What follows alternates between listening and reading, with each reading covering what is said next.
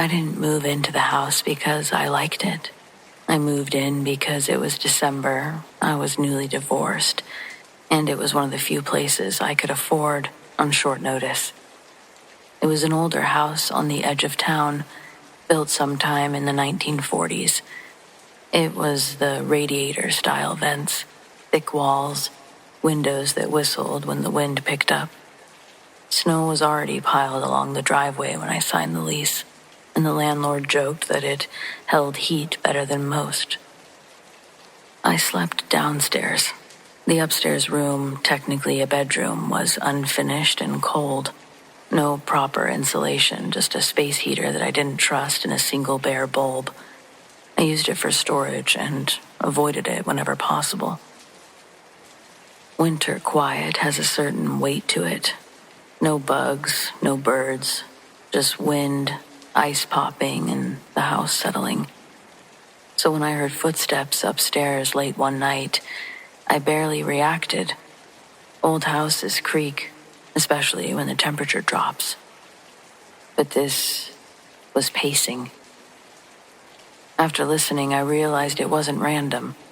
Back and forth, heel to toe, slow and steady, like someone walking to keep warm.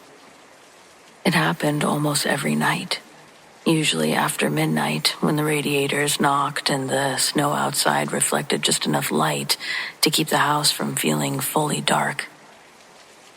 I'd lie there listening, staring at the faint glow of Christmas lights that I'd strung in the living room because the place felt too empty without them. I checked the upstairs room during the day. No animals or loose boards, no reason for movement. The cold was intense up there, cold enough that my breath fogged, but the footsteps never sounded hesitant or stiff. Whoever or whatever it was didn't seem bothered by the temperatures at all. Then, the dresser moved. It was an old wooden thing I hadn't unpacked yet, shoved against the wall. One morning, after a night of particularly loud pacing, I noticed it had shifted several inches. I told myself the floor must be uneven. Wood contracts in the cold. Things happen. I pushed it back. The next morning, it had moved again. I started locking the upstairs door at night. Not out of fear exactly, but more the sound felt invasive. I wanted to shut it out. But even with the door locked, the pacing continued. Same rhythm, same length, as if the door wasn't there. I would guess it was maybe a week later, during a snowstorm that shut down half the town. I heard breathing. It came from the top of the stairs. Slow, careful breathing, like someone trying not to fog the air too much. I remember thinking how strange it was that I could hear it over the wind rattling the windows. Eventually, the breathing stopped, and the pacing upstairs resumed. Sometimes, it would freak me out enough that I'd have to sleep with the lights on. Other nights, I'd fall asleep before it started and luckily not wake up. The dreams, though. If I did fall asleep before, I'd have those. In them, I was always upstairs, standing in the unheated room, watching a man pace back and forth. He was dressed in heavy clothing, kept his hands clasped behind his back, shoulders hunched like he was cold or maybe just old. I never saw his face. These felt like so much more than dreams. When I'd wake up, my legs would ache, like I'd been standing on frozen concrete for hours. One night I woke up to the sound of the upstairs door unlocking. I hadn't unlocked it. Snow was falling heavily outside, muting everything. I stayed in bed until morning, listening to footsteps move freely overhead. I caught the landlord off guard one day when I finally asked if someone had ever died in the house. He hesitated. Then he told me an older man had lived there years ago. Insomniac, anxiety, a real hermit. He'd pace his house all night, because lying down made things worse. He hated winter, the landlord added. Said the quiet made it unbearable. I moved out before the snow melted. I'd had that feeling, like someone had died there. On my last night, I turned off the Christmas lights. I slept in total darkness. I didn't hear pacing. I heard footsteps stop at the top of the stairs. And they just stayed there.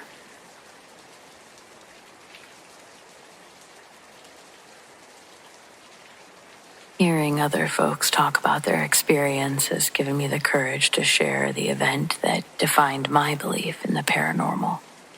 It happened when I was about 10, during Thanksgiving at my grandparents' old farmhouse in coastal Maine. My grandparents' house was huge and always bursting with family on holidays, which meant noise, heat, and chaos. To escape, I often hid in the back mudroom. It was the only barrier between the warm kitchen and the unheated, enclosed back porch. The mudroom was cold, always cold, and packed with old coats and boots.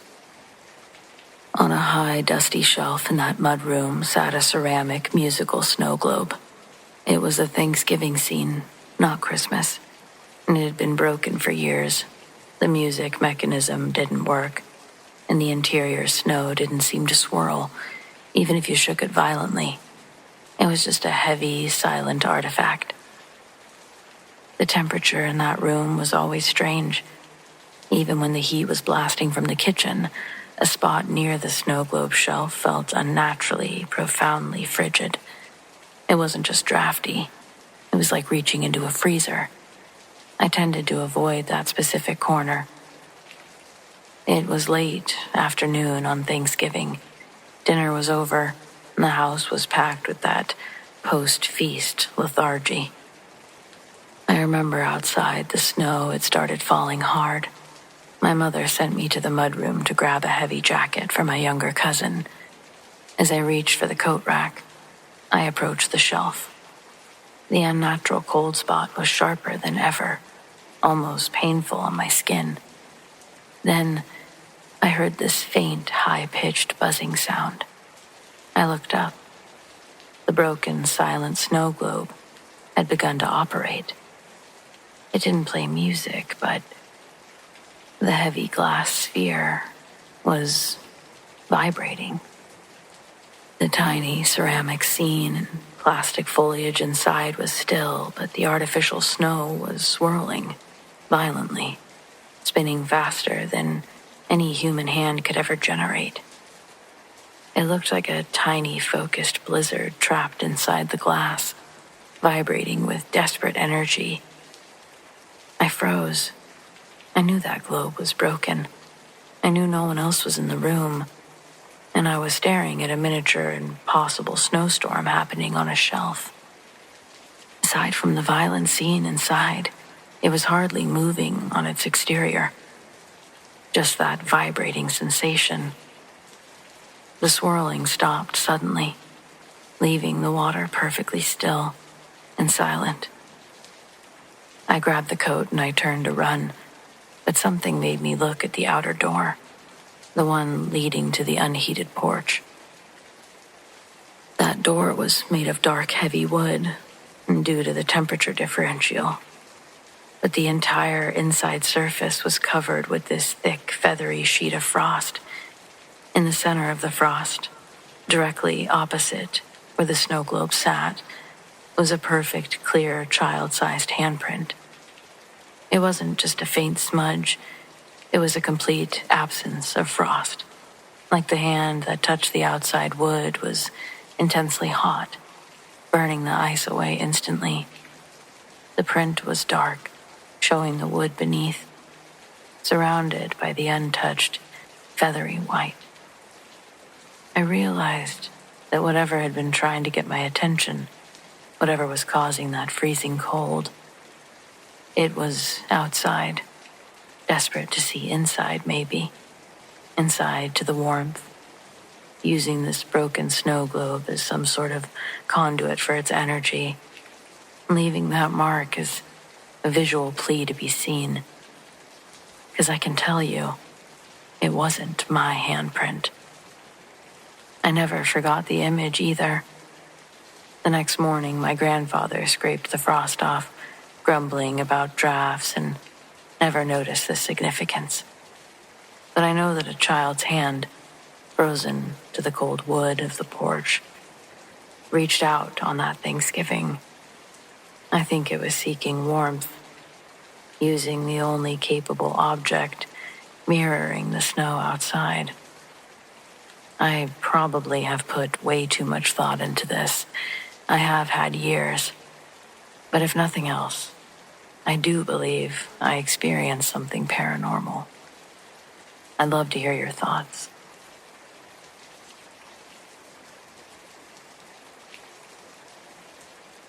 I've been driving a plow truck for my city for over 28 years. If you've ever been awake at 3 a.m. in a blizzard, you know the sound. The massive roar of the diesel, the lights reflecting off the endless wall of white, the constant grinding scrape of the blade on asphalt. Probably one of the loneliest jobs out there. You learn to rely on what you can see in those 30 feet of illuminated road in front of you. This happened maybe 2 winters ago. It still messes with my head every time the snow starts falling heavy. My main route is a section of rural highway that runs through thick woods. Once you leave the city limits, it's 40 miles of total isolation. It was about 3:30 a.m. The snow was coming down hard, a real heavy, wet, visibility-killing snow. I hadn't seen another car in over an hour.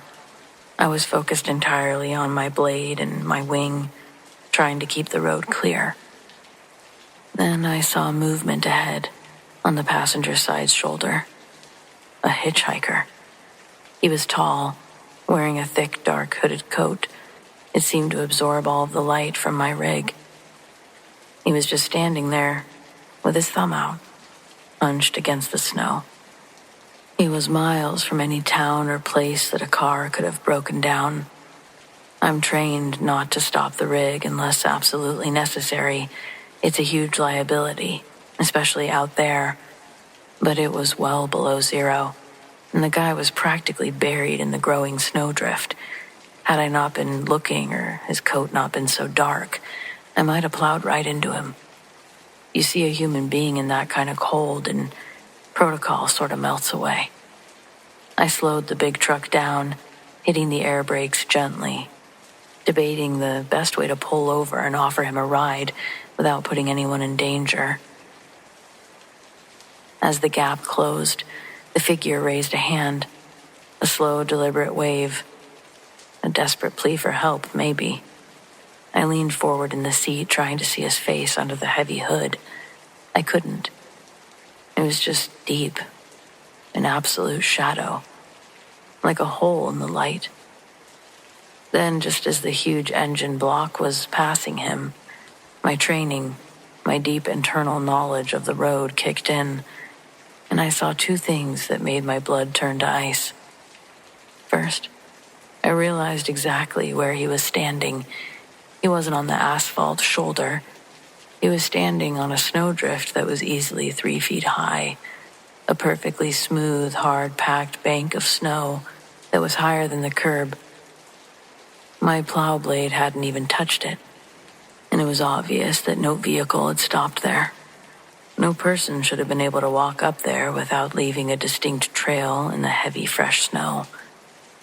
Secondly, though, he was wearing that heavy, dark coat, but his lower half seemed indistinct. He wasn't wearing boots.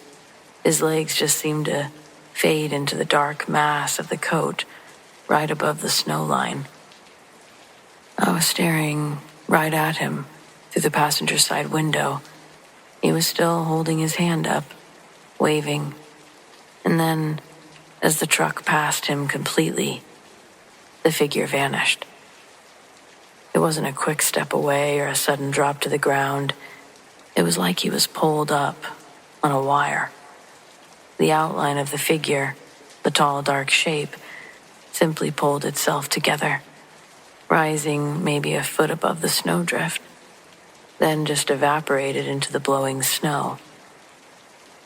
I, against all training, slammed on the brakes, the air hiss echoing in the cab, the plow scraping to a stop. I didn't know what I expected to see. Maybe the guy running. But I saw nothing. I'd already bothered coming to a complete stop, so I threw on the hazards, and I parked, looking frantically into the massive passenger side rearview mirror. The reverse lights on the rig flooded the entire area behind the cab with blinding red and white light. The area where it had stood was pristine. The snowdrift was smooth, undisturbed, and beautiful. There was no indentation, no foot track, no hint that anything heavier than a snowflake had rested on that spot. I sat there, I remember breathing hard, trying to rationalize it. Trick of the light, snow blindness, fatigue. I didn't believe any of it. As I registered the empty, impossible scene in the mirror, the visual proof that he had never been solid. There was this violent, sudden blast of concentrated Arctic air that slammed into the driver's side, into my warm cab. It was so intense that it made my teeth hurt, and it put a sudden brief film of internal condensation right on my window. Then, just as quickly, it was gone. I sat there for 5 minutes, hazards on, engine idling, staring at that untouched snow. I drove the rest of the route, but the silence inside the truck was getting suffocating. I realized that whatever that thing was, it was so cold or so desperate that its presence, it was the coldest thing on the highway. I've never told anyone this, but I'm curious if anyone else who's worked night shifts or worked deep, cold, isolated places, have you experienced a visual anomaly that leaves behind that impossible evidence of not being there at all? I can't really explain it either.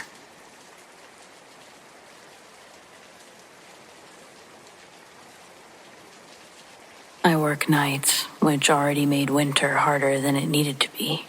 Short days, long darkness. I'd come home while people were waking up and sleep through most of the daylight without meaning to. So when these dreams started, I blamed the season. In the dreams, I'd wake up in my apartment as it was. Same pale winter light leaking through the blinds. Same hum of the heater struggling to keep up. And that same quiet that you only get in the middle of the night when it's snowing out. There was always a woman standing near the doorway. She never moved, never spoke. She wore plain clothes, a sweater, dark pants, nothing too distinctive. Her hair was pulled back loosely, like she'd been getting ready for work. I assumed the dreams were stress. But then I started waking up before the dream ended. I'd open my eyes already staring at the doorway. My heart would be pounding. My body would be heavy like I'd been held down by the cold.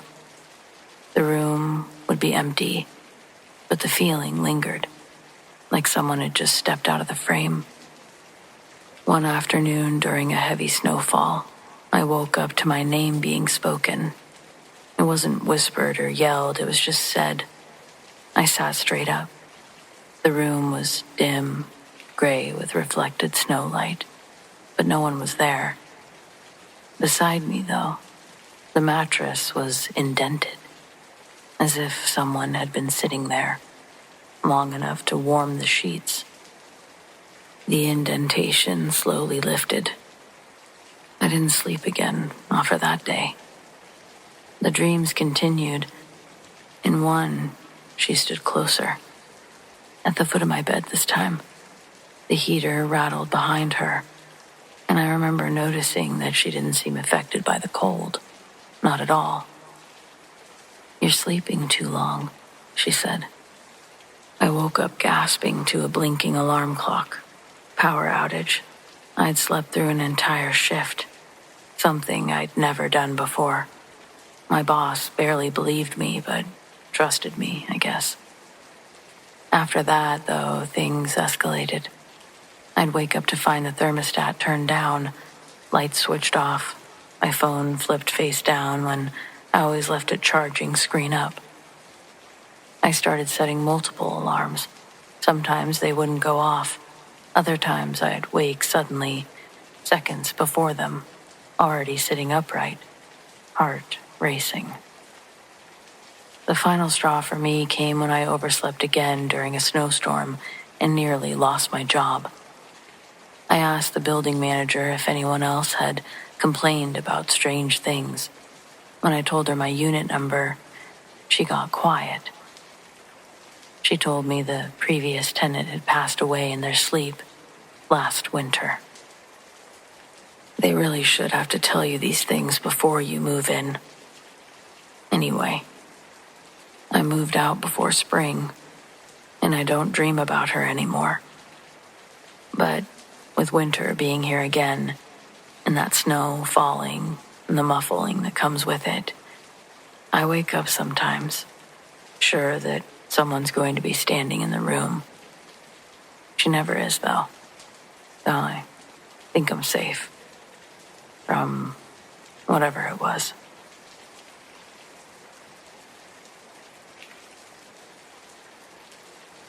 Howdy, y'all.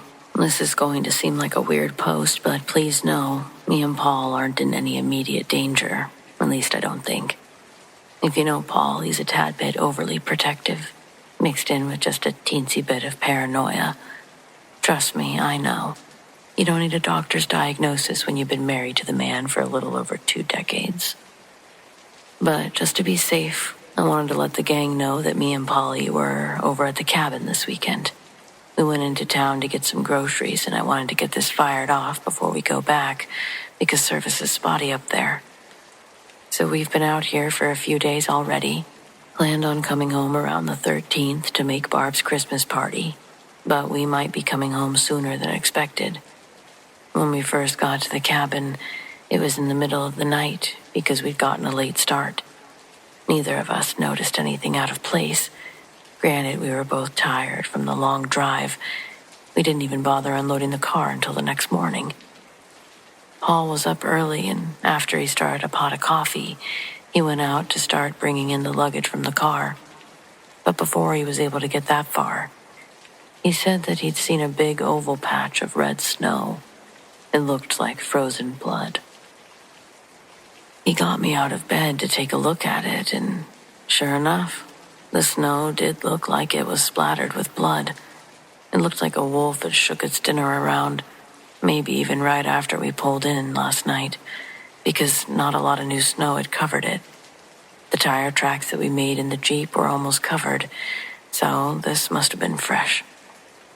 The pool of blood trailed off into a dribble trail, like the wolf paraded his meal around the cabin a couple of times. Or like someone poked a hole in a red paint can and walked loops.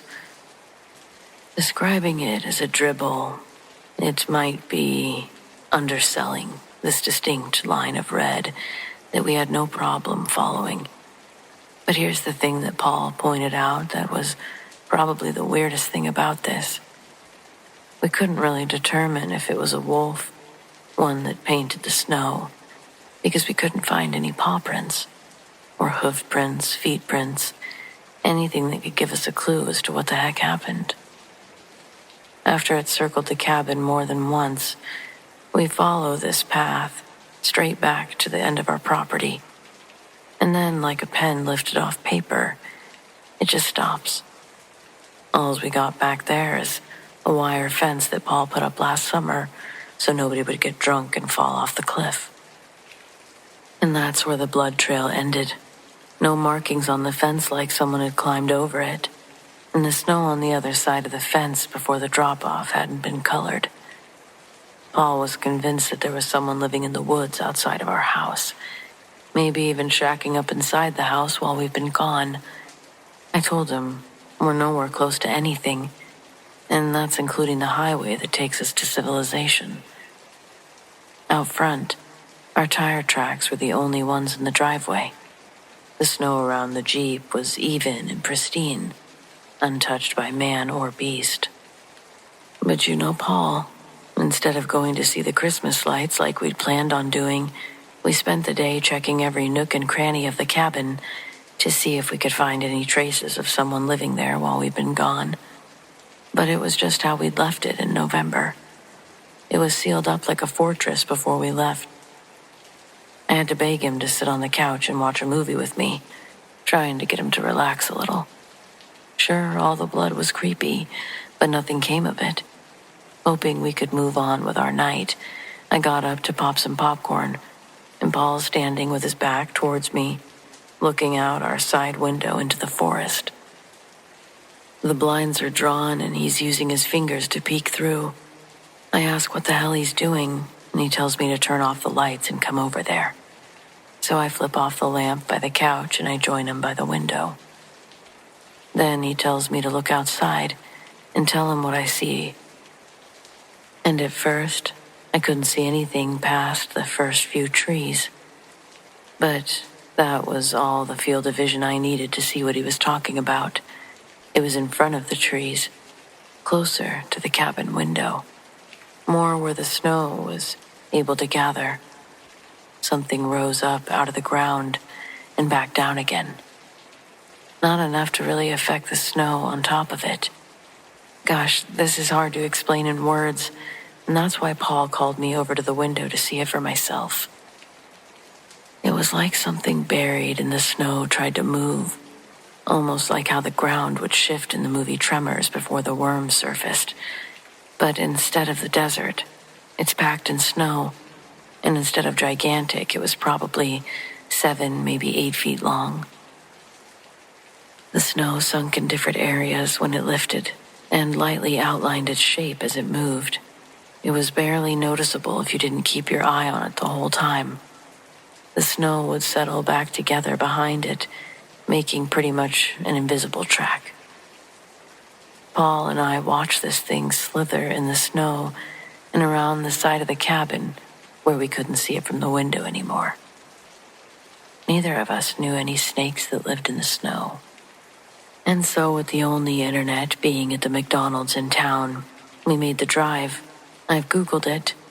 No, snakes can't live in the snow. So, what the hell did we see, right? That same night, we heard something sliding around on the roof. I don't know if it was also going on the night before.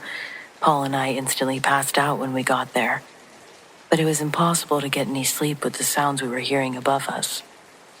It sounded identical to a very large snake going up and down the shingles. At some point, I did fall asleep, but soon after, Paul woke me up again, saying that he thinks he heard it go into our chimney. It's safe to say I was utterly horrified when he told me this, and we sat there in silence for hours, listening for anything, but eventually, we both must have fallen asleep. All that happened last night, so we're both pretty tired today. We decided to make this quick trip into town and stock up on supplies. Paul thinks there's more than one of these things roaming around the property, and he's preparing for war up there. He's already got a box of bullets for the rifle, and now we're looking for materials to trap this thing. I'm not trying to worry anyone, but we plan on being at Barb's Christmas party on the 14th.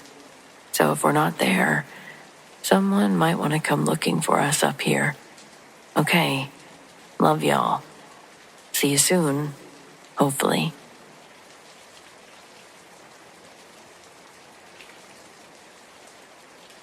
Dispatch in itself can be a strange job, but this was the strangest.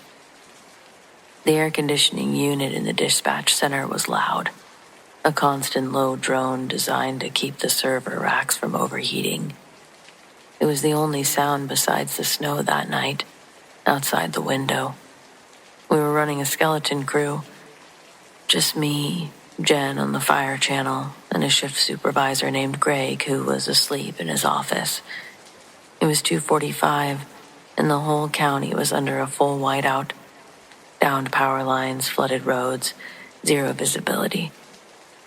Our main 911 trunks were quiet. The lines were mostly dead anyway. The few phone calls we got were simple, and then the not-so-simple ones. Heartbreaking pleas for wellness checks that we couldn't fulfill until the plows cleared. I was staring at the blinking red cursor on my screen, sipping lukewarm coffee, when line 4 lit up. I swiped the call onto my headset. 911, what's your emergency? A beat of static, thick and hissing, and then a man's voice, low and strained, not frantic, but measured, like he was trying to keep himself from screaming. Yes, my name is Robert. I'm at the old High Peak Ranger Outpost, station designation R31. The main radio mast is down. I'm using the auxiliary shortwave to punch this out. I need you to log this. Okay, Robert, I said, my voice slipping into the calm, procedural tone operators are trained for. I see your coordinates. The weather is extreme up there. Are you injured? Are you having a medical emergency?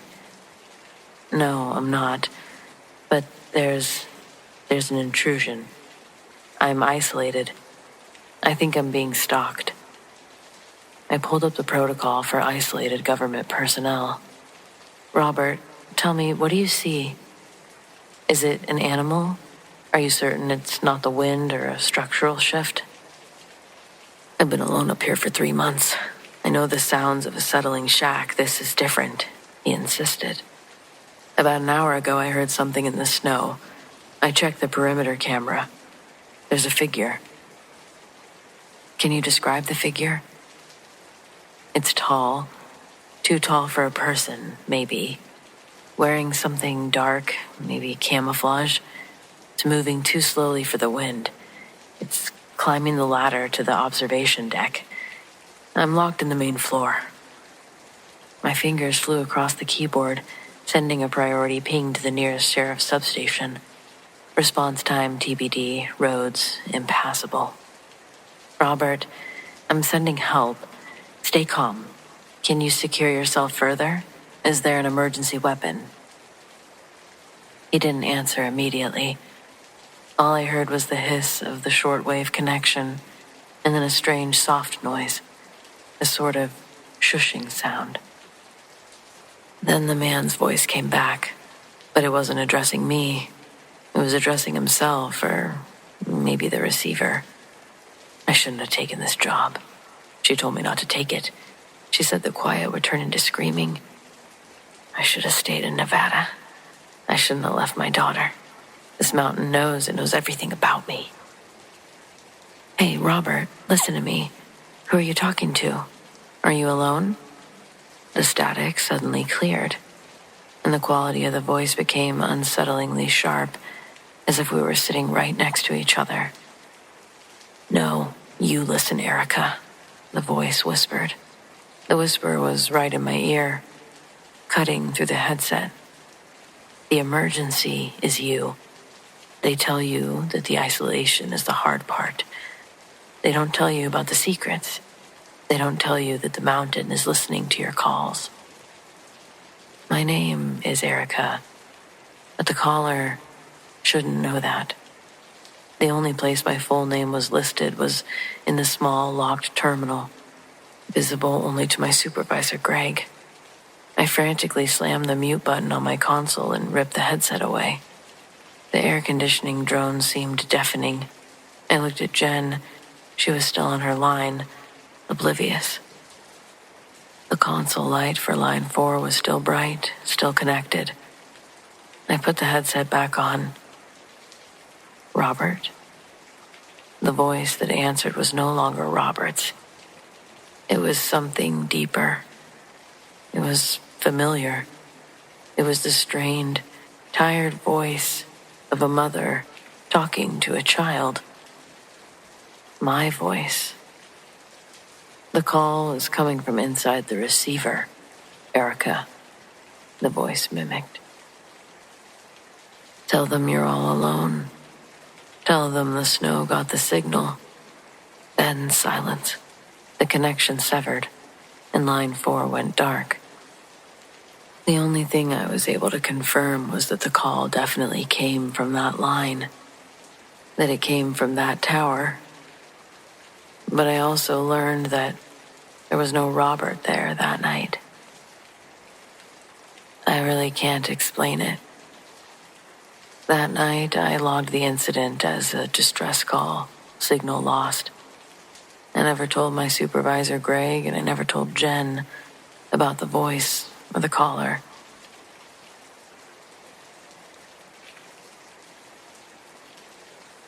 This is the event that made me a firm believer a long time ago. I know everyone says childhood memories get fuzzy, but some details are just burned into you. This happened in upstate New York. I must have been about 8 years old, right during Christmas break in 88 or 89. When you're that age, it all blends together. We had one of those massive multi-day blizzards that just swallows the world. The whole house felt muffled. All the usual sounds, the neighbor's dog, the faint traffic, they were gone, replaced by this dead silence, this soft swooshing of the snow hitting the side of the house.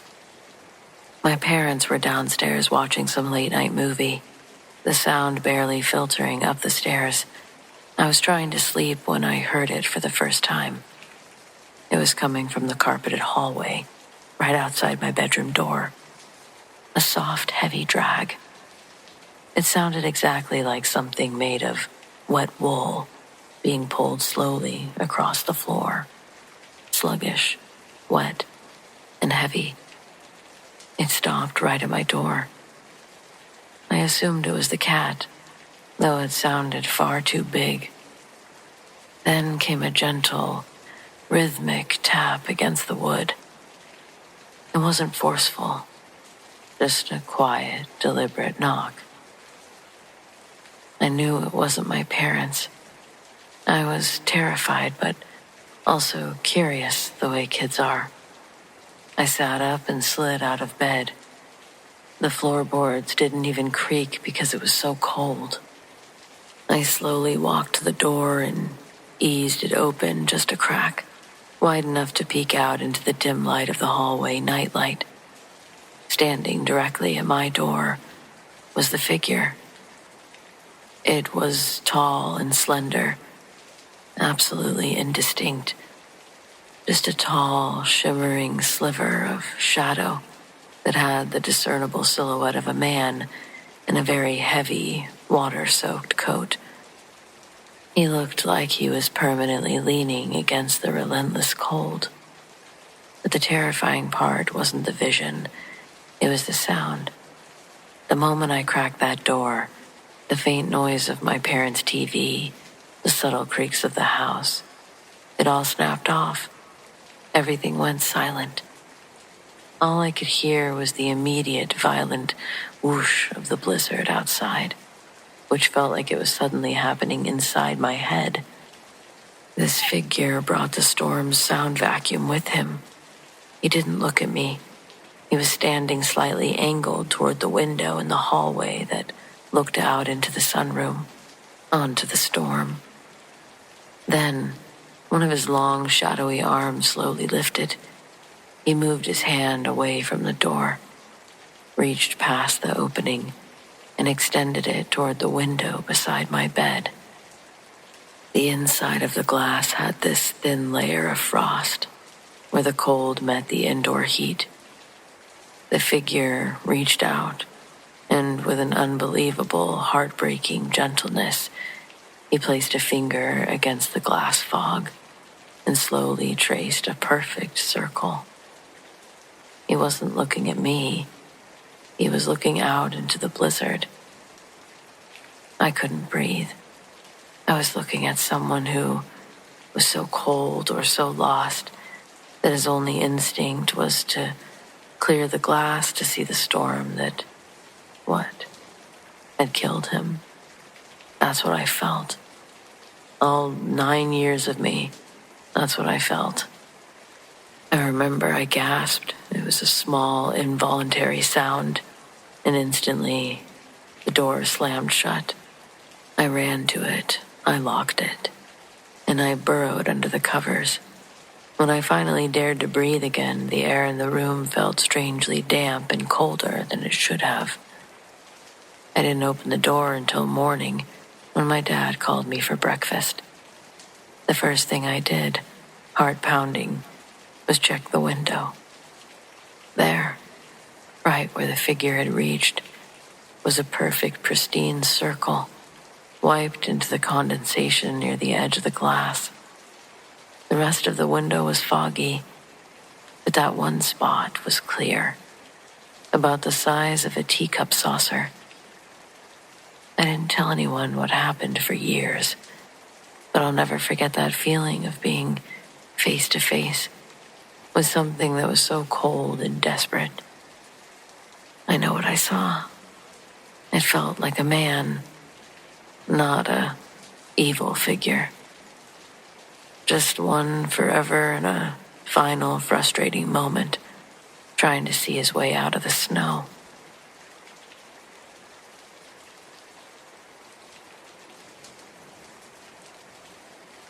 I work as a ski and snowboard instructor at a major resort in the Rockies. I know my mountain better than I know my apartment. I'm a pretty rational guy, and if you told me this story, I would assume hypothermia and lack of oxygen. But I was lucid, I was freezing, and I owe my life to something that shouldn't exist. This happened a few winters ago, late season. I was doing a final sweep of the upper bowls after the lifts closed, just checking boundary markers before heading back down. The forecast was wrong, completely wrong. At 5:30 p.m., a whiteout hit the summit like a physical wall. 1 minute I had 50 feet of visibility, the next it was 0. You know that silence in a massive blizzard? It's not quiet, it's kind of terrifyingly silent, like cotton wool stuffed into your ears. I couldn't even hear the wind. I only felt it whipping my face. I was instantly and completely disoriented. I couldn't tell up from down or the fall line from the boundary rope. I knew I was sliding off towards a section that we call the scree gap, a steep, jagged drop-off that would be fatal in the dark. My phone was useless, buried under layers, likely with no service. Panic is a luxury you can't afford up there, but I was seconds away from it. I had maybe 2 hours before the cold would take me. I stopped dead, leaning on my poles, trying to find any visual cue. And then about 50 feet away, through the dense, whipping snow, a light appeared. It wasn't a beam. It didn't look like a headlamp or the reflection of a snowmobile. It was a perfect sphere of intense, soft yellow-white glow, about the size of a baseball. It didn't appear to have a power source or structure. No lens. It was just pure floating light. This light seemed to ignore the blizzard. It didn't cast shadows, and the snow around it just vanished from view, leaving a perfectly defined area of light that seemed completely immune to the conditions. I knew every piece of rescue gear on that mountain. Nothing can do that. It began to move slowly and deliberately, holding a consistent distance from me. Just fast enough to force me to follow, but slow enough that I wouldn't lose it. Every fiber of my mind was screaming, "Get a grip. Run the other way. This light's probably not even real." But I was freezing, lost, completely out of options. The light was the only thing giving the world any shape. I pushed off my thoughts, relying entirely on the impossible glow in front of me. For what felt like an hour but was probably less, I followed that silent, unwavering sphere. It led me through terrain that I recognized later was the absolute edge of the scree gap. Past rock formations that I should have hit my head on, over terrain that was completely unskiable under normal circumstances. It wasn't really navigating me. It was simply defining the safe path, moment by moment. It never paused. It was relentless. Inside, I was screaming, trying to rationalize it as a weird atmospheric reflection, but the light was too perfect. It was leading me somewhere. Finally, the light moved ahead, slower now. It stopped, hovered just above the roof line of a small wooden structure. I recognized it instantly, an old emergency shelter on the lower slope. It was a place that I never would have navigated to in the whiteout. I skied the final few feet, exhausted. I stopped right at the shelter door. I looked up to thank whatever strange angel or demonic lure this was. As my hand reached for the rough wooden latch of the shelter, the light completely contracted in itself, like I was watching a star shrink, and then it completely vanished. No sound, no lingering flash, just immediate darkness, and the brutal muffling noise of the whiteout, rushing back in, swallowing the space where the light had been. I basically spent the night shivering in the shelter, but I survived. I know that I was rescued, but it wasn't by a person or a machine. It was by some sort of light. I know it sounds crazy, but it's real. That light cut through the worst cold that the mountain could offer, and it left the second I was safe. I've been back on the mountain hundreds of times. I never saw anything like it again. But I've always been curious if anyone else has seen something like it.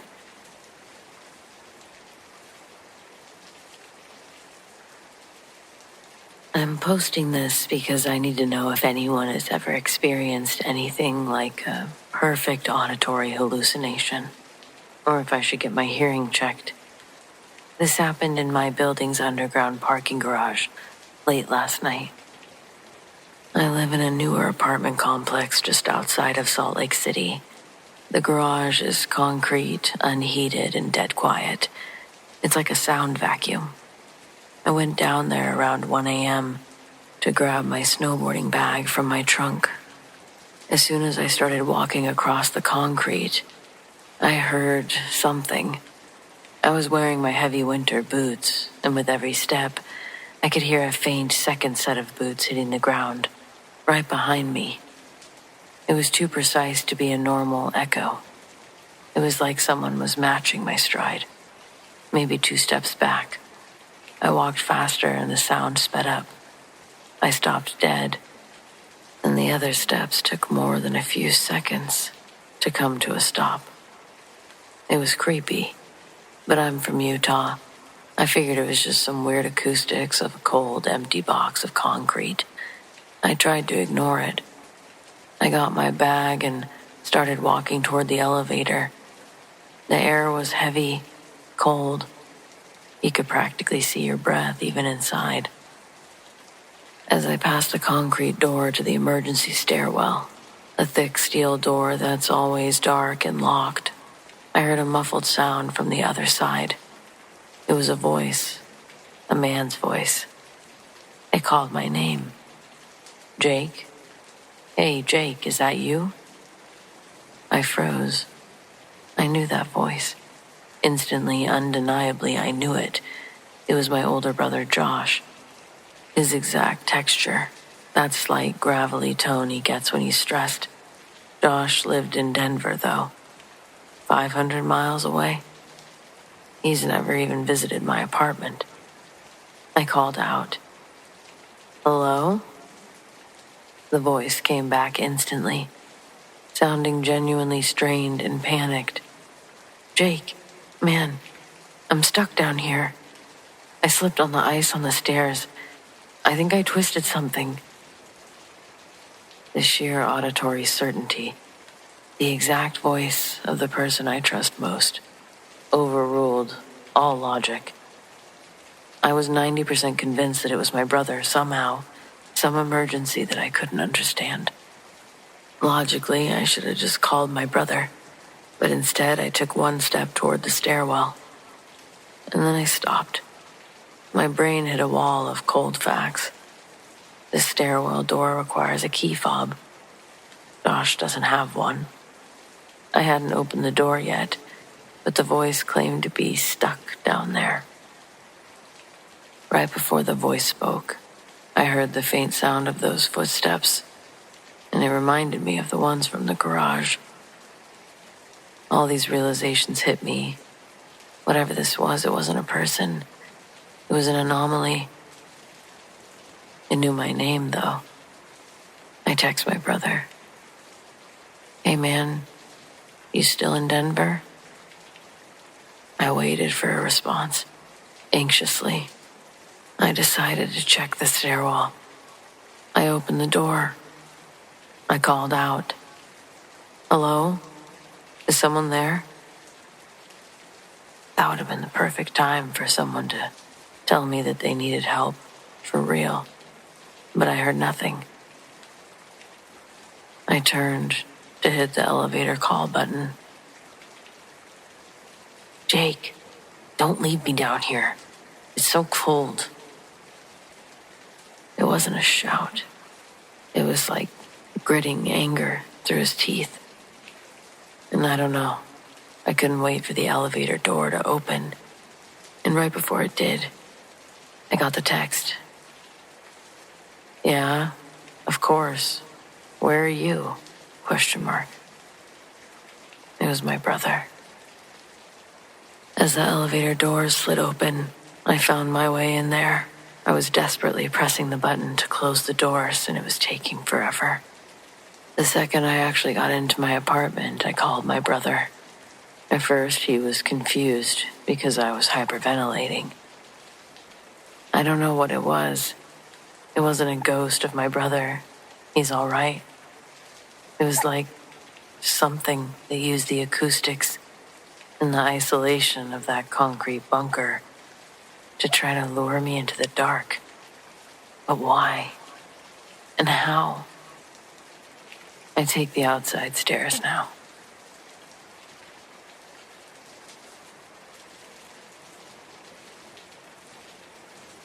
"6 months ago, my son Ethan passed away from an overdose. He was 22. Losing him ripped my world apart. This Christmas is our first without him. It felt like a punishment. I couldn't bring myself to even put up lights. His room remained exactly as he left it. A shrine. The house felt like an icebox, even with the heat on. Maybe it was just my soul that was cold. Every time I passed Ethan's closed bedroom door, though, I'd get a faint whiff of something specific. Pine. Not Christmas pine, but that woody, slightly sweet smell of the cheap pine-scented candles that Ethan always burned in his room, convinced it would cover up whatever he was doing. The unlit candle was still in his top drawer, but I'd smell it, clear as day, for a second, and then it would vanish. I told myself it was just my grieving brain conjuring memories. It was about 2 weeks before Christmas. Snow was falling steadily outside, blanketing everything in that soft, majestic way. I was sitting downstairs just staring at the wall, completely defeated. The cold from the windows was seeping into my bones. Around 10 p.m., I finally pushed myself up. I needed to go upstairs, maybe just stand at his door. As I walked down the dim hallway and stepped outside Ethan's room, I felt something. The house was generally cold, old and drafty, but right in front of Ethan's closed door, there was a perfectly defined circular area of profound, intense warmth. It wasn't just not cold. It was like standing in front of a blazing fireplace or a sunbeam. It radiated comforting, gentle heat. I stepped out of it. The hall was freezing again. I stepped back in, and the warmth enveloped me. It was undeniable. This wasn't a draft or my imagination. It was intentional.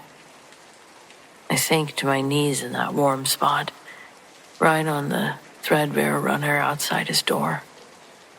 The tears finally came, hot and heavy, a torrent that had been frozen inside of me for months. Ethan, I remember whispering, I'm so sorry. I wish I could have helped you. As I knelt there, enveloped in that impossible loving warmth, a sound drifted from inside the closed room. It was faint, barely audible, but utterly unmistakable. The soft, familiar ring of a single acoustic guitar chord. One clean, gentle strum on Ethan's old, dusty guitar, which I knew was sitting on its stand, untouched inside. It wasn't a sad chord or dissonant. It was a perfectly resolved, peaceful, beautiful chord. A message. I stayed there, huddled in that warmth, until the last of my sobs had quieted and my breath was even again. When I finally stood up, my legs were stiff and aching. The warmth gently, slowly faded away. It didn't just snap off, it receded, like a tide going out. The pine scent was gone. The house was just cold again. I didn't see the warmth or smell the pine again, but that experience fundamentally changed everything. It wasn't scary. It was the most profound, comforting moment of my life. The next day, for the first time in 6 months, I opened Ethan's door. The guitar was on its stand, just as he'd left it. I started the heartbreaking process of cleaning out his room. This time I didn't feel alone, though. I was doing it with a strange, quiet peace. My son had come home, not to haunt me, but to tell me he was okay, that it wasn't my fault. He found his way back, if only for a few minutes, to give his dad a final gift of warmth in a single perfect chord.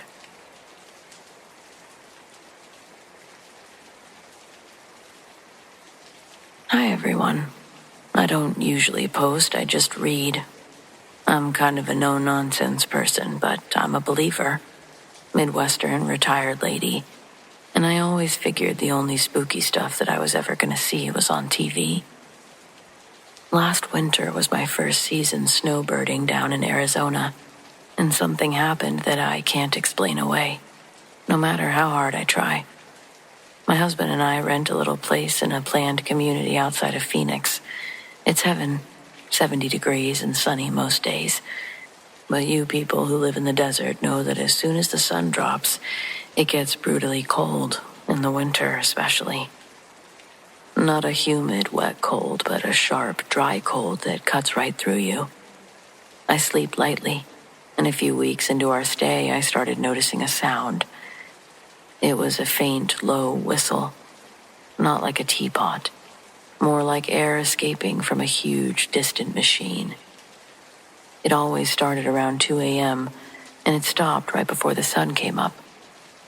I assumed it was the cold contracting the materials.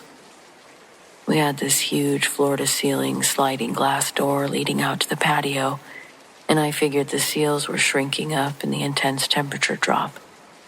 I even mentioned it to the property manager, who just shrugged and said, "Yeah, the glass gets noisy when it freezes." I was satisfied with that explanation, I guess, but the sound still got on my nerves. One night it was colder than usual, and the whistling was louder, a clear, drawn-out sound, almost mournful or human. I woke up around 3:30 a.m., finally decided to get up and check the lock on that door. I walked into the living room. It was pitch black outside, but the light from the hallway was enough to illuminate the glass. The air in the house was warm, but the outside of the glass was freezing. so there was a thin, fine layer of dew or fog on the inside. I stood there, looking at my own reflection in the foggy glass. I was wearing my husband's big fleece robe, looking sleepy. And then I saw something. Layered over my reflection, slightly behind me, was the reflection of a second figure.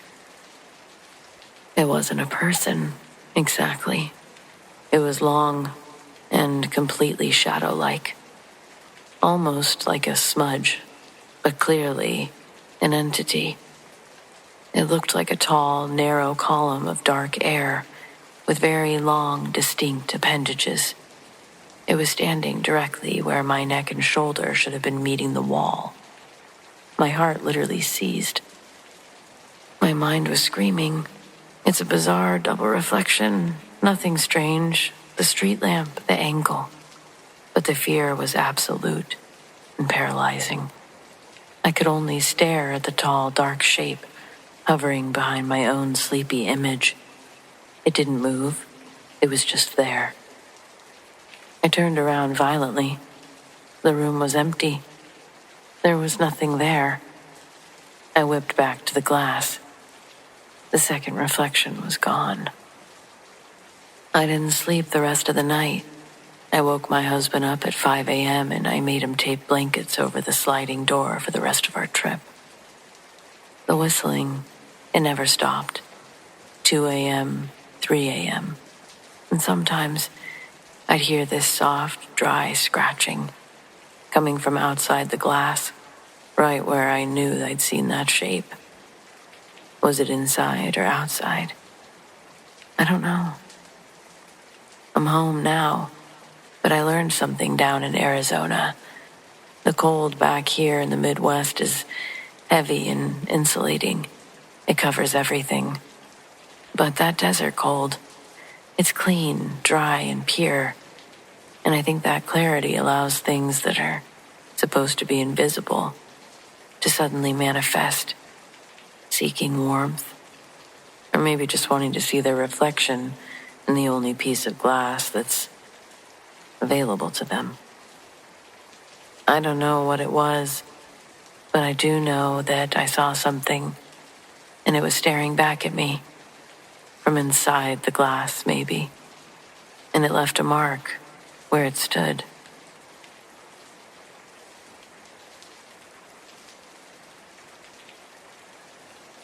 My childhood best friend, Courtney, had a secret that only I knew.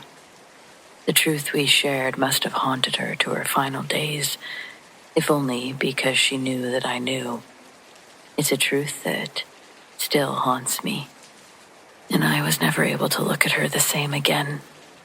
She could have killed me that night. That's what I think. But by the time the idea crossed her mind, it was too late. All of these years later, I shudder. I used to question myself if she'd been telling the truth about everything, but I witnessed her dark miracle firsthand, start to finish. For obvious reasons, I've changed some details in the story. And this was 30 years ago, and Courtney was on the soccer team in college. She'd gotten a full-ride scholarship to play, and she was the kind of player you noticed immediately. Big fish in a small pond back home, but in college, surrounded by sharks. She was always the athlete, and I was the quiet type with a job at the mall. We used to joke that we both worked jobs we didn't like just to stay in school. By junior year, scouts were coming to see her play, but near the end of the season, she tore something in her leg. It was bad. Bad enough that the doctors told her she might never play again. Courtney didn't accept that. Not for a second. The very next day, she started her own rehab routine. Self-designed, intense, borderline obsessive. But the progress wasn't what she needed. She was running out of time. That whole semester, I barely saw her. So when she finally called one night to invite me to a Halloween party, I said yes, before she even finished the sentence. She told me that our mutual friend Ava would be driving. It all seemed so harmless and fun. Looking back, it was the first small choice that would haunt me for life. It had been snowing all day. A slick patch of ice on the highway sent the car over an embankment halfway to the party. The world went sideways. Metal, glass, screaming, and then silence. I woke up, dizzy, pressed against the passenger window, my seatbelt digging into my ribs. The car had landed on its side and was now completely buried in snow. It was pitch black, cold enough that my breath came out in clouds that I couldn't see, but I could feel. I couldn't tell if anyone else was alive. Pain shot through my legs. Broken, I think. But I dug into my pocket and found my lighter. The spark of it barely lit the inside of the car, but it was enough to see Ava hanging upside down from her seatbelt above me, blood dripping from her hair. Her eyes flickering, unfocused and closed. Behind her, Courtney. She was awake. Her body was twisted in an unnatural position, her back pressed to the door, her arms stretched wide, holding herself up between the headrests, like a spider clinging to the ceiling. When she finally moved, it wasn't to help Ava. She lunged, her hands wrapped around Ava's throat, and before I could react, she started to squeeze. I wanted to scream. I tried, but my ribs were cracked. My lungs were too weak to draw air. My arms definitely weren't going above my head. The sound of Ava's neck snapping echoed like a tree branch breaking in the woods. Courtney whispered something in a language I didn't understand, tore a lock of Ava's hair, and let her hang limp again. The lighter burned my fingers and I dropped it. The car went dark. When I found the lighter again and flicked the flame, Courtney was staring at me. Eyes empty, expression calm. "Why?" I whispered. She didn't answer. Not then. After what felt like forever, I whispered again. "Why?" This time she spoke. Her voice was cold and sharp. "Ava died in the car accident, right?" When I didn't answer fast enough, she said it again, louder. "Right?" I managed to breathe out a yes. She told me to give her my hand. When I couldn't, she grabbed it herself. The pain nearly knocked me out as she sliced my palm with a shard of glass. She pressed her own palm into mine, blood mixing. She chanted words I didn't understand. "Bound in blood," she said. "And betrayal on our word will result in death." I thought she'd lost her mind, or maybe I had. But then she told me, "We'll be rescued soon." And she was right. While we waited in that buried car, I was in and out of consciousness, and Courtney told me what she'd done. She said she prayed, begged for help, not to God, but to something else that had answered when God wouldn't. It told her what she needed to do to get her life back, to trade a soul for a future. "Almost like cars," she said. "You can't leave a lot without a trade-in." Ava, she said, was her trade. A good soul, pure. A Rolls Royce, she called her. I remember how calm Courtney sounded when she said it. Like it wasn't murder. Like it was math. Hours later, she counted down from 30 out loud, and right when she hit 0, I heard a man's voice outside. We located the car. Minutes later, the fire department was cutting us out. Courtney stepped out of the wreck under her own power, without help. I was taken away on a stretcher, unable to walk or lift my arms. In the ambulance, I remember I tried to explain to the EMTs. Courtney did it. And before passing out, the last thing I said was Ava. But for weeks after the accident, I couldn't sleep, and nothing happened. But when I finally did sleep, it wasn't rest. It was flashes of snow, glass, Courtney's face watching me in the dark. When I could finally walk again, I went to see her. I needed to know what really happened in that car. She looked perfect. Healed, whole, like she hadn't just crawled out of hell. I told her everything I remembered, every sound, every movement. When I said that I saw what she did to Ava, she cut me off. "You had a head injury," she said. "You were unconscious. The doctor said that it's normal. People imagine things, hallucinate." She smiled when she said it. Calm. Too confident for somebody who should have been haunted. I tried to argue, but she was firm. "You didn't see anything. Ava died in the crash. That's all. It was an accident." I wanted to believe her. The police, Ava's parents, everyone believed her. I wanted to believe her. I did. But something about her voice, it sounded like she'd already told that story too many times, and I just dropped it. She hugged me when I left, but I felt nothing but cold. That night I dreamed that she was strangling me. It felt real. Her hands pressing down, her face right above mine. That dream, it reminded me of something I'd felt in that car. After Courtney had bound us by blood, it was like she could read my thoughts. Maybe I could read hers too.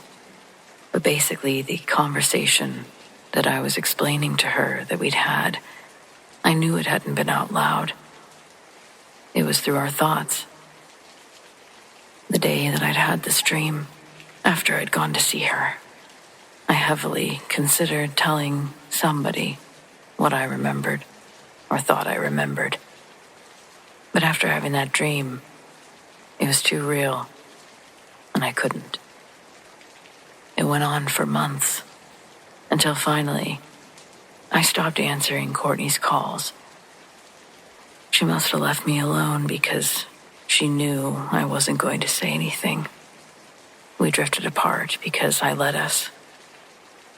Her limp was gone, and she went on to have a dominating senior year.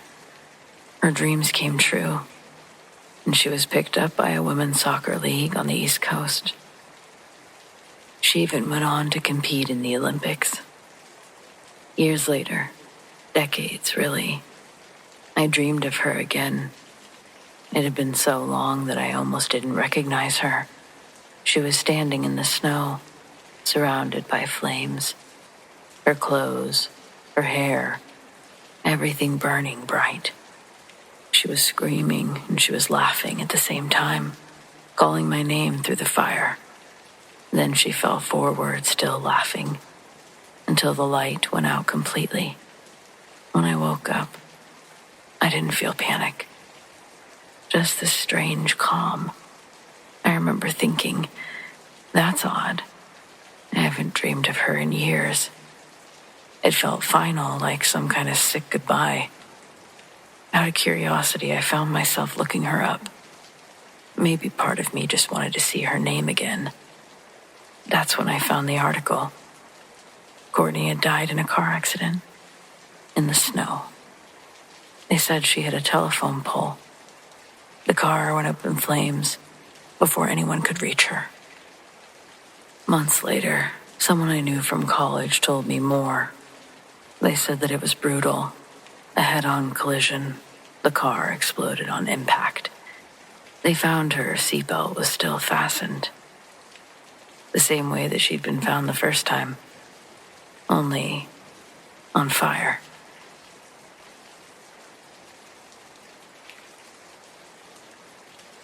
When this all started, it was supposed to be the chill weekend we all needed.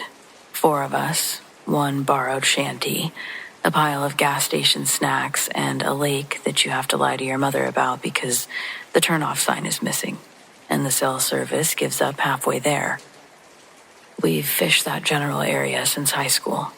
The lake's the only one that freezes flat enough most years to pretend we know what we're doing.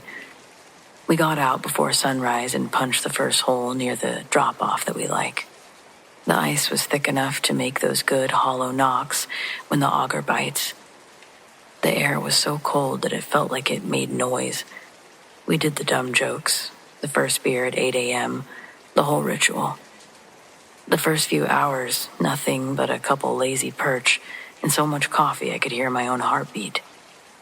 But around noon, the light did that white-on-white thing, where the sky and the ice forgot that they're supposed to be different.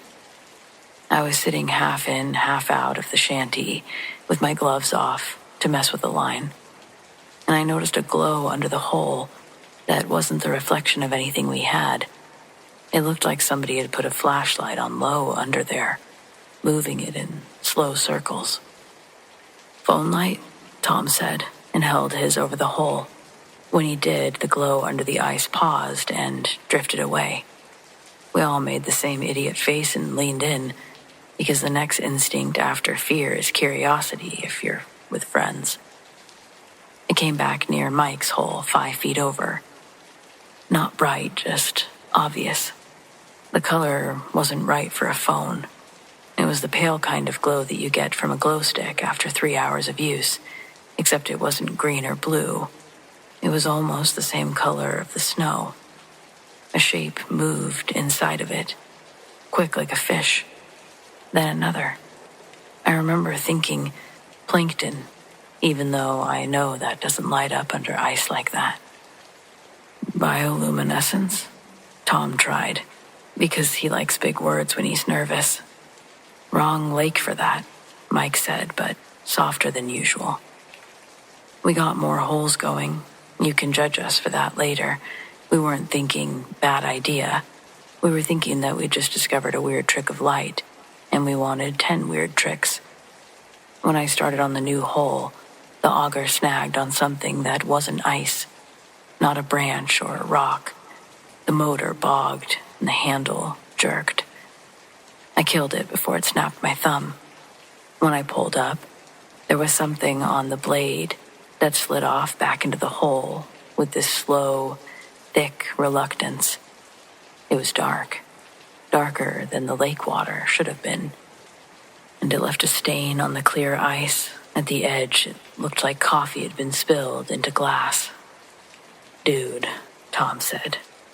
"Dude." We all leaned in again, because apparently we don't learn. The glow that had been wandering took a straight line toward a new hole and stopped under it. The ice there was maybe 10 inches thick, clear as a window. Pressed against it from below was a pale hand. That was what my brain said first. Hand. Because it was the right overall shape. But the fingers seemed wrong in a way that makes everything hurt. Too long, too even. Like nobody had ever jammed them in a car door or chewed a nail. No webbing or hair. Because of how it was facing, I couldn't see if there were nails or not. But I could see that the skin was so smooth. There were clearly no fingerprints or texture. It just lay flat against the ice like it was feeling for warmth. Then it curled its fingers, and there was a tapping sound. It was like a knocking on a table to get someone's attention, but one we couldn't recreate on the ice. We all went still together, like birds deciding that the shadow is close enough to matter. The tapping had that dull underwater quality, a little late for our ears. The hand slid sideways, slow, exploring the underside of the ice toward the first hole that we drilled. We backed up uncoordinated like kids in a haunted house. The glow moved with us. I don't remember choosing to talk, but I heard myself say, "We should go." Nobody argued. That's the part that tells me that I wasn't making it bigger in my head. We're not a group that leaves fish on the finder. We started tossing gear into the sled. Mike grabbed the auger, probably because he wanted something that looked like a weapon. When he yanked it up, the smell hit us. It wasn't rot, it was gas. It was like mud from too deep down, the first breath you take opening a cold freezer that's been off for a year. It made my tongue feel coated. He swore and gagged, and we all started laughing, because that's what your body does when the fight or flight switch flips, and there's no fight that you can get your hands around. Under the hole, the glow fanned out wider, like something spreading a cloak. The hand, if we're calling it that, drifted away and found another pressed further out. The part we all collectively replay. As that second hand slid, I saw the suggestion of a face in the deeper ice between our holes. Not the face itself, the negative space of one. Eyes darker than dark, and big where they shouldn't have fit. Nothing about it felt right, correct, but we were all seeing it, and we couldn't explain what it was. Tom said my name like I was supposed to know the counterspell, and I just said, "Go." And my voice had the shape of a prayer without any words in it. We hauled.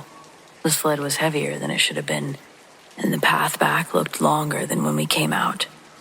The ice made those big drum sounds that every lake talks in sometimes, traveling cracks far away, not breaking, just speaking. Each one felt personal.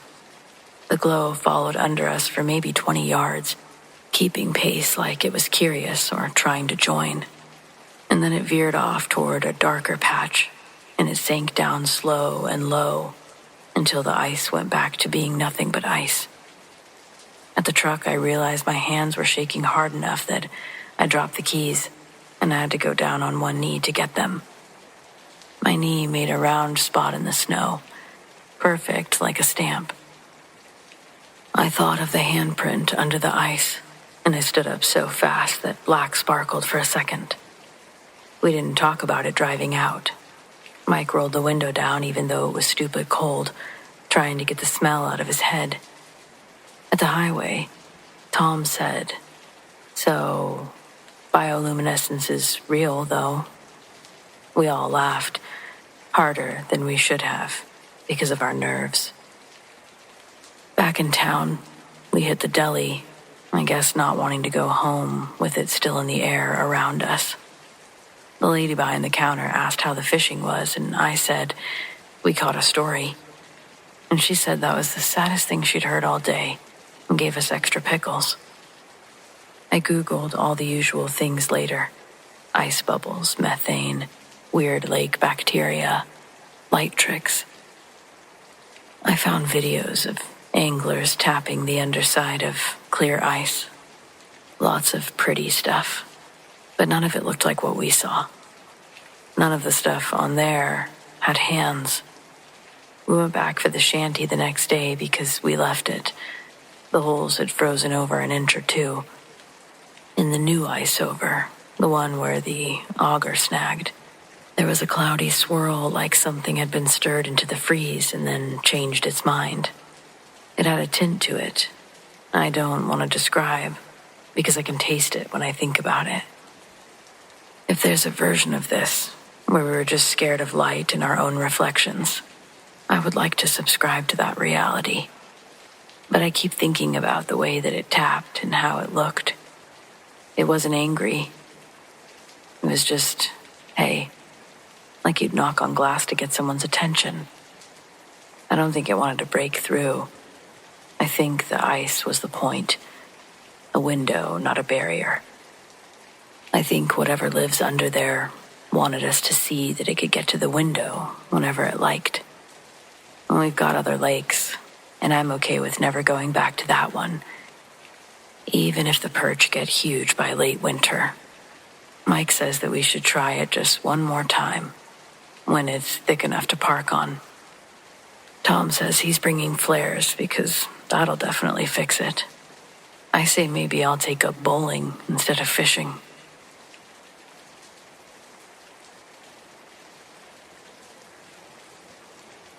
This weekend was my weekend to have my daughter Trisha over. She's almost 7 now. Her mom and I have a pretty amicable thing going on, so I'm not complaining. I get Trisha every other weekend. She was dropped off Friday night, but Saturday morning I remembered my laptop was still plugged in on my desk at work. So Saturday morning, I woke Trisha up early. We got some Wendy's for breakfast on the way to work. Around the corner as we're leaving the drive-thru, there's a park with a pond on the other side of the parking lot. In front of that, there's a wooden bench and an old woman sitting on it. She was homeless and having a full-on conversation with herself, loud enough to hear before I rolled the window back up after grabbing the food. Trisha asked who that grandma was talking to. I go, oh, she's talking to an invisible friend. In between bites of her sandwich, my daughter looks, and she looks at me and says, oh, BB's mom has a friend like that, but I didn't think that she was real.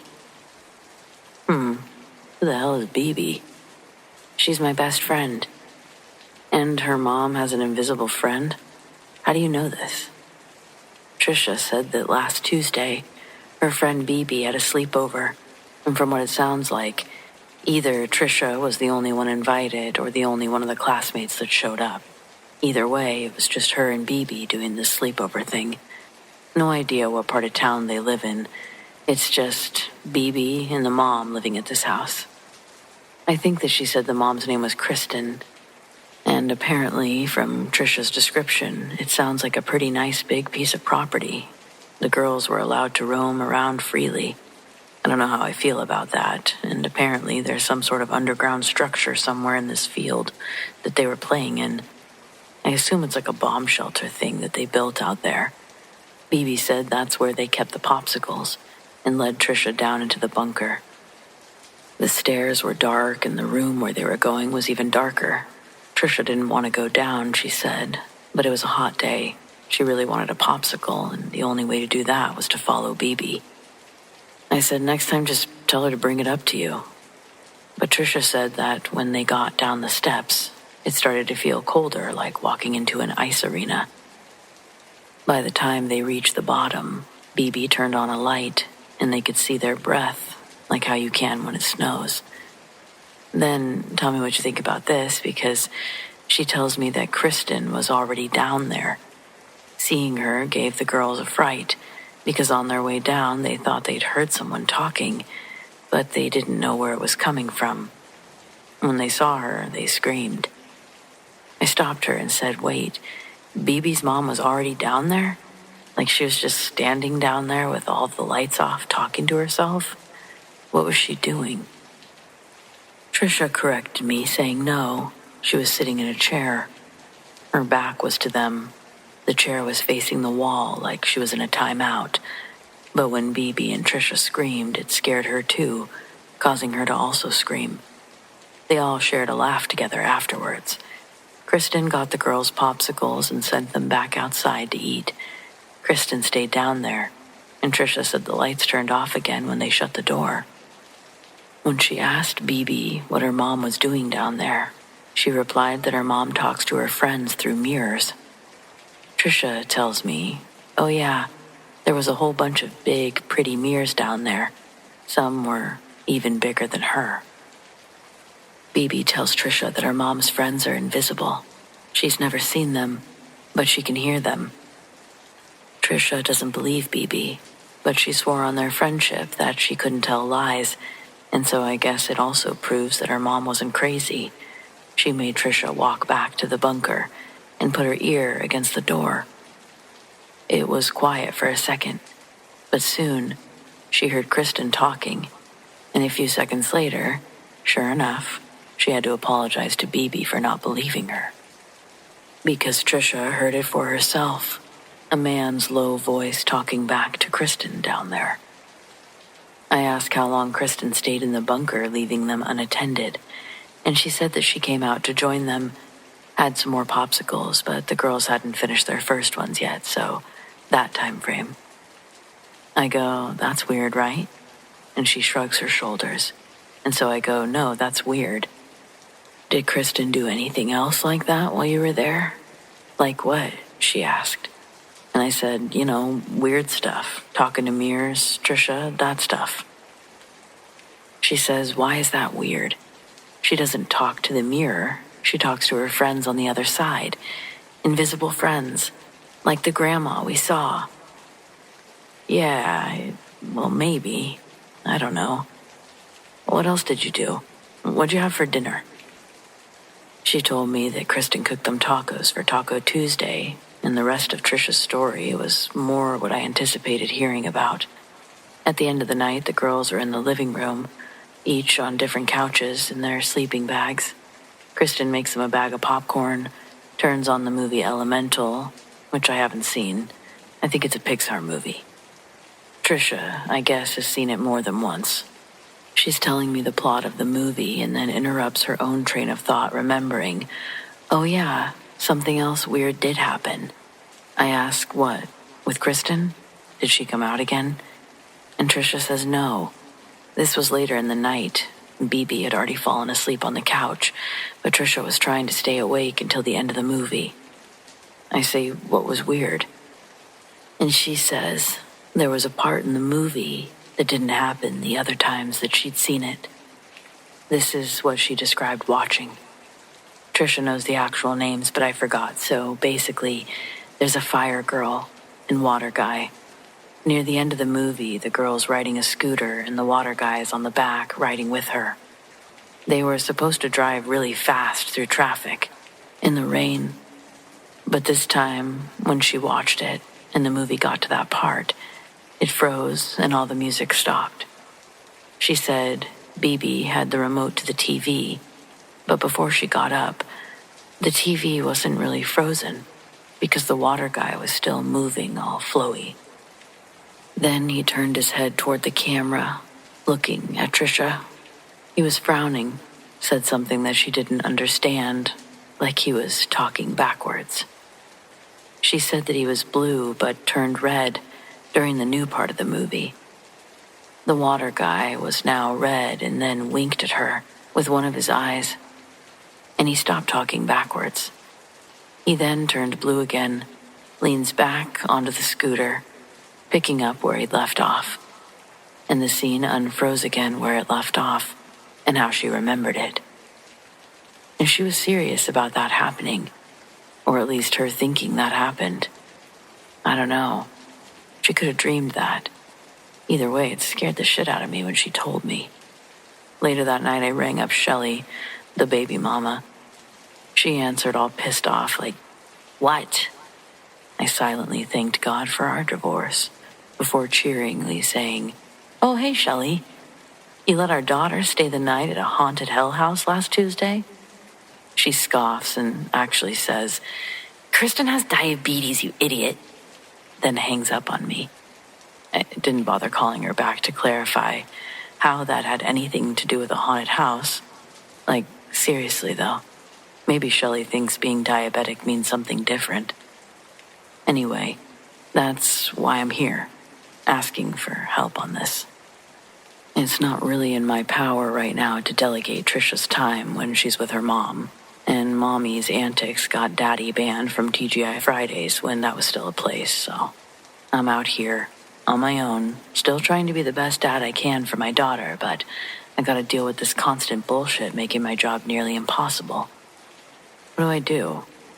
I didn't have the luxury of remarrying some rich cuck with a boat. Okay, thank you.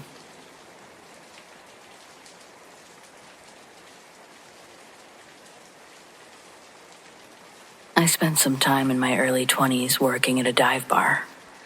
When I say dive, I don't mean the kind that advertises itself as such while still charging $12 for a cocktail with lavender syrup.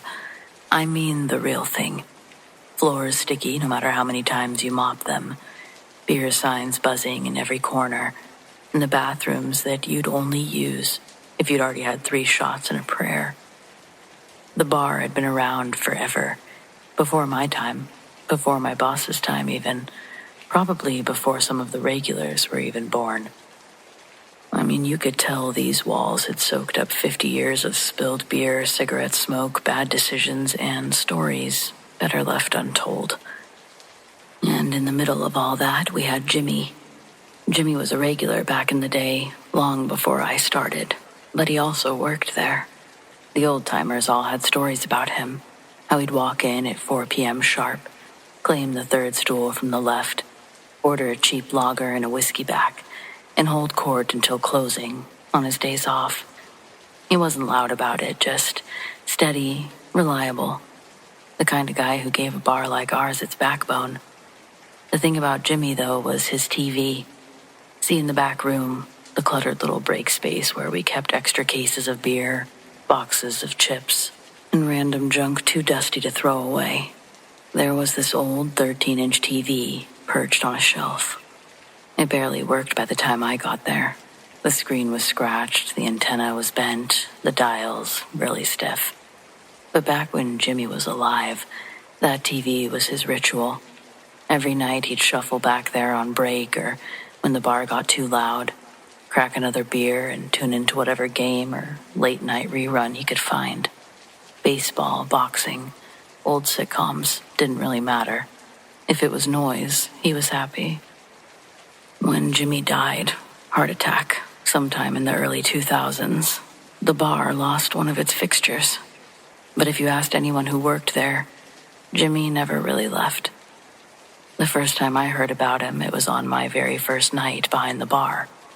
One of the regulars leaned over and asked, "You met Jimmy yet?" I thought he meant another bartender. "No," I said. "You will," he told me. And then he grinned, like it was the punchline to a joke. I didn't get it until closing. We'd cut the lights, locked the door.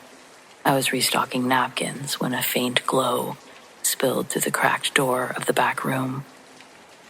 I thought maybe someone had left a flashlight on, but when I opened the door, there was the old TV, lit up, flickering. The antenna angled toward nothing, static hissing loud enough to fill the room. I just stared at it. Nobody had touched that TV all night. It wasn't plugged in, but maybe it used batteries. I'd learn later it didn't. Then the static shifted, rolling like a wave, and through the snow came a voice. Just 2 words clear as day. "Hey, friend." The cook, who'd been counting tips nearby, poked his head in.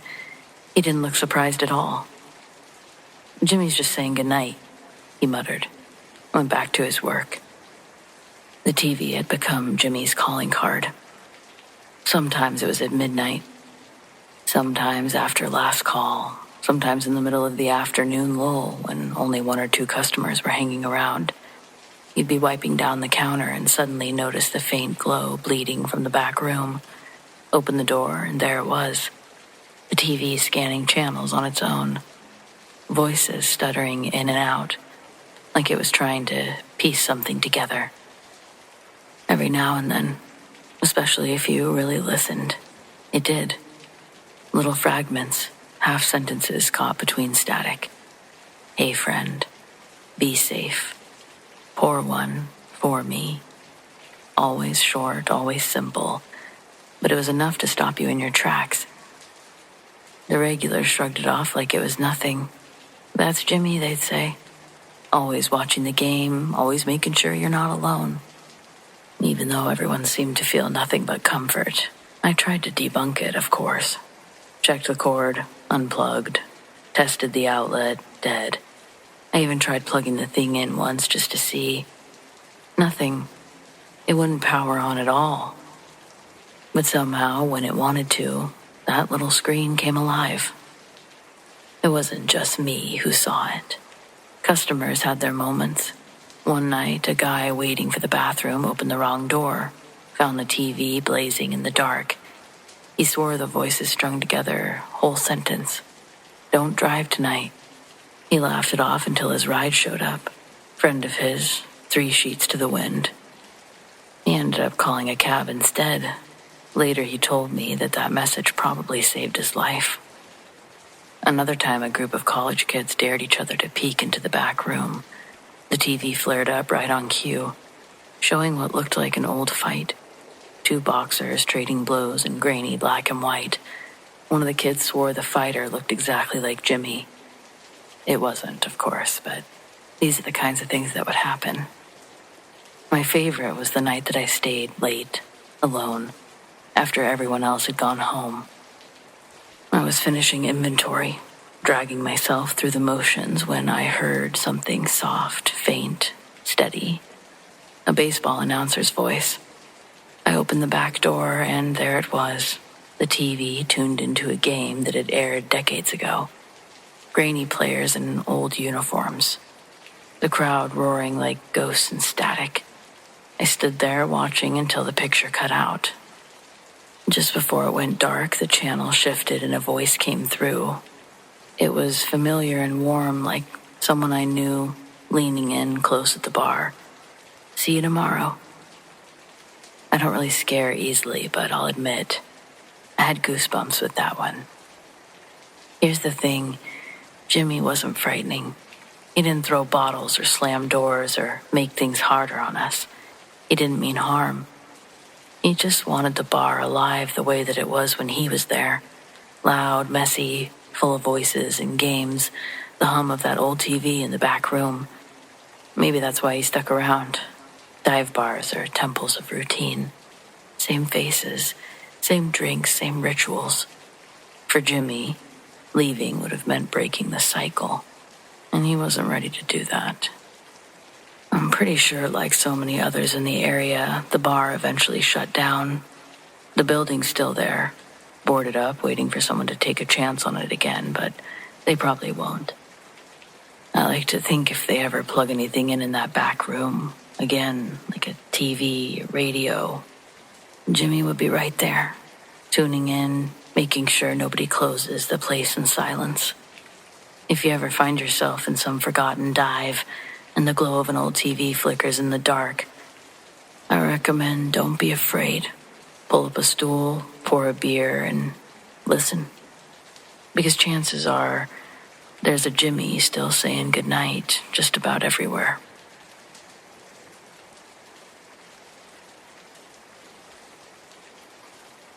The only imaginary friend I ever had was the ghost of my great uncle. He wasn't much of a friend, and he hated my parents.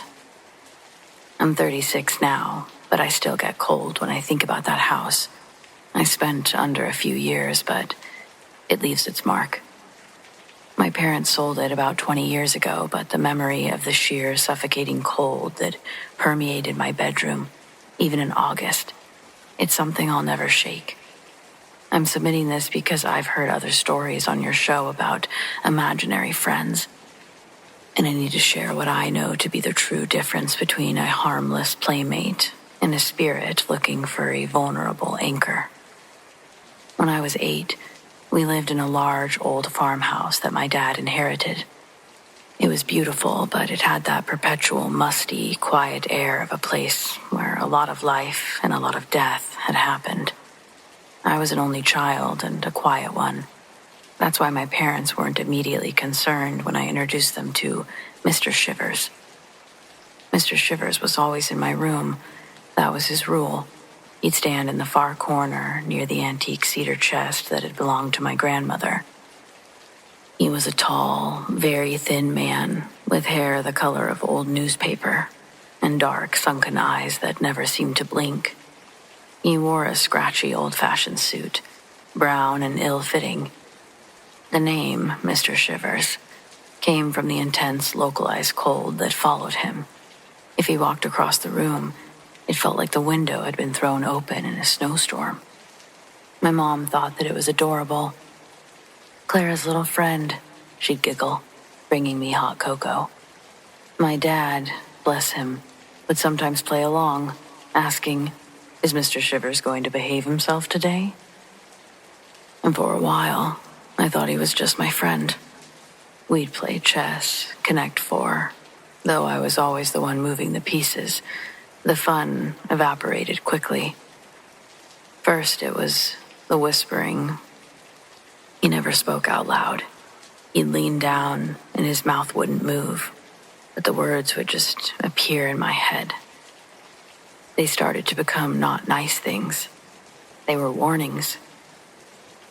Your father hates you. He'd tell me while I was doing my homework. He only pretends to love you. Your mother is going to leave you one day. You're too much trouble.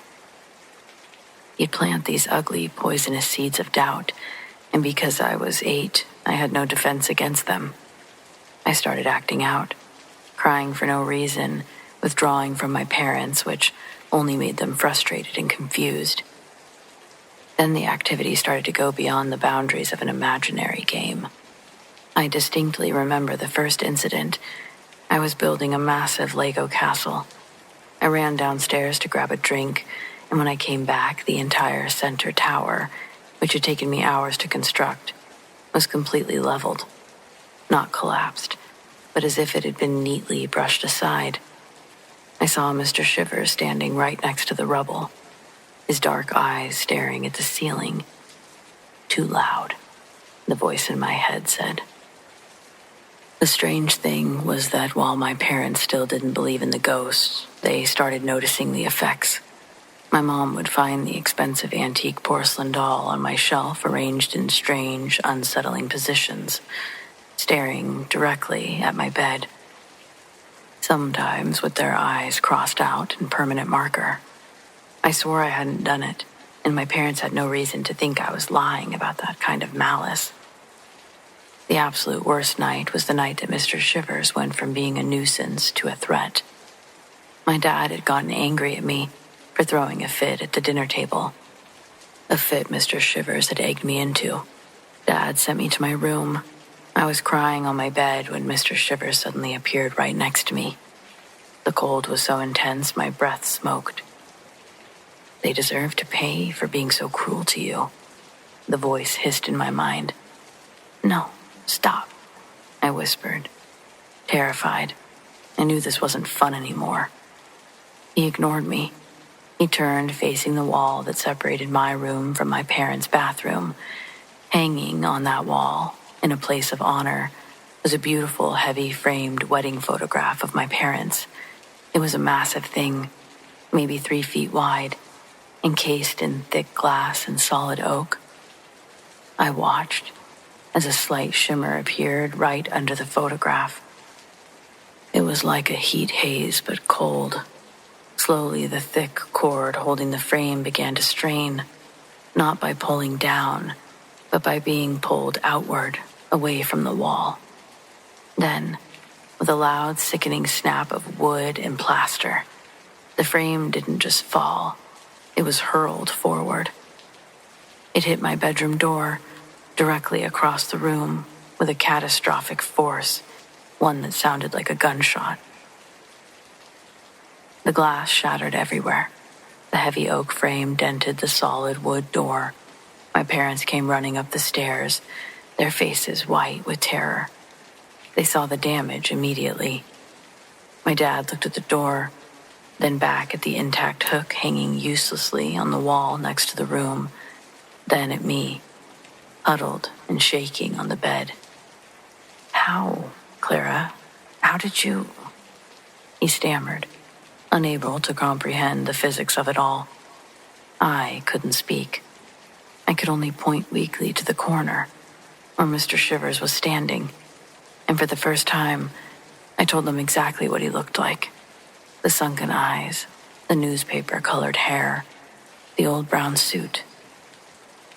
My dad's face went white again, but this time with a specific, awful recognition. He looked at my mom and said 2 words. Great Uncle Robert. Turns out my great Uncle Robert was Dad's estranged uncle who lived with my grandparents in that house. He was mentally unstable. He had been forced out due to his behavior and had later killed himself in the house, in the very room that became my bedroom. He matched the description exactly. We moved out within weeks. Pretty sure my parents told people the plumbing was bad. I never saw or felt Mr. Shivers again after that night.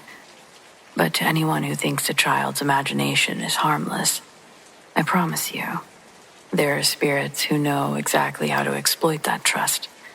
They aren't friends. They're parasites.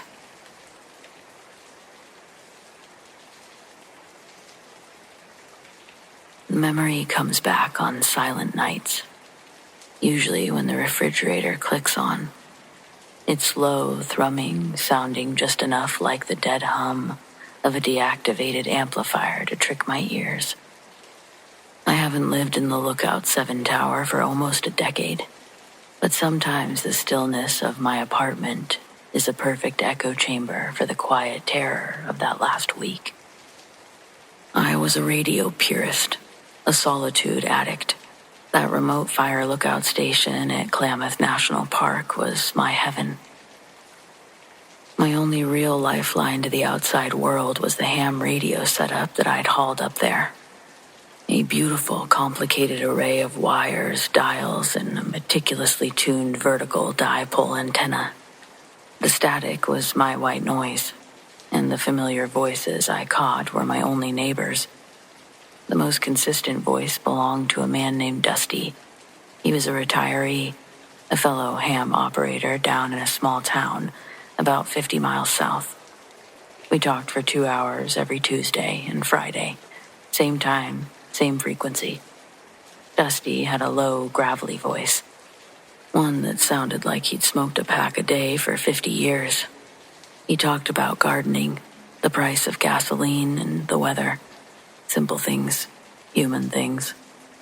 The change started subtly. About 3 weeks before I finally left, it was a Tuesday.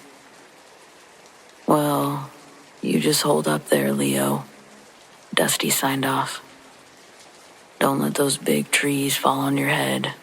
7-3. I smiled.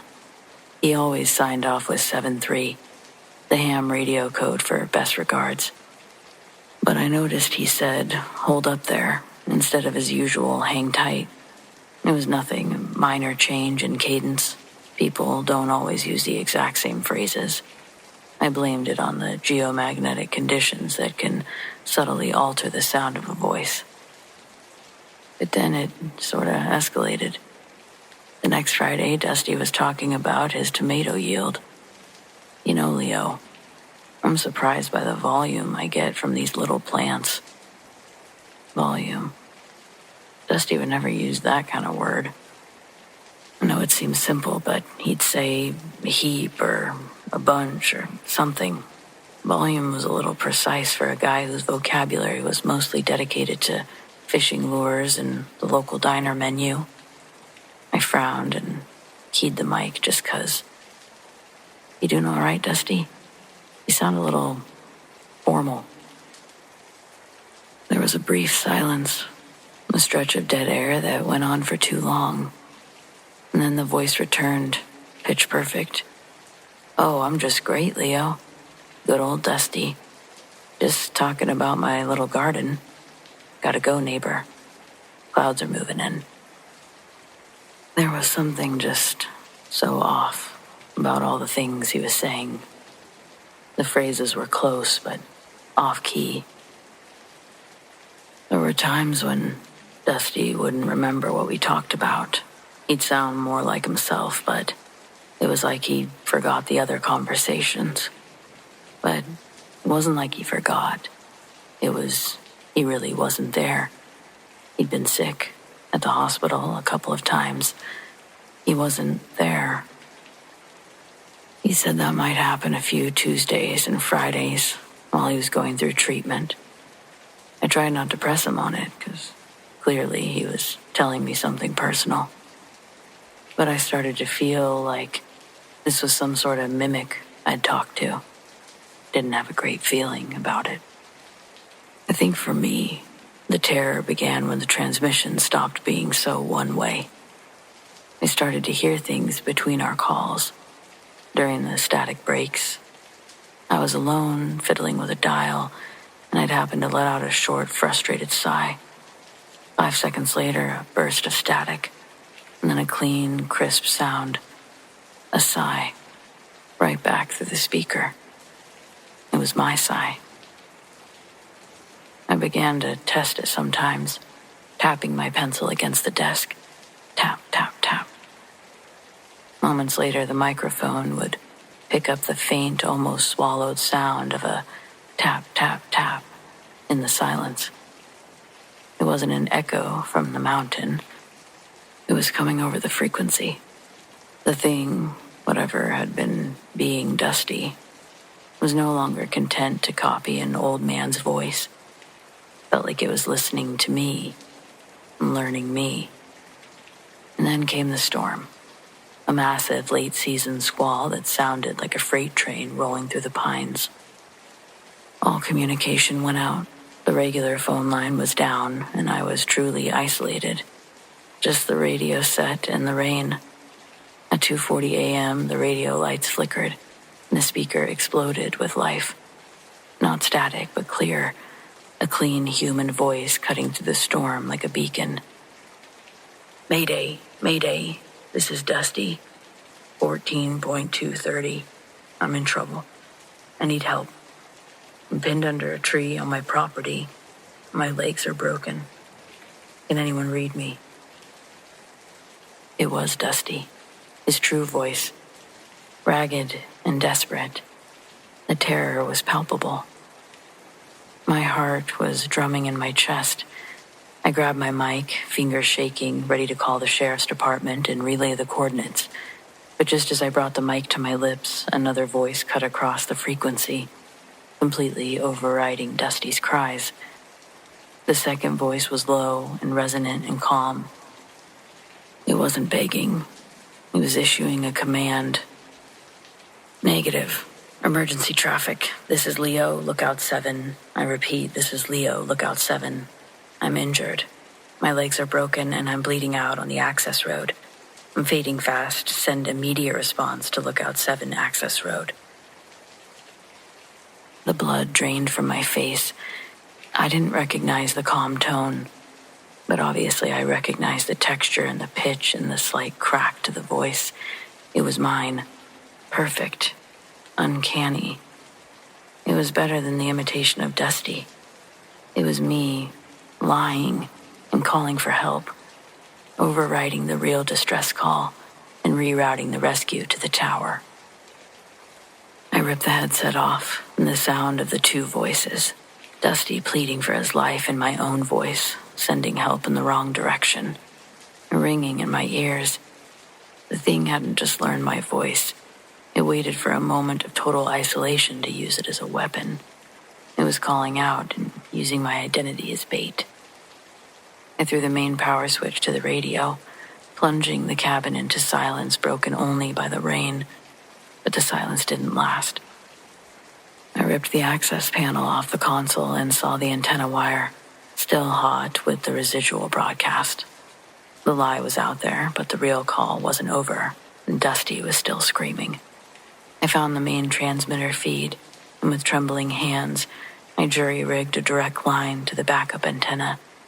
It was a local, low-power frequency, meant only for our short-range maintenance crews, a signal too weak to override the powerful, false one. It was a whisper against a shout, but it was honest.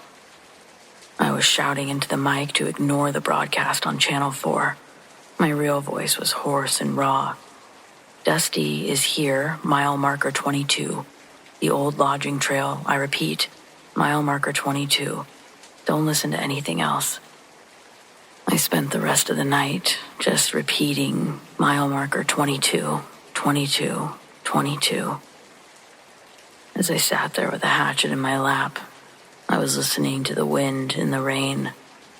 Eventually, I set everything back up. I had to know if they'd found Dusty. But I wouldn't learn anything that night. It would be later that morning. They found Dusty, alive but with a broken leg, clinging to his radio setup. The search party said that the main distress call had been chaotic, sending most of the crews miles away. But one old-timer, working a short-range maintenance band, had heard a strange, panicked whisper that kept repeating the number 22, and he followed it. I never told anyone about that second voice, and I left that day without signing the logbook or saying a word to anyone. I don't know what the hell it was, but I do feel like it was trying to use me to kill Dusty. I still live a quiet life now, far from the woods, though. I refuse to buy a shortwave radio. I wouldn't say the radio scares me now, but I just think different things when I hear the static. Now, white noise is my white noise.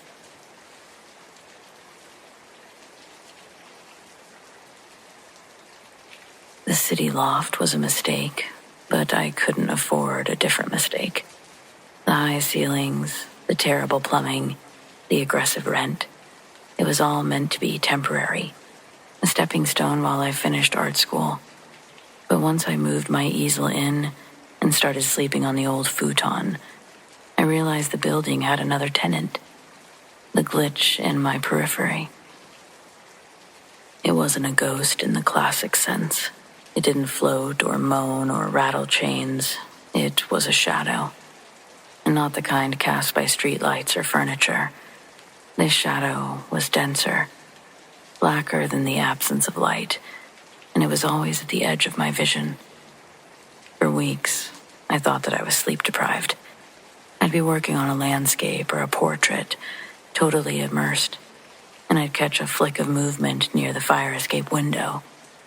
I'd whirl around, paintbrush in hand, and find nothing but the dust motes dancing in the afternoon sun. But the second I turned back to my canvas, the feeling would return. Something was watching me.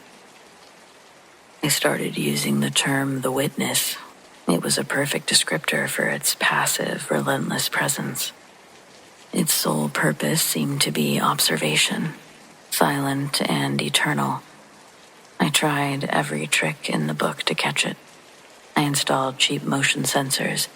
I hung mirrors at weird angles. I trained my eyes to snap over quickly, but it was always faster, dissolving back into the neutral tones of the old brick wall or the corner where the pipes met the ceiling. The witness didn't frighten me with jump scares. It terrorized me with exhaustion. Its presence was constant, low-grade fever anxiety that made sleep impossible. How could I close my eyes knowing that it was there, silent and still, just outside the perimeter of my gaze? I took issue when I realized it was stifling my work. My focus, which was my greatest artistic tool, was shattered. Every painting began to feature a void, a smudge, a patch of canvas that I couldn't bring myself to fill, always located at the lower left or upper right, the places where I most often saw the shadow. I was unintentionally painting the negative space it inhabited. One night, after 4 straight days with only an hour of sleep, I got up to splash water on my face. I stood in front of the bathroom mirror, a large unframed rectangle that I'd leaned against the wall. I saw my reflection, pale, haunting, dark circles under my eyes, and then I caught it in the corner of the mirror, behind me, in the space between the shower curtain and the wall. It wasn't a smudge of black. It was the outline of a person. It was tall and unnaturally thin, a silhouette cut from felt. But what set the cold dread through me was its posture. The shadow had its head slightly tilted, the way you tilt your head when you're contemplating a painting. And then I realized it was perfectly mirroring my own reflection's posture. It was contemplating me. I spun around and I saw nothing in the same space, just the white ceramic tub and the beige wall. I looked back at the mirror. My own reflection had moved, but I saw the impression of the shadow was still there. It was like I was looking at a charcoal black doppelganger. was the night that I stopped sleeping entirely. I became obsessed with catching it, with proving it was real. I set up my DSLR camera on a tripod, connected it to a laptop to record 24/7. I sat in the dark, watching the feed. Hours passed, and the camera showed nothing. Just the apartment, static, empty. I felt a weird surge of relief. It was just exhaustion. It was my mind playing tricks on me this whole time. I leaned forward to turn off the camera. As my fingers hovered over the keyboard, I glanced up at the laptop screen. For a fraction of a second, as I moved my hand into the light, the shadow of my own hand was cast on the wall. But the shadow person was on the screen, in the live feed. It was pressed up against the wall, blacker than the darkness all around it, still tilting its head. This time I could see its eyes, but they weren't eyes. They were just two tiny pinprick spheres of a vicious, incandescent light. They were looking right at the camera, through the camera, at me. But then, as if realizing that I'd seen it, it didn't dissolve. It lunged. The black form rushed the camera lens, filling the screen with blinding blackness before the camera faced up entirely, as if it had been touched. I could see that it was now recording the ceiling. The laptop screen went dark. That camera never turned on again. I stumbled back at that time, clutching my eyes. I packed up and I moved out within 12 hours. I left my deposit and half of my supplies behind. But I am better now. I have a new apartment, and I sleep with a nightlight. But I sleep. No more shadows. But I still can't seem to create. I've tried painting a simple bowl of fruit the other day, and when I finished, I stepped back to look at it. There, in the lower left corner of the canvas, where a highlight should have been, was a tiny black smudge. I genuinely had to ask myself if I put it there. If this was a haunting, I think it kind of sucks. I genuinely feel like whatever was in that place just sucked the creativity right out of me. And I think it's scary, if that's possible.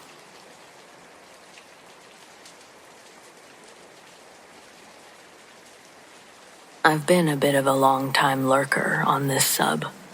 I've been seeing all kinds of standard ghost stories, but this one just feels different. It's not just a ghost, I guess. It's something that lived in the dark. It happened maybe 5 years back. I do geological surveying. Basically, I get paid to go into the forgotten holes in the ground and make sure they won't swallow a town whole. The deeper, the older, the sketchier, the better the paycheck. This was the Blackwood mine in northern Arizona. They had this auxiliary tunnel that they called the third shaft that was barely on any map. My task was a standard rappel down a vertical borehole into a narrow auxiliary tunnel to check the structural integrity before they sealed it forever. The air down there was like breathing wet dust and old pennies. You know the smell when copper reacts to moisture. Multiply that by 1,000. Plus, this smell, sharp, electric, but it just hung there. No storm relief coming, just sitting. I landed in the tunnel, maybe 800 feet down. It was a tight squeeze, barely 4 feet wide, and I had to stoop low. The first red flag. When I tried to pull my main safety line back up, it snagged, hard. Like something had clamped down on it 20 feet above my head. I gave it a few hard yanks, but it was useless. I was pinned. My way out was gone. I tried the radio, but there was just dead silence. Too much rock, too deep. The initial panic was bad, yeah, but you train for this. Add a few hours of water, a couple of those disgusting emergency paste bars, And I told myself, it's fine, Mark. You just have to walk back to the central junction, set up the beacon, and wait. And that's when the acoustics decided to lose their mind. I was crouching, getting my bearing, when I heard a sigh. I guess not a human one, but a deep, long sound. It felt like the rock itself was breathing. But it hummed in my chest. It felt like it started right next to my left ear, but somehow traveled from miles away. Then, a whisper, dry as old bone dust. Gone. Just that. Just that. Short. Final. My heart traveled to my throat. I swung the light around fast. Nothing but mud and slate. I told myself, the way you have to down there, that it was gas, pressure shifts, mines play tricks on you. I started crawling, couldn't walk, had to move on my hands and knees, pushing the heavy pack ahead of me. I was maybe 10 feet into the crawl when the feeling hit me. It was instantaneous and overwhelming. It wasn't cold or hot, just this immense, suffocating weight. Imagine plunging into deep water, but the pressure isn't water, it's something else. It was right behind me, pressing down on my shoulders and the back of my head. It felt so close that it could have been touching me, yet there was zero physical sensation.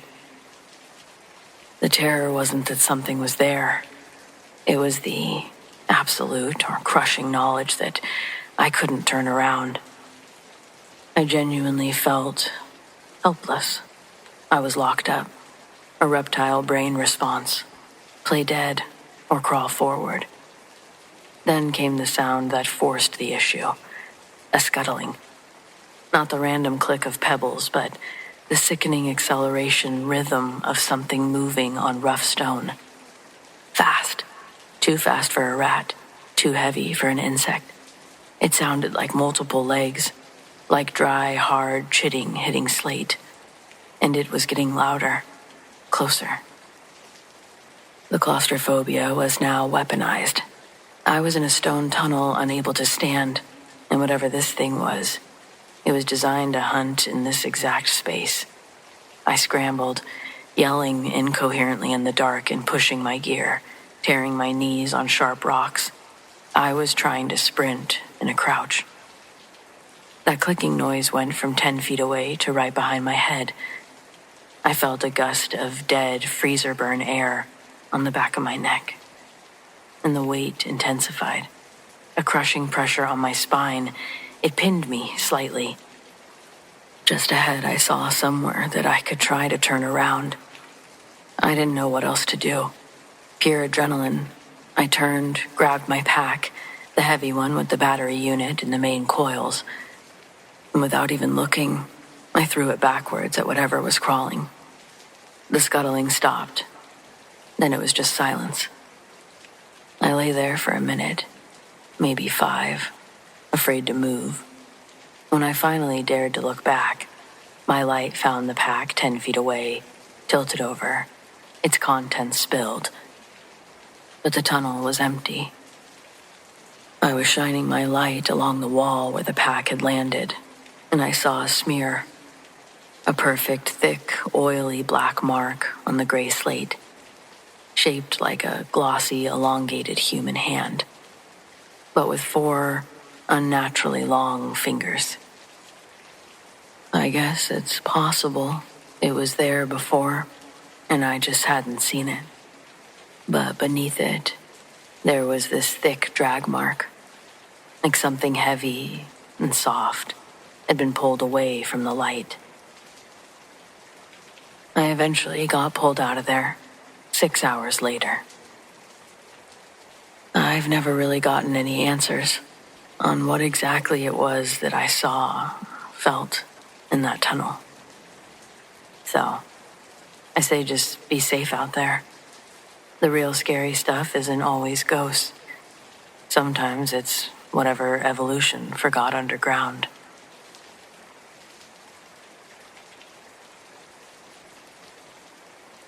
This happened in the summer of 1986.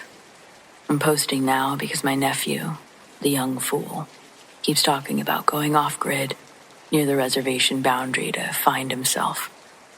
So I'm putting this in writing, somewhere permanent. Back then, I was 18, and like a lot of young people, I thought the stories were just stories. Respect the land, respect the stories, but don't believe them. I found out the hard way that when you push past the respectful boundaries, you find out why those warnings were put there in the first place. My older brother James and I had packed my father's old pickup and driven out far, past the last paved road, past the last homestead, to camp in the canyons near the New Mexico border. We wanted to see if we could find the old ruins our grandfather had talked about. We were about 5 miles in on foot, hiking a narrow, twisted wash, when we realized the heat, the terrain, and our casual arrogance had combined to get us utterly lost. The sun was dropping fast, turning the canyon walls a violent orange and purple. We were arguing about which bend in the wash looked familiar when we heard a voice. "You boys look like you could use a hand." We both jumped. Standing atop a 20-foot bank of red shale, completely still, was a man. He was dark-skinned, wearing clothes that looked 20 years out of date, a heavy denim jacket, even though it was 100 degrees, and worn leather boots. The strangest detail was his hat, a crisp, new-looking white Stetson that seemed impossible to keep clean in that dust. He offered to guide us to the main trail. He said his sheep were grazing just over the ridge. This was odd. We hadn't seen a single sheep all day. No tracks or anything. We were a little too desperate to argue. We climbed up to him. He was unnervingly friendly, with a smile that was a bit too fixed, like an advertisement. He introduced himself as Joe. As we started walking, he fell into a step between James and me, and that's when the small things started to get weird. First, I noticed his gait. The way he moved was fundamentally strange. He wasn't walking, he was gliding. His feet barely seemed to touch the ground. The stride was almost humorous. He never once stumbled or kicked up dust. James and I were, so if I hadn't been paying attention, I might not have noticed. But James noticed it too, shooting me a nervous look when Joe wasn't watching. Then there was Joe's voice. It started out normal enough, but it was like he was shifting his cadence. One minute he sounded like an elderly relative telling a slow, deliberate story.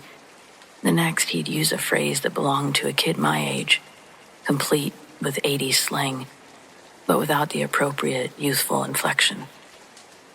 It was like he was trying on different voices, practicing. He had sunglasses on, which was normal.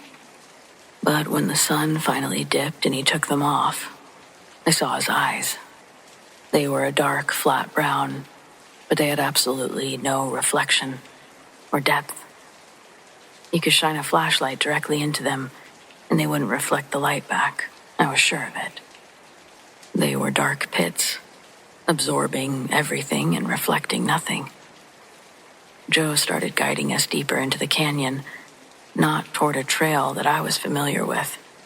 But hey, we were lost. I started to notice, though, we were going toward a narrow box canyon, known locally as the Throat. "This way's faster," Joe insisted, that permanent smile still on his face. "My cousin lives through here, and he has a truck." James stopped dead and grabbed me. "Wait, Joe. That canyon, it leads to a drop-off. My grandfather told us that." The smile on Joe's face didn't change, but his eyes locked onto James. The air suddenly felt cold.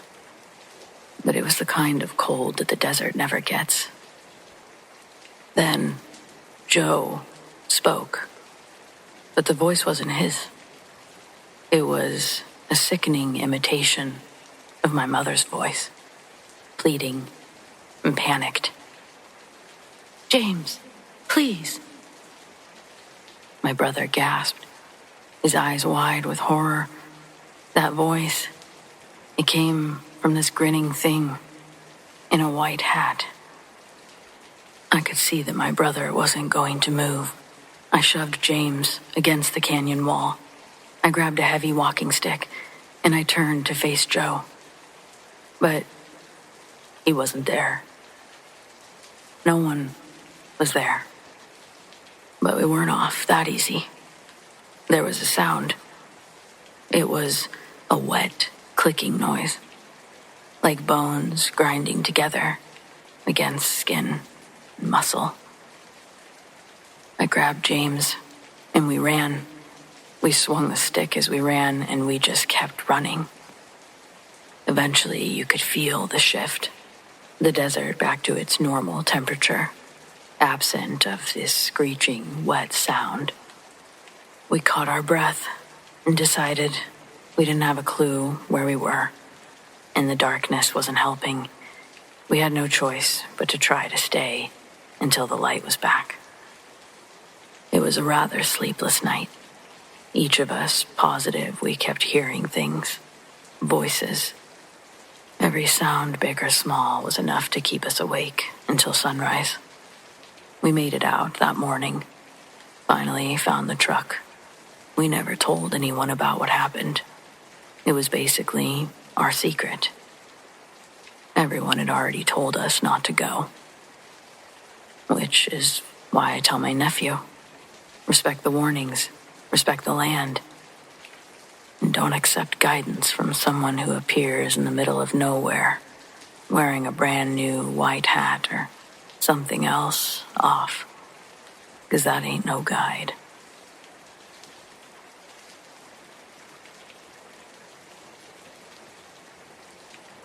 I grew up about 15 minutes from what used to be Overlook Hospital in Cedar Grove, New Jersey.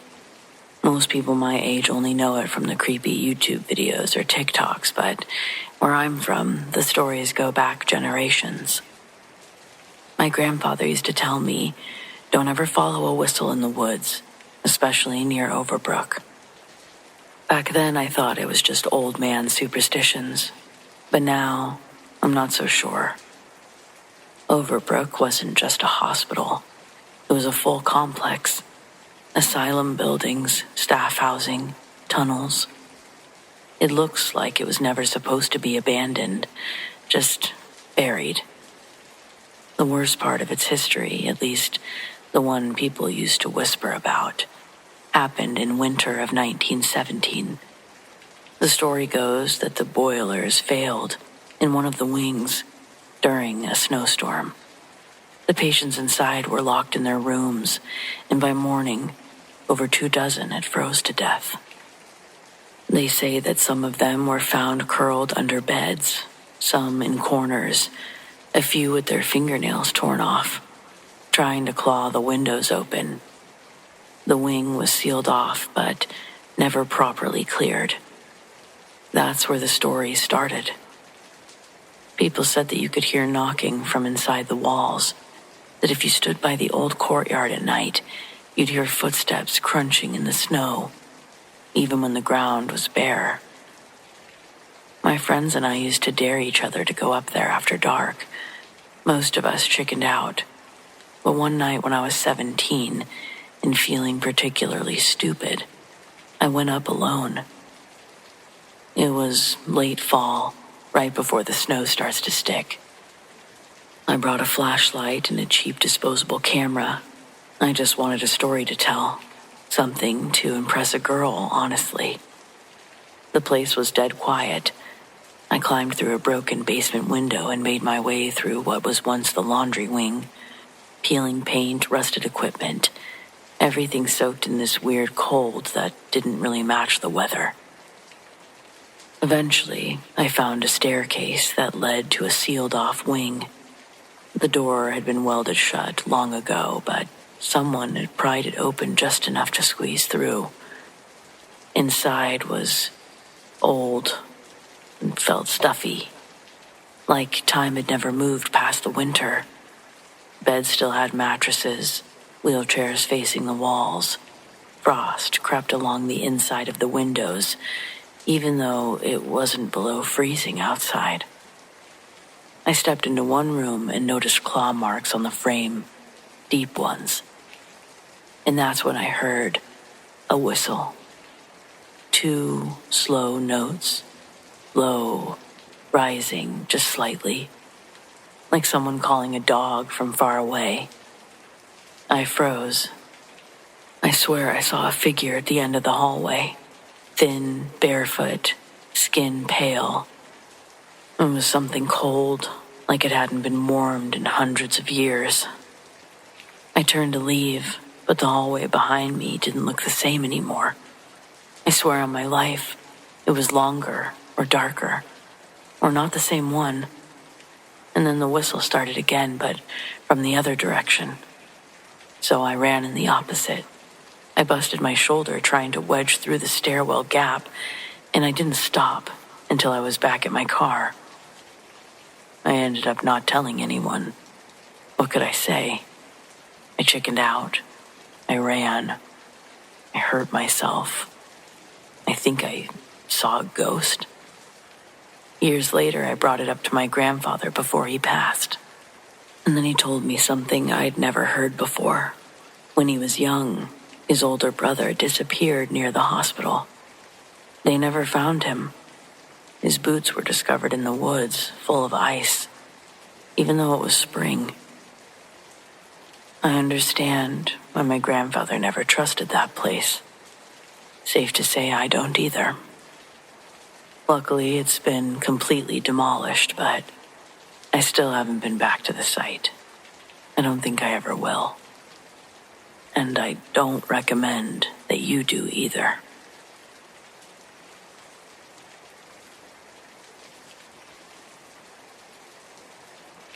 I worked in national parks and also did some volunteer search and rescue. I guess I can talk about 2 of the worst things I saw in forestry. The latter one is scary, but also deeply tragic. More spooky, I was on a multi-day off-road camping trip by myself in the wilderness, so technically I was not working.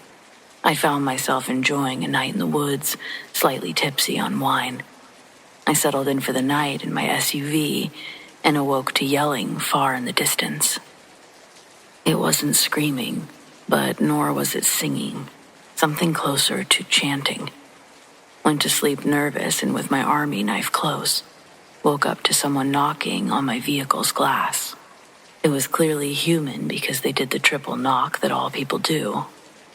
As I came out of my covers to observe, I saw a person looking in the dark. I screamed something guttural, and they ran. I couldn't believe it. I was hours and hours from the nearest town, and if someone drove in over the night, I would have heard the vehicle in all the stillness. I was dumbfounded. I turned on my truck and stayed vigilant for a while. Nothing happened. Next morning, I went and found a new spot to park and set up camp. The second story is sadly something that is very explainable, but very sad to see. One blizzardly night, we hear that they are on a search for a woman who had disappeared from a group that was staying in a cluster of scenic cabins nearby. Not in the park, but very close to the border of it. But certainly a remote place. It took us about 2 hours to get to the cabins and talk to the people there. It was well under negative 17 degrees Celsius, around 0 in Fahrenheit, and with feet of snow. Turns out the people staying in the cabin were on psychedelics, and at some point, the young woman got spoiled while under the influence of drugs and had run off outside, in regular clothes and sneakers. Me and my partner in the search unit picked a search pattern and started looking for footprints. We found some, but they broke off and we lost the trail. After exactly 3 hours and 41 minutes, we found her clothes. And soon after, we found her. She was naked in her entirety, including her shoes. She was barefoot. We found her sitting against a tree and we rushed over. It was clear at this point she was dead. And this time, local police were already on the scene, and after taking our statements, they left. It was a tough few nights after. Nightmares, too.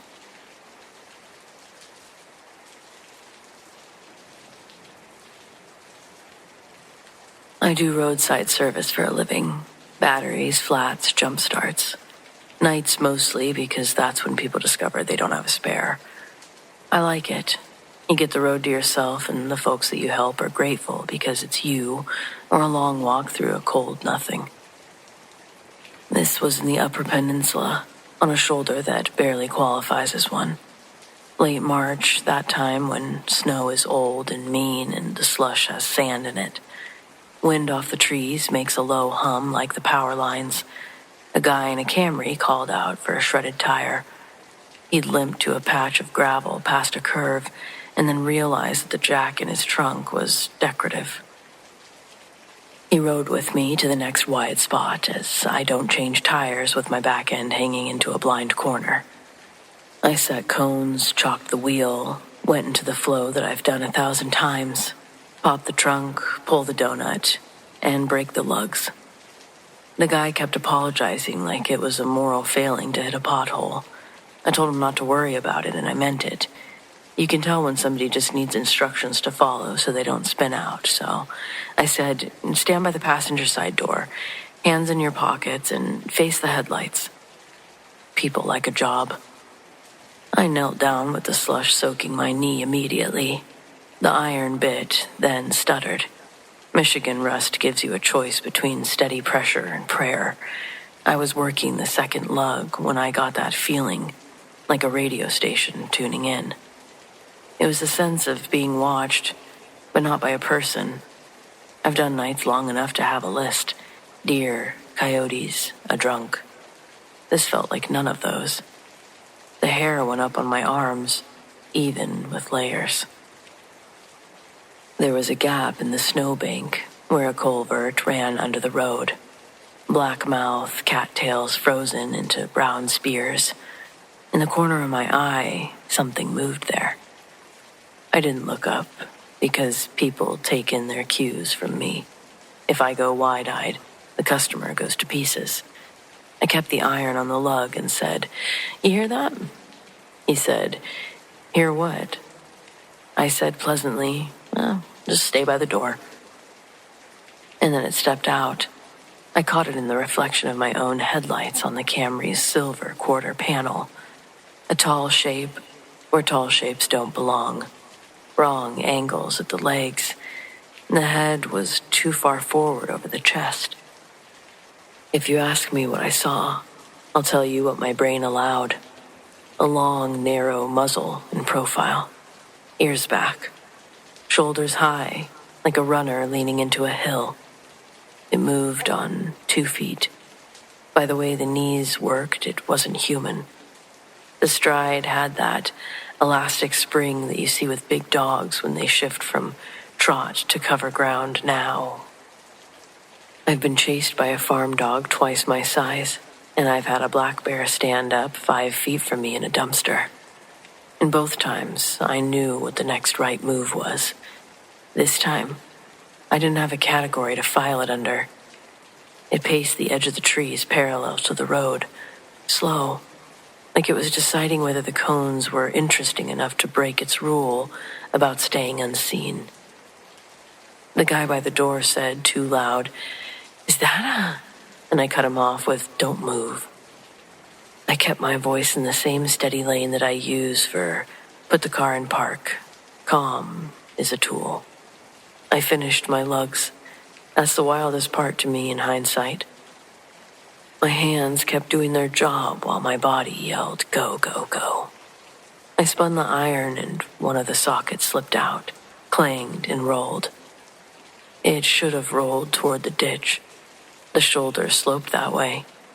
It rolled back towards me instead. Not far. Just enough to kiss my boot like somebody tipped the ground. That broke the beat-up spell I was in. I said, on 3, you get in. You don't look around. You shut the door. 1. He got in on 1, which is fine by me. I slammed the donut on, dropped the jack, and didn't torque anything past good enough. We could argue torque in a lit shop. Not there. When I finally looked straight where it had been, it wasn't. The cattails ticked in the wind, and the gap to the culvert was just a shadow again. I listened for brush noise, for a huff, for claws on ice. Nothing that I could swear to. Just the road and the trees and my heart. I tossed the bad tire in his trunk, took my cones with the lazy dignity of someone who absolutely isn't rushing, and I told him to follow me to the first open gas station so I could air the donut and give him a talk about speed limits. He asked, shaky, laughing, if there were wolves.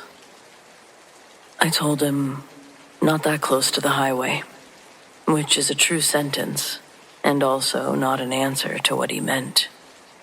Under the bay lights at the station, I wiped the socket with a shop towel.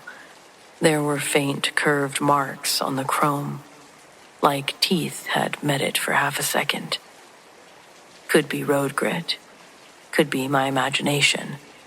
I put it back in the box and closed the lid because sometimes the smartest thing you can do is give an object a dark place to be. I don't need anyone's legend to prop this one up. I don't want a club or a patch. I want my quiet shoulder, my cones, and my routine.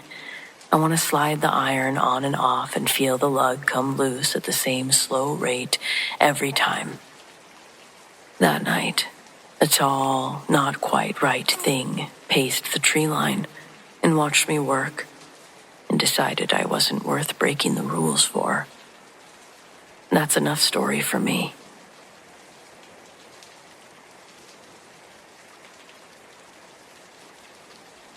The first 3 months of motherhood aren't exactly about joy.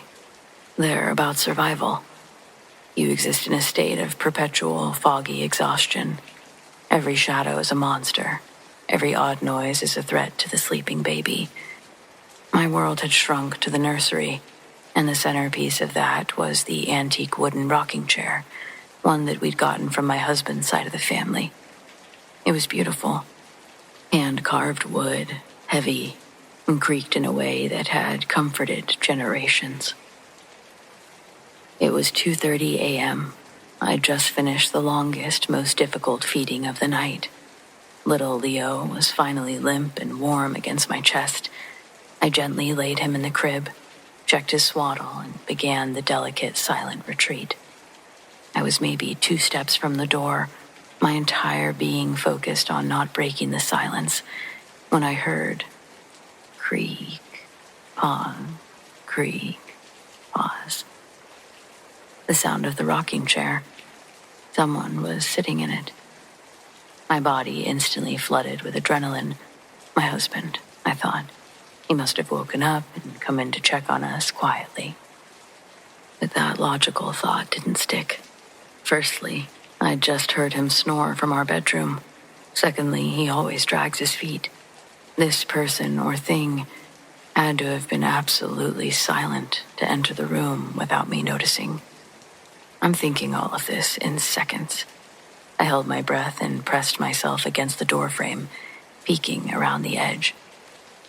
The nursery was dimly lit by a tiny amber nightlight near the changing table. In the soft, low glow, I saw the chair rocking steadily, rhythmically. But it was empty. There was no weight in the seat.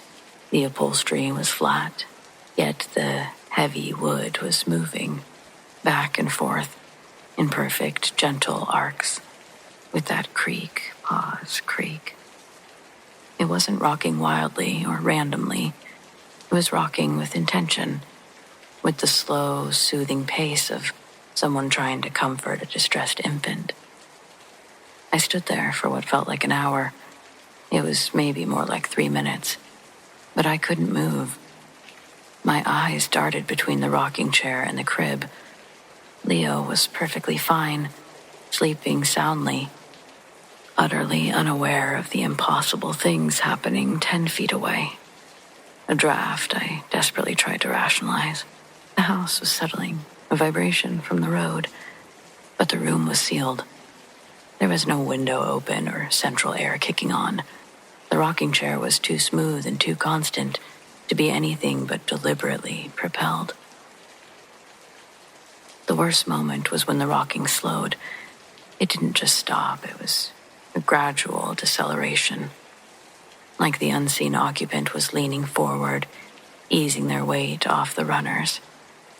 Creak, pause, creak, creak, then silence. The chair stood perfectly still. I waited for the surge of relief, but it never came. Instead, I felt a terrifying clarity. Something had just been in the room with my child. I didn't feel a malicious presence, but the sheer unsettling reality of an invisible entity taking up residence in the very place meant for safety and warmth. It was horrifying. Unsettled, I quietly slipped back into the room, scooped Leo up and carried him straight into our bedroom. My husband woke up confused, but I didn't try to explain the chair. I just locked the door and held my son tightly until dawn. The next day, I insisted on getting rid of the chair. My husband was skeptical, but he could see the wild, genuine fear in my eyes, so he agreed to list it online. It stayed there for a while. I eventually told him that we should look into antique stores or collectors, since it was technically an antique. We listed it on one of those sites, and a woman who was a collector came to pick it up one afternoon. She was loading the chair into her truck. I distinctly heard a sound right behind me. It was so faint I almost dismissed it. A soft, airy sigh, like a disappointed exhale, right by my ear. I spun around and, of course, there was no one there. We did end up getting a new rocking chair. It never seemed to creak on its own, so that was comforting. Leo is almost 7 now, and sometimes I honestly think back to that chair and wonder if we made the right call. I don't know if I believe in ghosts, but I guess I've come to believe that they don't mean harm, at least not all of them. Maybe they're sort of there as a protection. I don't know. Nothing bad ever happened to Leo, and nothing weird ever happened with our new chair. But I just think about it sometimes. The paranormal isn't always this grand, violent haunting. Sometimes it's quiet or rhythmic. But if I'm honest, it is all still a bit unsettling for me.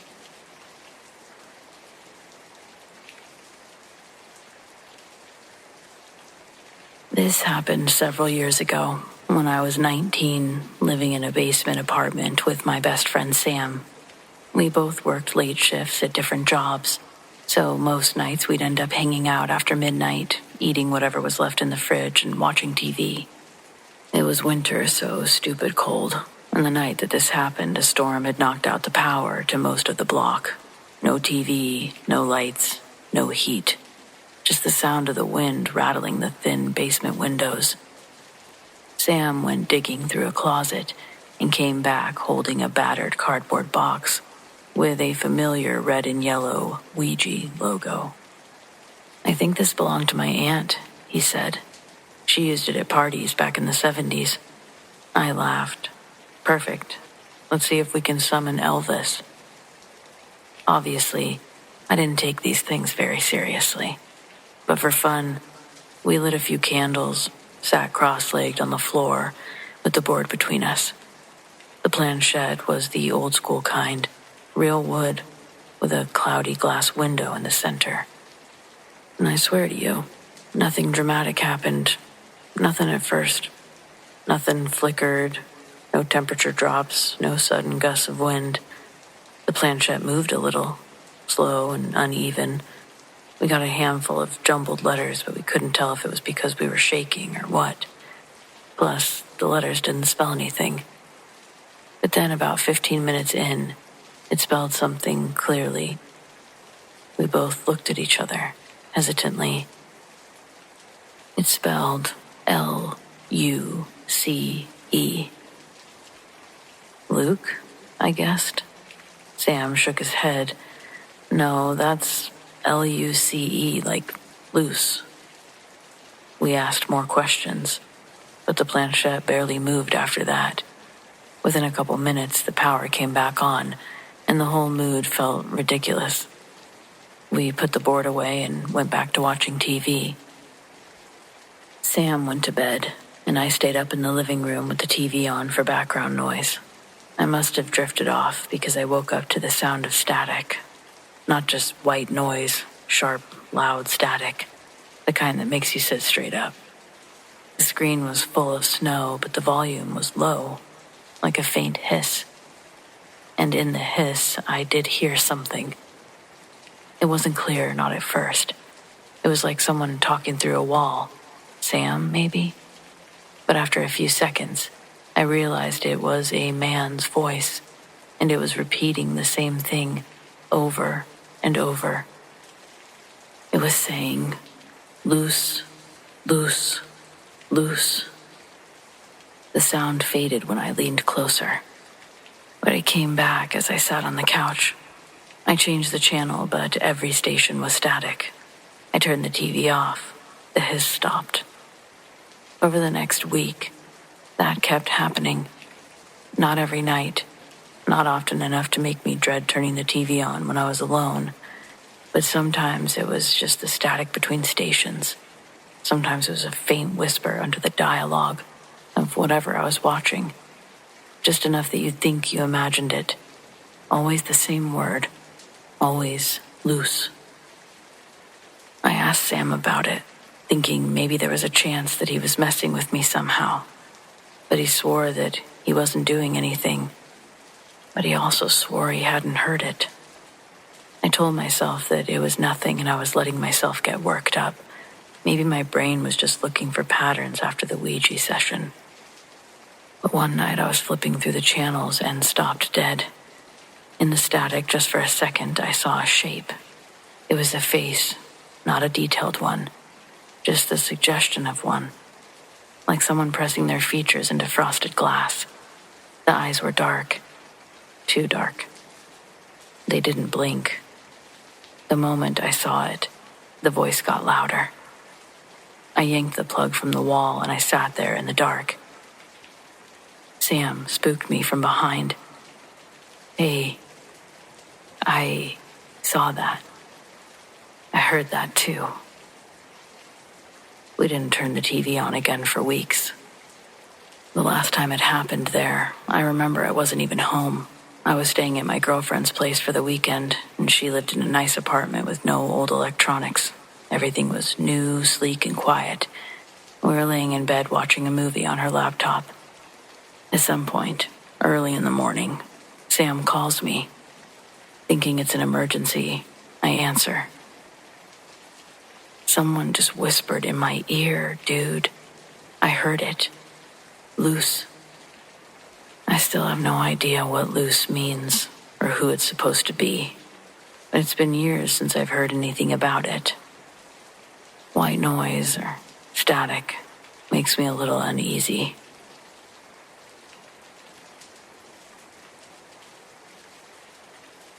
It's been 8 years since that day on Shasta with my friend Mike, and even though we don't really talk about it anymore, it still visits me every time the Weather Channel flashes a blizzard warning. Mike and I are expert ski mountaineers, the guys who thrive on earning their turns. This wasn't a casual resort trip. We were several thousand feet up on an unnamed chute, the type of vertical drop that makes your stomach flip. We started our ascent before dawn, planning to reach a specific saddle by noon. The weather forecast had been solid. Clear skies, low wind, but up on a mountain that size, the weather is its own god. By 11:30 a.m., a fast-moving front slammed into us. Within 10 minutes, visibility went from miles to maybe 20 feet. The wind was a physical force, trying to peel us off the mountain. It was a whiteout, a complete sensory deprivation tank of snow and wind. We decided to hunker down until the worst passed. We had a small snow cave prepared, just big enough for two. We were secured, but the psychological pressure of that silence, the one that exists in the heart of a storm, was unnerving. Around 2 p.m., Mike nudged me. "Did you hear that?" I shook my head. I couldn't hear a damn thing. The wind was roaring, but I listened closer. There was a metallic, almost rhythmic clinking sound, like ice axes hitting rock, but too steady for a struggle. It sounded like someone was climbing. In a storm like this, though, it was suicide. Then we saw a light. It was a small, focused beam, a headlamp, flickering through the swirling snow about 50 feet above us. It was moving slowly, steadily, upward. "Must be a rescue team," Mike yelled over the wind, hope in his voice. "They shouldn't be here, but thank God."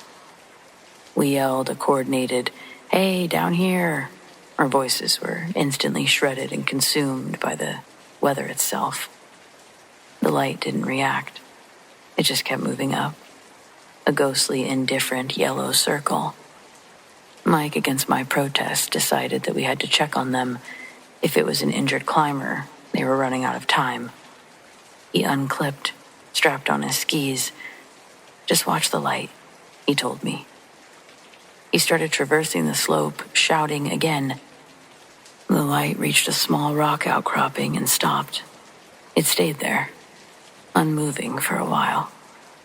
Mike got within 20 feet, his figure barely a shadow in the snow. And that's when something happened. The light beam didn't move, but the area around it shifted. It wasn't the snow. It was like the air itself was momentarily denser, taking the shape of a person standing at the lip of the rock. Just a black, featureless silhouette in the blowing snow, illuminated only by the light it was wearing. Mike had stopped moving and shouted back, "It's not moving." Just standing there. Then the silhouette turned. It wasn't a natural turn, though. I could see that even from where I was. It was slow, a sickening pivot, and the light didn't follow the movement. The lamp remained facing straight out, but the head of the shadow entity was now facing directly towards Mike.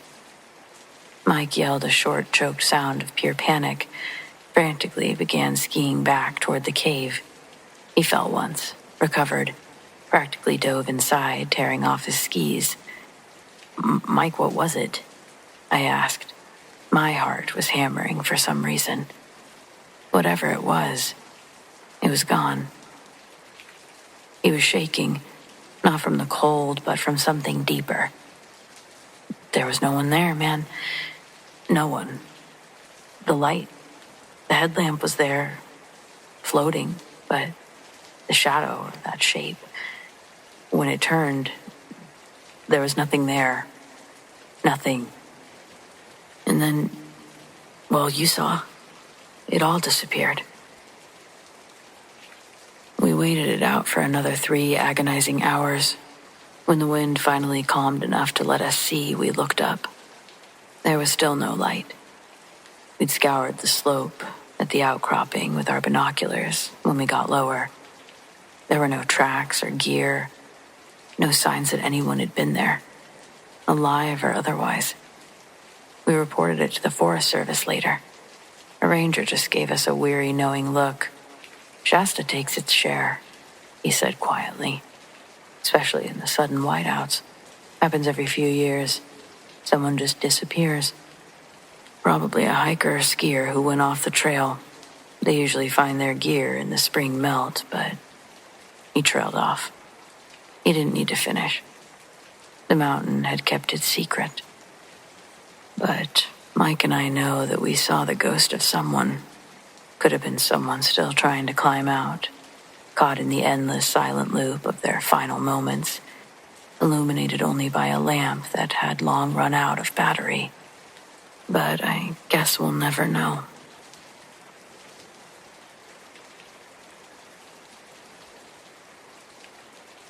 We weren't exactly seasoned campers. My partner and I had done a couple of easy state parks with cell service and clean restrooms. But this trip was different. We wanted quiet, no generators, no kids on bikes, no RV blaring country music all night. So we picked a remote spot in Northern California, somewhere off the 96, a primitive campground by the river. No signal and no other cars in the lot when we pulled in. The place was beautiful, perfect. Sunlight scattered through massive trees, and the river nearby gave off that cold, mossy smell. It always reminded me of being a kid. We hiked a little, set up camp, had an early dinner. We even talked about staying longer than the 2 nights we had booked. I remember falling asleep so easy that first night. The fire had died down and the night sounds kicked in. Crickets, rustling leaves, the distant hoot of an owl. Peaceful, and everything felt good. Until something woke us up. I didn't hear it at first. It was my partner who nudged me. They whispered that they'd heard something walking outside the tent. I froze and we both listened. At first it was just movement, branches cracking softly, slow footfalls circling wide, maybe a bear. We'd stored the food properly, so I wasn't too worried. But then there was a sound. It started low, a guttural growl, not canine or feline. It was honestly not like anything I'd ever heard. And then a second one joined in. For a moment, it sounded like 2 huge animals snarling at each other just outside the tent, maybe 20 feet away. And then it escalated. The growling turned to violent thrashing. We could hear something heavy being shoved against the ground, snapping branches, the thud of weight hitting the forest floor. It was pure chaos outside of our tent, and it was deliberate, like 2 things locked in some kind of brutal, intimate fight. We still stayed frozen, and then there was screaming, or a scream. It was one long, rising wail, so high-pitched it made our ears ring. It was so full of rage it felt like it pushed the air out of the tent. It was more than a howl, and not a scream like you'd think. Something between the 2 and something not right. Then silence. No footsteps, no retreat, just gone. We stayed awake until dawn, barely speaking.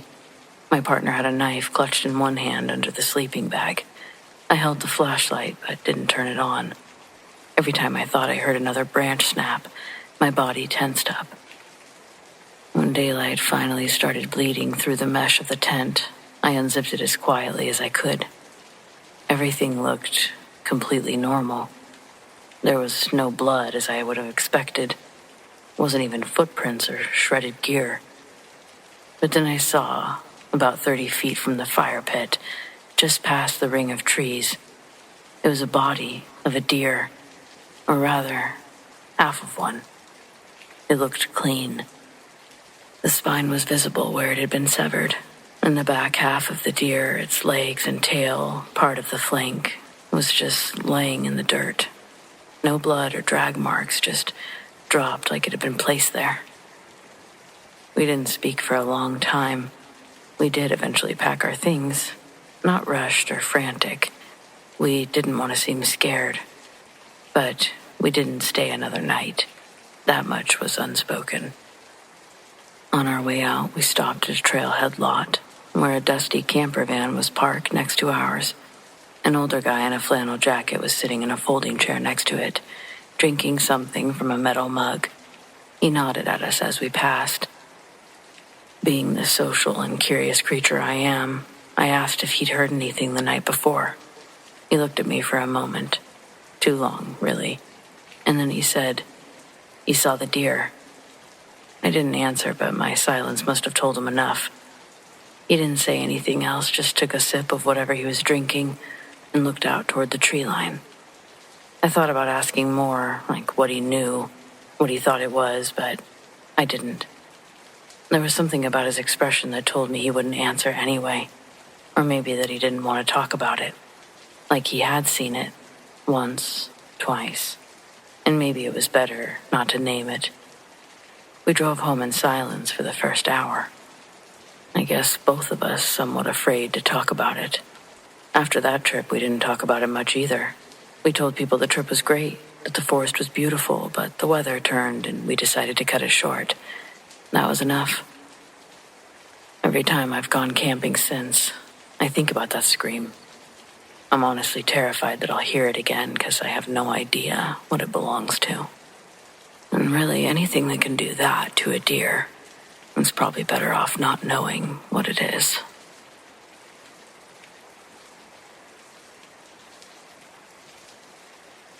I was driving home on a familiar back road one night. A really dark night, this particular road especially. I don't remember what song was playing. I don't remember what I was thinking about. Just that it was late, and I was tired, and I wanted to be home.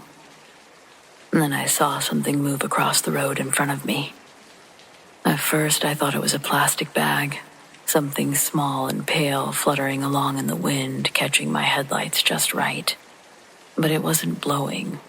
It was walking, upright, stepping from one side of the road to the other with this weird, exaggerated, jaunty little gait. I slowed the car, leaning forward, trying to make sense of it. It was tiny, maybe a foot tall, if that. About the size of a Pringles can, though thinner and more delicate. Its entire body was stark white and vaguely translucent. I could see the faint shimmer of the asphalt through it, like it was made of silk or mist or something that didn't belong entirely in this world.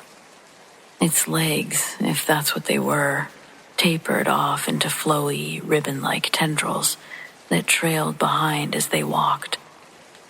There were no arms, no face, just this small, leggy figure, stepping with the exaggerated bounce of an old cartoon character. The best way I can describe the movement is like the dwarves marching off to work in Snow White, all knees and swinging hips, or like Mickey Mouse when he's being theatrical. It wasn't threatening. Honestly, it was almost cute, but it didn't belong there, and I knew that immediately. My hands tightened on the steering wheel. I didn't stop, but I slowed almost to a crawl as I approached it.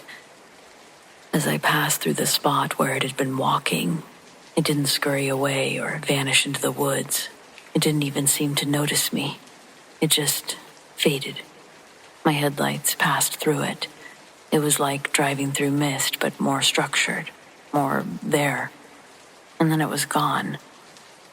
I was still halfway through the curve before I realized I'd been holding my breath. I immediately called my boyfriend, now my ex, and tried to describe what I'd seen. My voice was shaking, but not because I was scared. I wasn't scared. Not exactly. Just rattled in that way you are when the world suddenly cracks a little, and something slips through that doesn't make any sense. He listened patiently, and then he said, "That kind of sounds like a Fresno nightcrawler." I had never heard that name before. It sounded like something out of a campy sci-fi movie. But when I got home and looked it up, still in my coat, still standing in the hallway with my shoes on, I felt the blood drain from my face. That was what I saw. Every image, every grainy video, every artist rendering, it matched. The size, the walk, the ribbons. The fact that it looked more like a floating pair of haunted pants than any living thing. The only thing that didn't add up was the location. I don't live in California. I've never been to California. I live on the opposite side of the country, thousands of miles from where this thing is supposed to be seen. And yet, there it was, on a dark road that I've driven ever since I was old enough to get behind the wheel. A road that I've never been afraid of. Still not sure if I need to be now. I've told the story a few times since then, mostly to friends who are into weird folklore, cryptids. Reactions vary. Some people laugh, some people think I made it up, but just a few get quiet. One friend said that she's heard of something similar being spotted in the Appalachian region, which made me feel less crazy, but no one's ever offered a real explanation. Despite continuing to drive that road constantly, I haven't seen it since. I do think about it almost every time, though. Whatever it was, it didn't feel evil, but it didn't feel like it was supposed to be here either. And maybe that's what was the most unsettling part. Where did it come from?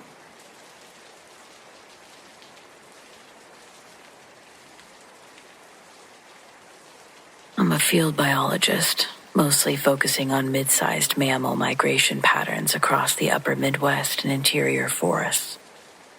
I've spent the last 20 years of my life tracking movement, collaring wildlife, reviewing trail cam footage. I've published, I've lectured.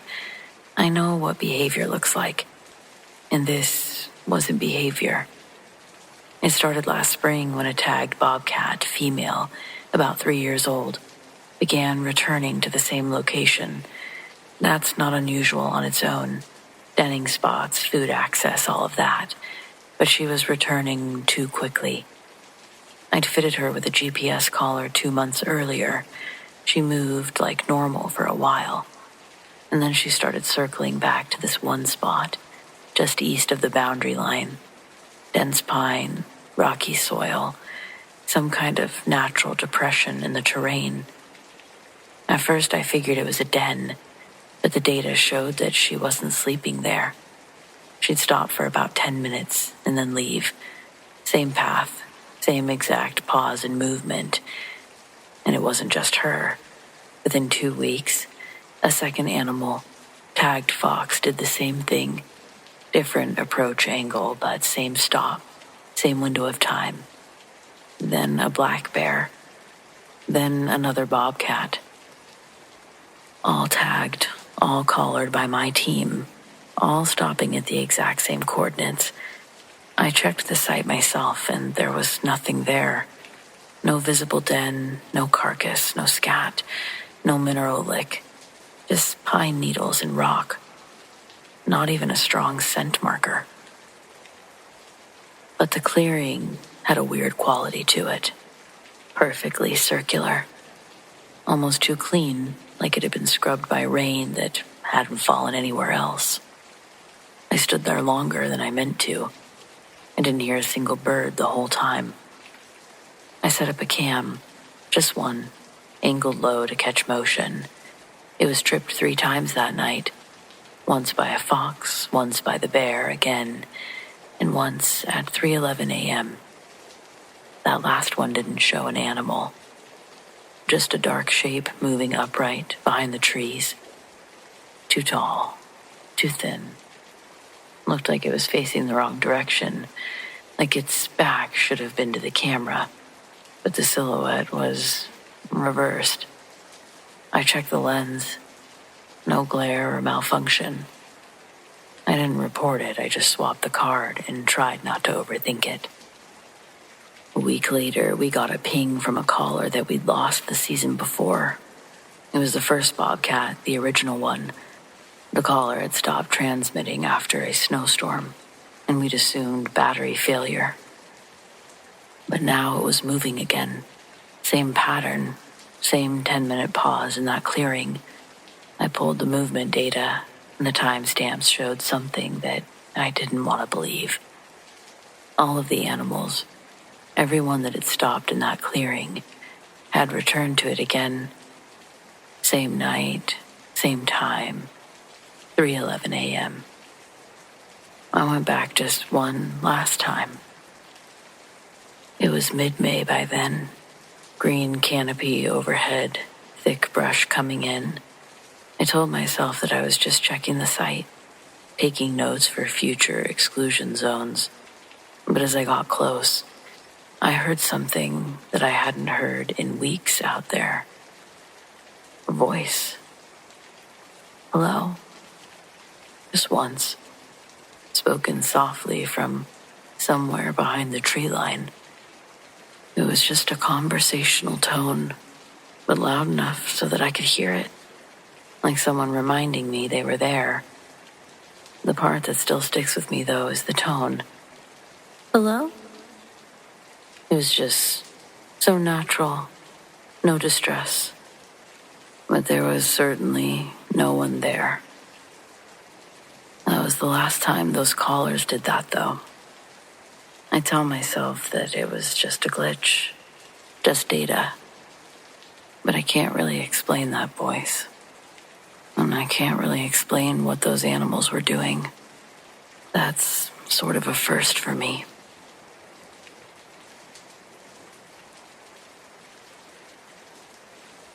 In my mid-20s, I lived in a small one-bedroom apartment in a restless part of town with my 2 cats. In that apartment, there were some of the scariest moments I've ever encountered. My cats have always been sensitive to the paranormal, and their company gives me reassurance that I'm not just imagining stuff. One night, I was heading to sleep, already in bed, but just laying there not getting any sleep. The clock was way over midnight when I started to hear scratching under my bed. My bed is in a sleeping alcove and only one side was open. My 2 dressers next to it only had one opening to get into the bed and for 2 cats to get under it. First, I thought that one of my cats was just having fun underneath, but the sound was a little off, so I opened my eyes to see both of them in bed, restless, looking out of the bed. Then I heard it. Slow, low breathing, next to the scratching, directly under me. I froze. The younger cat slowly started walking near the end of the bed, trying to find something. Jumped down, went under the bed. There, she started to purr like she does when she talks with a person. I gathered my courage and slowly peeked under my bed. My phone's flashlight was in my hand, and my heart was pounding like hell. Just to see only my cat there, who walked back like nothing. Similarly, often in the house, you can hear slow, dragging footsteps near the front door, and my older cat is usually the one to go check it. Hair standing up, getting back into bed fast, almost like something was there. In the same apartment, I had the most nightmares that I've ever had in my life, and the worst ones. One stood out from the rest, as it happened just days after the scratching incident. In the dream, I woke up in my bed just to see the clock being at 3:03. I stood up, and an overwhelming feeling of evil and terror came to me. And as I tried to run back to bed, I felt as if the shadows of the house were getting darker and darker, as if the shadows were full of the evil I was feeling and coming to get my soul. I got back into bed, only to wake up again. I looked at the clock, 3:03, and the same feeling rushed over me. I realized I was still sleeping. I tried to wake myself up by snapping my fingers, but it didn't work. And as the shadows got closer and closer, I finally woke up again, only to look at the clock and have it be 3:03 again. Still in the same dream. The same thing happened again and again, until in the last loop I started to scream and finally woke up. 3:03. I thought to myself, this can't be happening again. But the feeling of evil wasn't there anymore. I pinched myself, and I was awake. I had to call my best friend, woke her up, asked her to tell me I'm awake. She told me yes angrily for waking her up. She hung up on me. I slept the rest of the night, with all of the lights turned on. I'm an engineer by trade, which is to say that I live by the laws of physics and logic. I don't believe in ghosts or energy fields or anything that can't be quantified or observed through a verifiable metric, if that makes sense. All this is why the 3 nights I spent in my aunt's old house broke my brain a little, made me come undone a bit, if you will. Her house was a giant 2-story Victorian on the edge of town, the edge of town being basically St. Paul, Minnesota. The home was built in the 1890s. My aunt was on a cruise, and I was her reluctant house sitter. The place was beautiful, but oppressive. All dark woodwork and heavy draperies that seemed to absorb the light entirely. I had the whole place to myself. And for most of my time there, the only sounds were the groans of the settling foundation and the rhythmic clack-clack of the old gas furnace kicking on. Perfectly standard. One evening, I was stretched out on the living room sofa, ignoring the silence by reading a dense textbook. It was past midnight when I heard the first sound. It wasn't loud, it was a faint, raspy disturbance. A sound that made my teeth hurt, like someone was taking a handful of dry leaves and dragging them slowly across a piece of concrete. It sounded close by.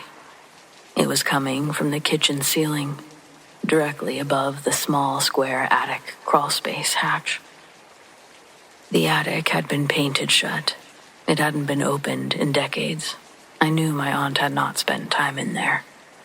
I stopped reading and I listened.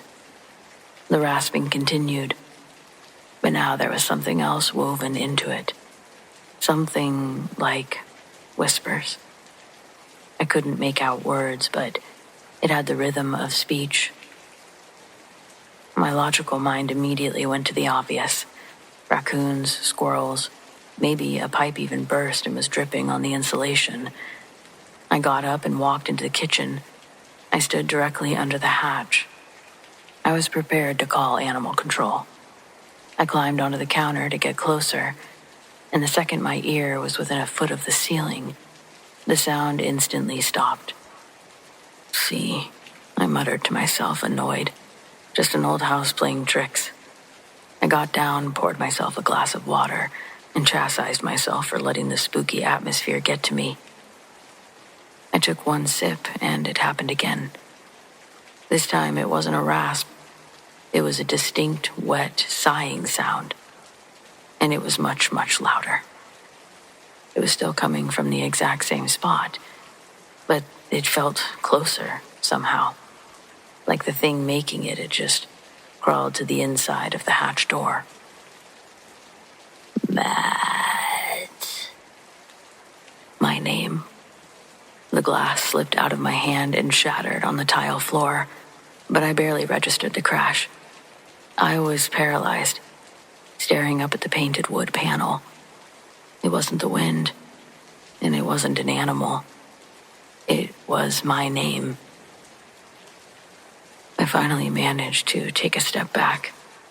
As I did, a sound erupted from the crawl space, and it sent a spike of pure, raw terror through me. It was a single, high-pitched, childlike scream. It wasn't joyous. It was malicious. It echoed in the empty space above.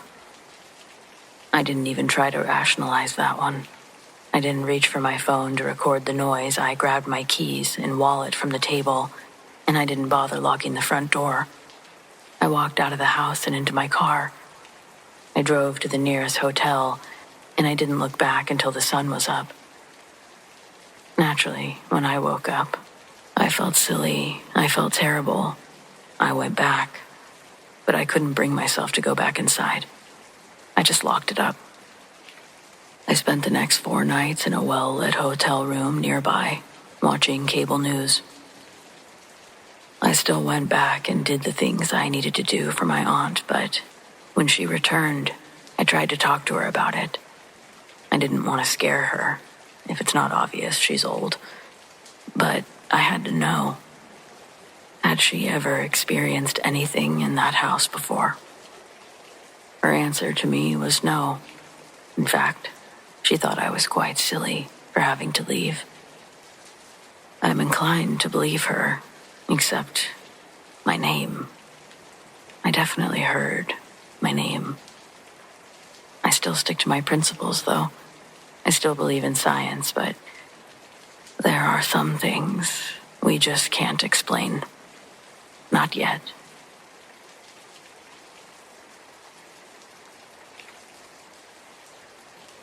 I've been a night nurse in critical care for 6 years. If you work nights long enough, you know the unit develops a personality. Not haunted in the movie sense, just a place that hums and groans and teaches you when something feels off before the monitors ever tell you. Our ICU has 18 beds. Bed 12 is at the end of my side, closest to the exit. Its curtain is different, thicker, heavier. It doesn't sway when the air kicks on. It just hangs there still. The first night it happened was nothing special. Bed 12 was empty after a transfer. Curtains stay open when a room's empty. But when I came by at around 2 a.m., they were closed. I called out thinking housekeeping had gone in. No answer. I pulled the curtain back and I felt resistance, like pulling against a person. For a split second, I swore I brushed someone's chest, but the bed was empty. I let go and the curtain shivered, like someone had shifted weight. I told myself it was airflow. I opened it, walked away. 10 minutes later, it was closed again. No one near it. This time when I pulled it, I felt something colder than the rest of the unit. A draft, but thick. And that brush again, like air exhaling against my fingers. I kept it to myself. You don't announce a ghost on night 1. The next night it happened again. That's when Cheryl, my tech, caught me staring and said, "Oh, 12. Mr. H used to close it every night. Said the shadow man didn't like eyes." Mr. H had died in that bed 2 weeks earlier. Delirium, I told myself. ICU psychosis. The mind breaking under lights, steroids, no sleep. But I didn't like how easily she'd said it. Night 3, we filled 12 again. A man in his 60s, pneumonia, weak, restless. Around 3 a.m., he grabbed my wrist and whispered, "He's back." His eyes were on the curtain that I'd pulled halfway closed to block the hall light. I opened it fully to reassure him. The room seemed to shrink, monitors muffling like we'd shut a door. His oxygen dipped. When I let the curtain fall back halfway, his numbers went up again. Coincidence, I told myself. Later, I found the curtain tied shut in a neat nurse's knot. Nobody claimed it. Maybe I did it on autopilot, but my gut said otherwise. At 5, his vitals crashed. We prepped to intubate. The only problem was the curtain. When I tried to move it, it wouldn't budge, like someone braced it from the other side. I yanked hard, and it pressed back into me, cold as ice through fabric. "Help me with the curtain," I muttered. Cheryl grabbed another section. Together we pulled until it finally gave way, sliding heavy and reluctant. We didn't talk about it. The doc intubated. The patient stabilized. The next morning, after shift change, I went back for a pen that I'd left. The curtain was closed again. Tie pulled tight from the inside. The space behind was frigid, almost airless. There were faint gray streak marks on the tile, like the fabric had been dragged. I didn't mention it. Too many things like this, you become that nurse. Don't want to talk too much, cause too many problems. A week after that incident, Mr. H's wife stopped by with a thank you card. She patted 12's curtain and said, "He kept saying a man stood in there. I asked what he wanted. He told me, privacy." Not silly, I thought. Not even close. Now, when the unit gets loud, 12 goes quiet. Step inside that curtain and the chaos drops to a hush, like being underwater. Suppressive, heavy. It isn't evil, more like territorial, like the room remembers the last breaths that left it. I've made peace with it. I never yank 12's curtain. I just ease it aside, like slipping past someone in a crowded hall. I tie it open at the end of my shift, though sometimes by morning it's drawn again. New grads don't notice at first, but they will. Everyone does. And when they ask, I'll give them the practical answer. Old track, weird vent. Don't worry about it. But I'll also teach them the right way to move it. Steady, respectful. And I'll watch their faces when they hear that momentary hush, the sound of something unseen pressing around their ribs. Because I've also learned that some places on the unit belong more to the leaving than the living. And in ours, it's a heavy curtain that never wants to stay open.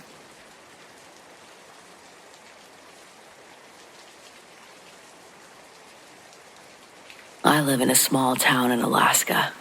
And when I say small, I'm talking a place that you can only get to by boat or plane. One road in, one road out. Winter starts in October and ends in May. You don't lock your doors because of crime. You lock them so wildlife doesn't wander in. And yes, we have internet.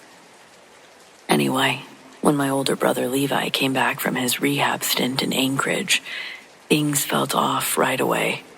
Not just with him, though he was quieter than usual, but also with the thing that he'd brought home with him. A dirty porcelain doll with a cracked face and tangled red yarn hair. He said he found it near the edge of the rehab center's property, half buried under the snow by a stump.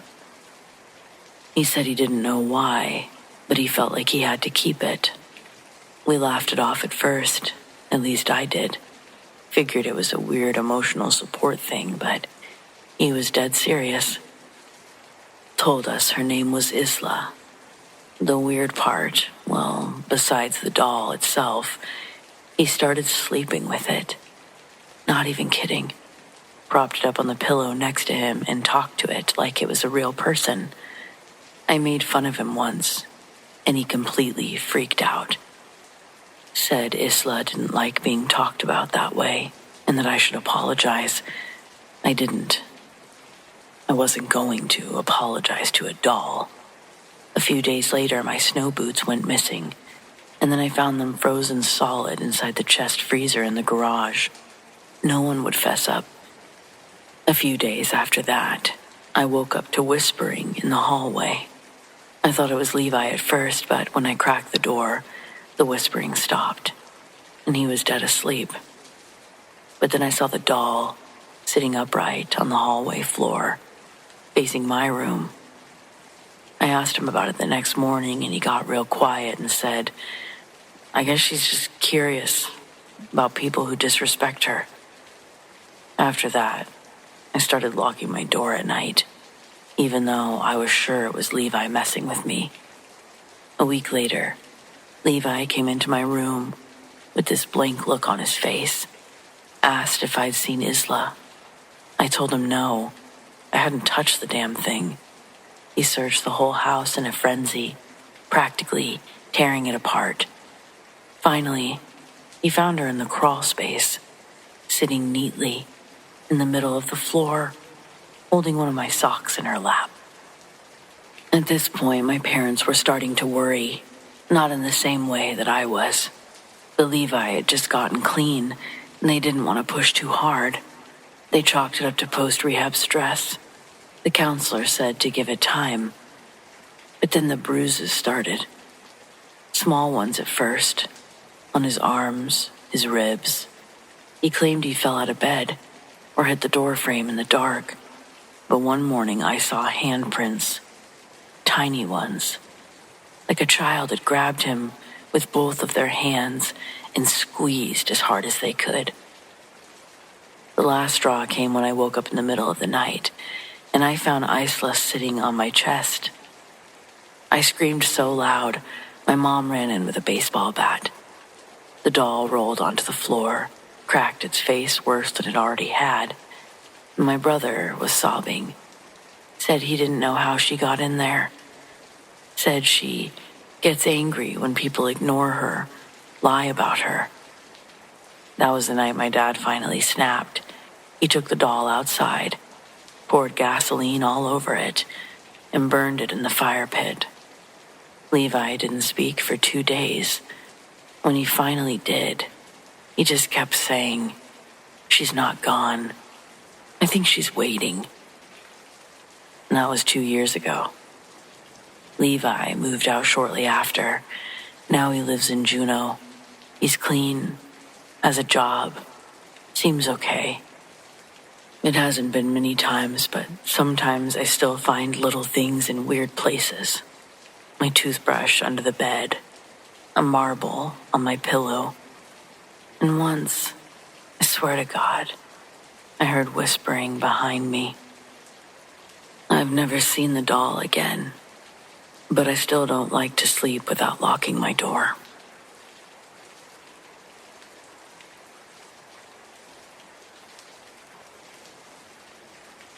I've been driving rigs going on 22 years, mostly timber hauls and mountain work. I've seen a lot of strange stuff in that time for sure. Lights in the sky, animals that don't quite look right, even a guy walking barefoot in a blizzard like it didn't bother him. But nothing has ever messed with me the way that this did. This was maybe 8 or 9 winters ago, hauling a loaded flatbed through the northern Washington mountains. It had just started to snow heavy as I came off a private cut road, and I was headed down a steep, winding grade. I pulled off onto a wide shoulder to throw on chains before hitting the switchbacks. I was out there alone, no radio chatter, no taillights ahead or behind, just me and the trees. About halfway through chaining the tires, I got that feeling. You know the one, when the air feels wrong, still but heavy. Then the hair on my arm stood up and I swear I could hear nothing. No winds, no birds, not even my own engine ticking as it cooled. Just quiet. I stood up and looked around, and that's when I saw something. Across the road, up on the snow-covered embankment, had to be 15 or 20 feet high. Something was standing there. Tall, broad, darker than the trees behind it. I couldn't make out a face, just the outline of a massive figure, with shoulders as wide as the front of my cab. At first I thought maybe it was a bear, until it jumped, and I considered the season. But its jump, one clean motion, it dropped from the top of the embankment to the road below like it weighed nothing. Then with another jump cleared the opposite bank and vanished into the woods. No sound, just gone. For a second I was frozen. I didn't finish chaining the last tire. I just climbed back into the cab, locked the doors, and drove slow the rest of the way down the mountain with the chain slapping the pavement. I didn't stop again until I was 2 counties away and the snow had turned to rain. To this day, I don't know what I saw. I try not to talk about it much because people just call it Bigfoot and laugh. But I've seen bears. I've seen elk, moose, mountain lions. This wasn't one of those. And if you ask me, whatever it was didn't want to be seen until it did. And that's the part that still gets me. Did it see me? Did it want me to see it? I don't know.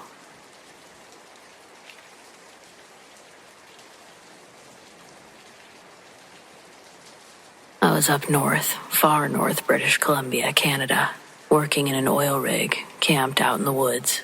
I was working as a cook. I went out one afternoon for a smoke on the back deck. It was about 2 o'clock in the afternoon, and it was really quiet, still winter day. It was snowing, those kind of big snowflakes, the ones that make it look like everything's moving in slow motion. So as I was standing there smoking, just staring off into the distance, not looking at anything in particular, looking left, right, up and down, whatever, I felt something looking at me. And then I looked straight ahead. About 30 or less feet in front of me was the tree line of the forest, and directly in front of me, in between two trees, I see the most gigantic wolf I've ever seen. This thing was sitting, looking like it was the size of a man standing. It was massive, sitting there, and just staring right at me. We locked eyes, and then I looked away for a split second. I looked back, and it was gone. I don't know. It gave me the weirdest feeling, though. It was definitely looking at me like, hey, I see you. I could eat you, but I won't, and disappeared.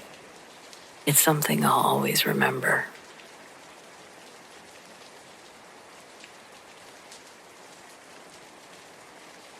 In the Gulf of Alaska, I've seen some shit, but one of the most terror-inspiring things I've seen are what can happen with some of those loose logs from a logging trade.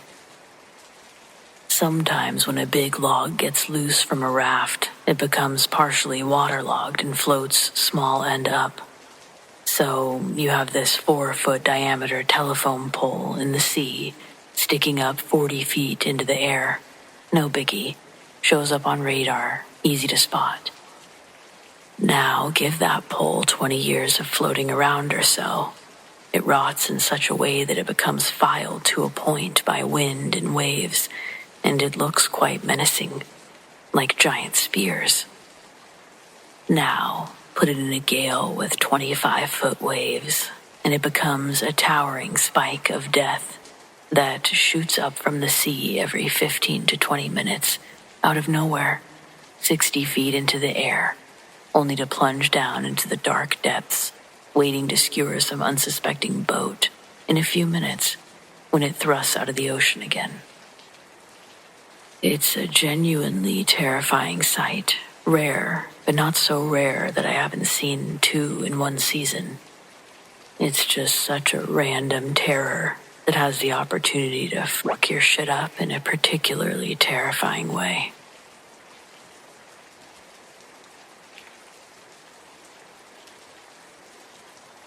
My job should be simple.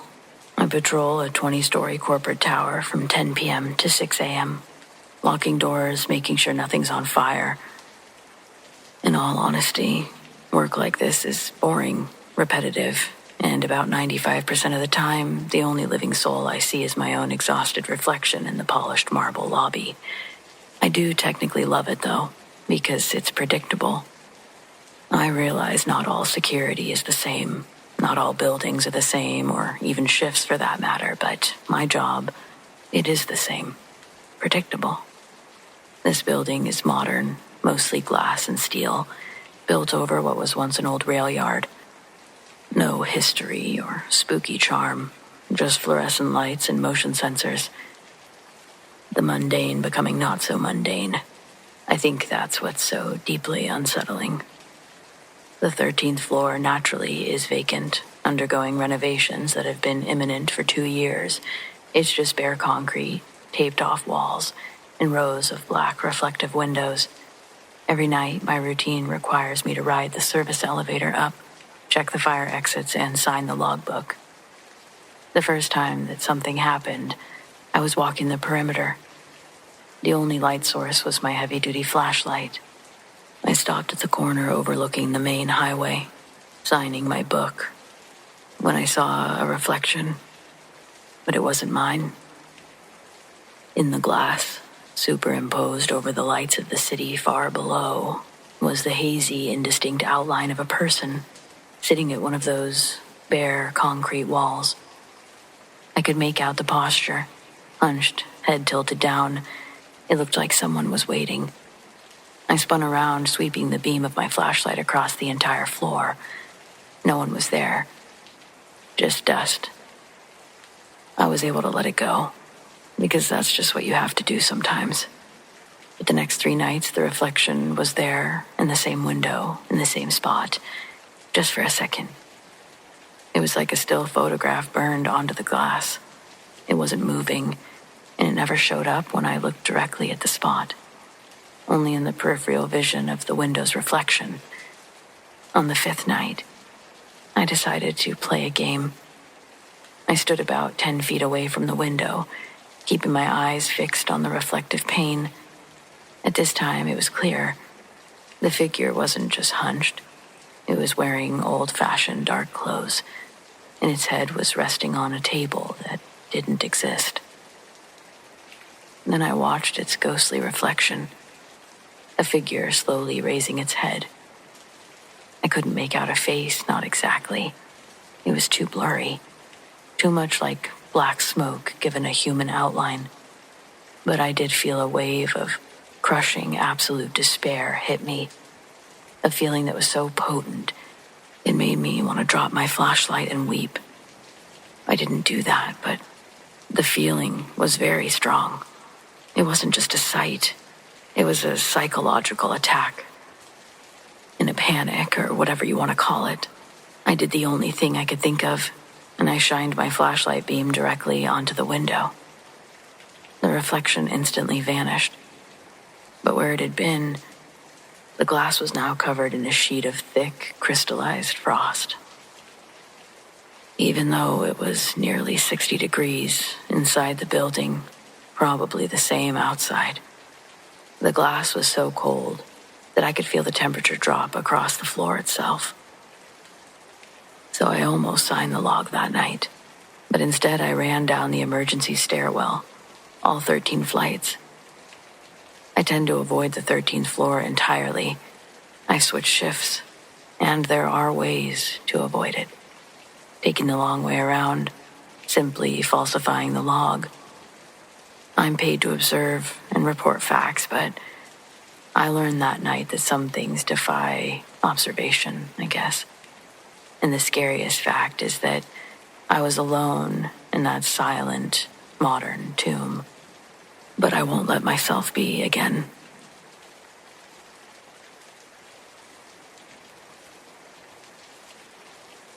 When I was in 11th grade, I was dating a girl named Gigi. Our families didn't really care much for our lesbian relationship. And one night, her family situation became physically abusive, and she called my house from a payphone. It was 2 a.m. My dad answered. The only reason he'd woken me up is because Gigi sounded so upset on the phone. He might have thought that she was going to dump me or something. Regardless, he hands over the phone and she explains what happened. She tells me what street she's on, and I tell her that I'll come pick her up.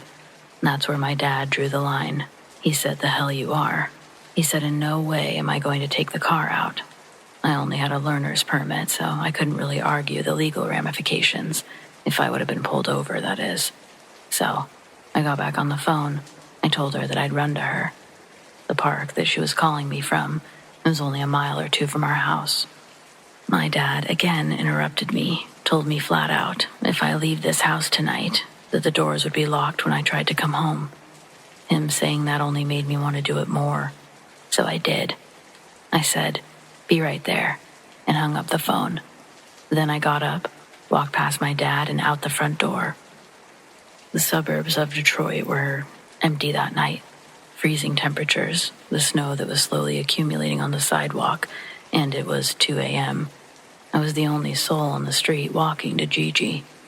When I got to her, she'd taken shelter inside the phone booth. Temperatures were only going to get colder as the night progressed. I suggested that we use one of the many vacant houses to get out of the conditions for the night. We found a boarded-up Rambler and entered through the back door.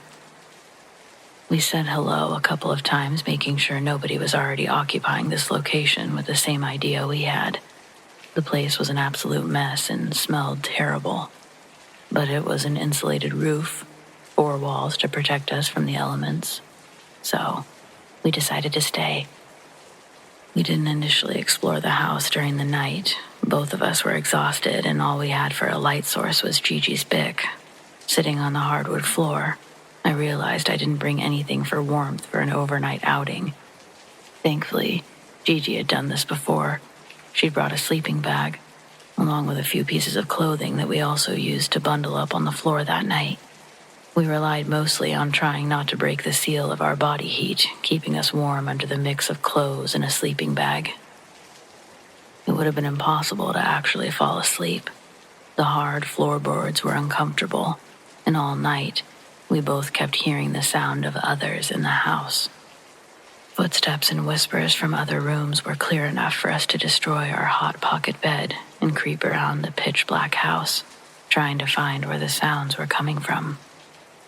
Each time we thought we were getting close, the voices would sound like they were coming from another room. We poked our head into each room to confirm nobody or no animal was there. Then, we got back into our cocoon and tried to warm up again. A few minutes later, the sound started again. But this time, there were footsteps walking in the room we were laying in. Both of us just tucked our heads under the sleeping bag and hid, trembling together as the heavy steps walked past us. Back and forth. Then it would stop again.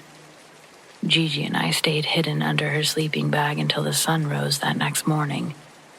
As soon as there was light in the house, the sound stopped. Gigi and I got up and rechecked the rooms now that there was visibility once again, but we don't find anyone in any of the other rooms.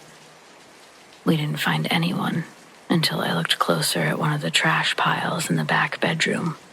There, reaching out from the bottom of this heap of trash, was a thin, decomposing arm.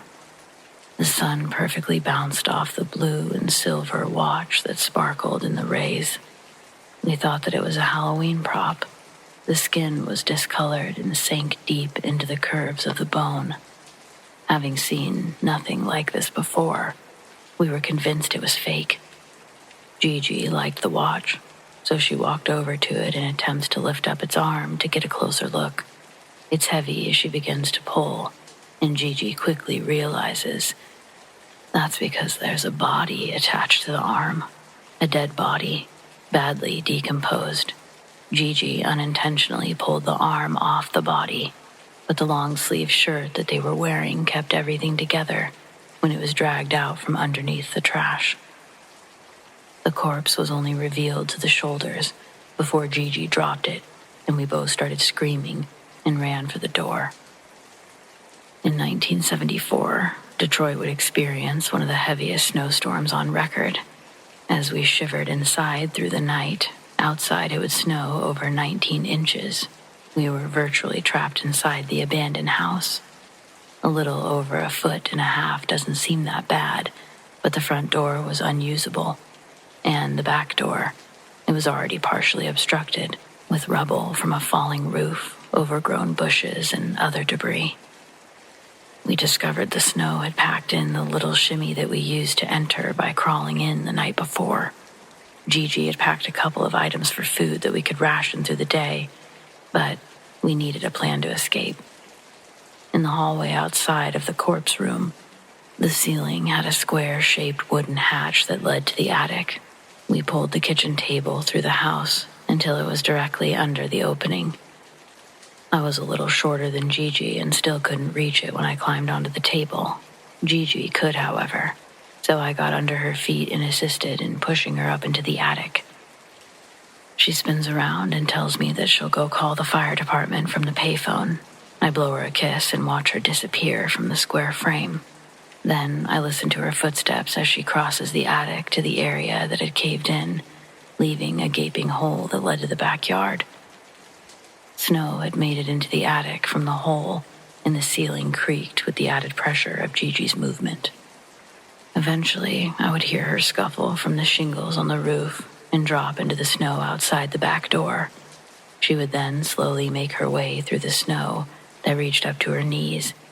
She'd barely prepared for an overnight stay, but Gigi definitely didn't plan on walking miles through deep freezing snow with her thin bell-bottom jeans. Those were in no way protecting her from the cold. They were instantly wet, making each step feel like needles against her legs until they went numb. It was close to 5 a.m, but with the thick clouds hanging above, the sun couldn't break through. The streets were still empty due to the record amount of snow that had fallen. Nobody in their right mind was going anywhere that day.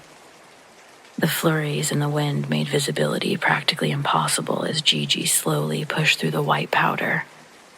While Gigi's gone, I sit on our sleeping bag nest and color in one of her notepads. trying to distract myself from the fact that I'm trapped alone in a condemned house with a corpse. Soon, I hear crunching and cracking moving about in the attic. I'm hoping Gigi's come back, but there's something deep in my soul that's telling me it hasn't been nearly enough time for Gigi to have made it to a payphone and back. Maybe she'd abandoned her mission. The conditions were too harsh and she was forced to turn around. But as I listened, the noises above my head, whoever was in the attic, they'd started running back and forth. You could tell where the snow had stopped its intrusion because the steps would have been louder on the wood as it was unbuffed by the snow. Moving left to right, the steps remained fast, but the crunch of snow became more and more present, back and forth, back and forth. Now I'm really praying that what I'm hearing might possibly be Gigi. I stood up and I walked over to the square frame that looks up into the attic. The footsteps continued, and they only stopped after I shouted out, "Gigi?" Then, the house becomes completely quiet again. The only thing I can hear is my heartbeat in my ears. I thought I was going to have my first anxiety attack. I walked back, sat on the sleeping bag to resume my coloring, but almost as soon as my pencil hit the notebook, a click echoes off the wall. In my peripheral vision, I see a door at the end of the hallway pop open a crack.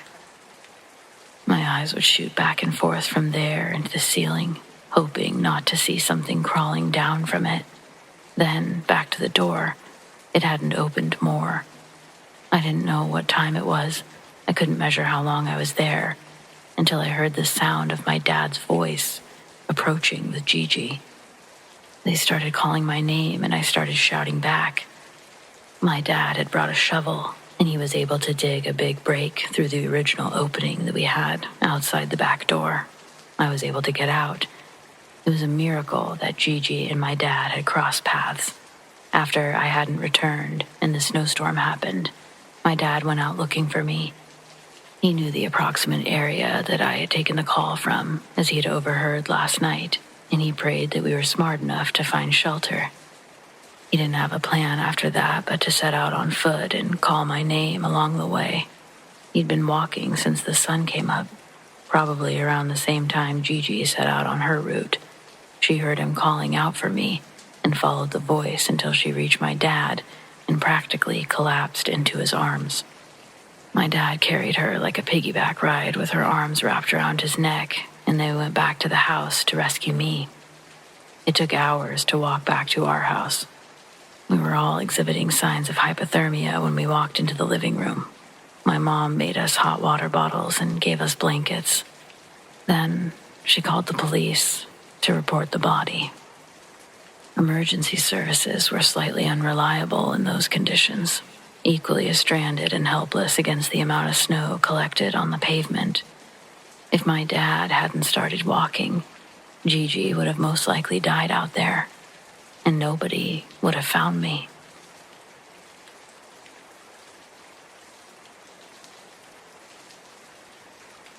I'm sure I'm not unique in that I sleep with the TV on. I always have, just low enough for background noise. I live alone and silence makes me spiral, so the soft flicker of light and sound, it's always helped me sleep.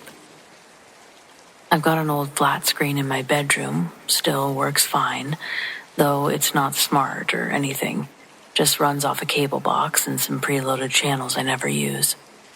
About a month ago, I woke up in the middle of the night and the TV was on static, full screen, gray and fuzzy. It's the sort of thing that hasn't really been a thing since analog went out.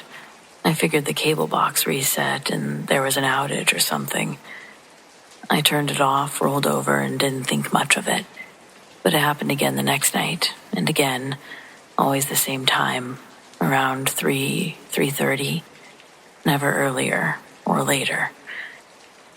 Obviously, I just thought this was a software, hardware issue.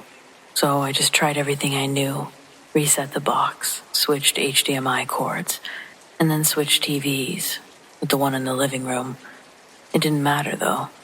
The static kept coming back. And then about a week in, I noticed something, I guess, in the static. It wasn't clear at first, just a faint shift in the snow, like some of the fuzz was moving differently than the rest. I stared at it for too long enough to feel ridiculous, like I was tricking myself. But then something moved.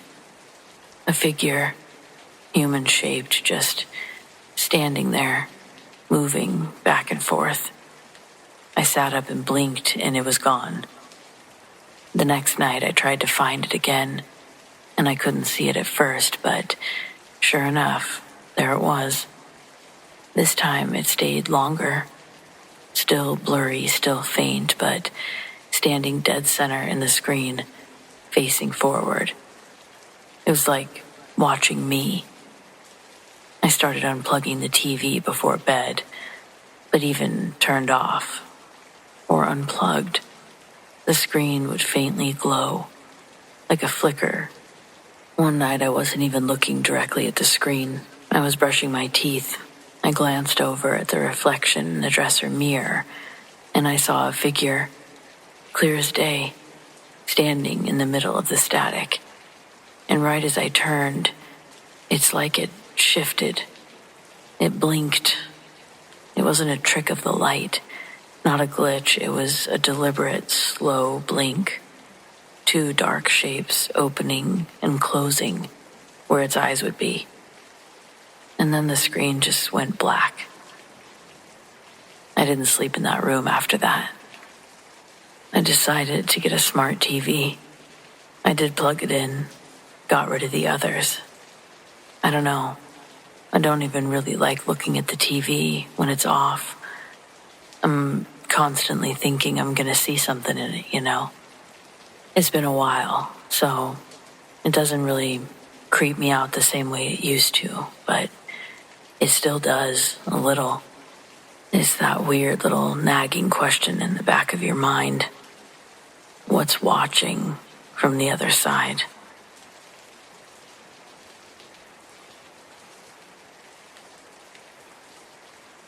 I used to do wildlife research up in northern Minnesota, mostly trail cam work. One winter, I was out alone for a few days, checking cameras deep in the woods. Snow was heavy, no other hikers or hunters that time of year, which usually made it peaceful, quiet. But one night around 2 a.m., I woke up to crunching in the snow outside my tent.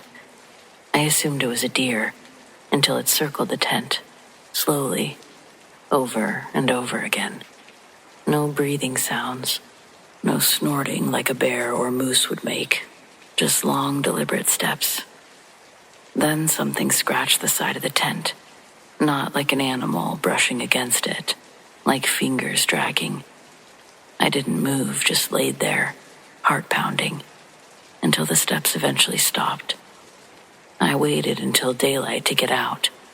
I found no prints, just long drag marks in the snow, leading in circles around my tent before vanishing into the woods.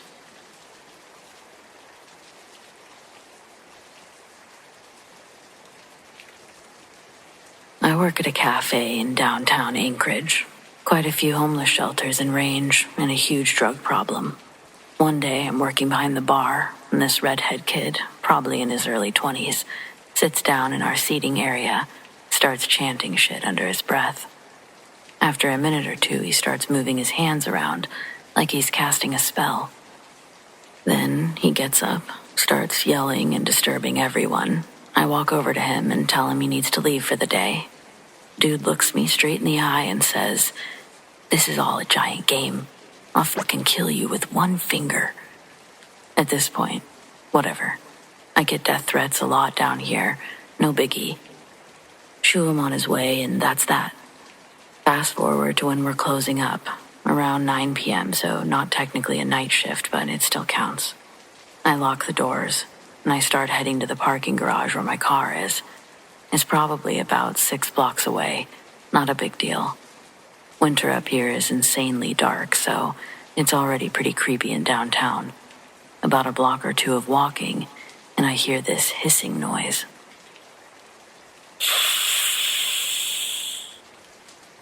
I freak the fuck out because I can't see anyone around.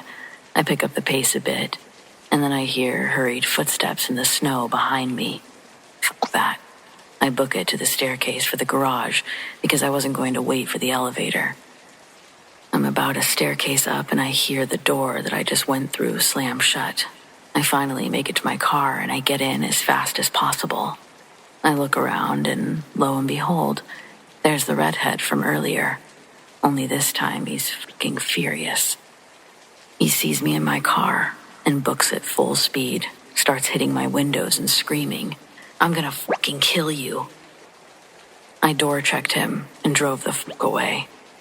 I called the cops the next morning and they found the dude. Apparently he thinks he's in the Illuminati and completely corroborated my story to the police. Small jail time and 1 restraining order later. Never seen him again since. Shit like this happens a lot.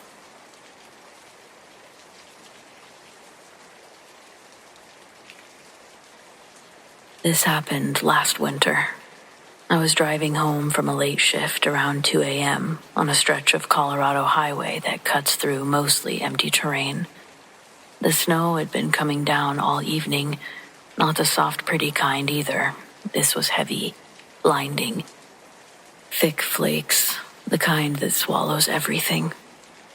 Visibility was garbage, but I didn't want to spend the night at work. I just wanted my bed. I knew the road. I'd driven it tired before and in worse weather. That kind of false confidence is probably what got me into trouble. It happened so fast. 1 second I was doing maybe 45, radio low, eyes on the dark edge of the road, and the next, the back of the car kicked out from under me. I didn't even register the ice until it was too late. I spun once, maybe twice. Everything blurred. I remember the scream of the tires and then the weightless, floaty feeling as the car left the shoulder. I went down an embankment. There was a hard impact, and then a roll, and then another. When everything finally stopped, the silence is violent. I was upside down, still strapped in, my arms hanging, head pressed against the ceiling. The world was sideways. Broken glass sparkling all around me in the light from the dome bulb, which was flickering like it couldn't decide if it wanted to stay alive or not. I didn't move right away. I think I was in shock. I kept blinking, trying to understand what I was seeing. The snow outside had this soft blue glow, but inside the car, everything was shadows and pain. And then the panic hit. I started checking my arms, legs, ribs, head. Nothing was broken, but my left leg was pinned at a weird angle between the center console and the dash. It felt like it was on fire. My chest hurt from the seatbelt, and I had blood in my mouth from biting my tongue. I tried the horn and nothing. Radio dead. I reached for where I thought my phone had been, but it was gone, somewhere in the mess. Or maybe it flew out during the roll. I remember swearing under my breath over and over, trying not to scream. And then the realization, no one saw me crash. It hit like a weight. There was no traffic, no streetlights, just darkness, snow, silence. I was off the road enough that unless someone literally stopped and looked down the embankment, they wouldn't see the car. And snow was surely already starting to fill in the tire tracks. I yelled anyway, just out of instinct. My voice sounded so small, dead on the snow. I started trying to twist free. The seatbelt had locked tight and I couldn't reach the release without making the pain in my legs spike. I grabbed onto the ceiling and pulled until I could get enough leverage to unclip. I dropped hard onto the roof. From there, it was a blur of pain and desperation. I reached into the back, digging under junk until I found a tire iron. I used it to smash out the passenger side window, to crawl through. It took 3 tries, and the sound, it hurt. Everything hurt. cold air rushed in, snowflakes swirling in like they'd been waiting for an invitation from me. I crawled out, dragging my leg behind me. My heart was pounding. The slope was steep, and the snow made everything slick. It took everything I had to get up to that highway. When I finally reached the edge of the road, I just collapsed on the shoulder, half buried in the drift. I remember watching the road and thinking, this is where I die, on the side of a road that I've driven 100 times. Then a pair of headlights. A car slowed.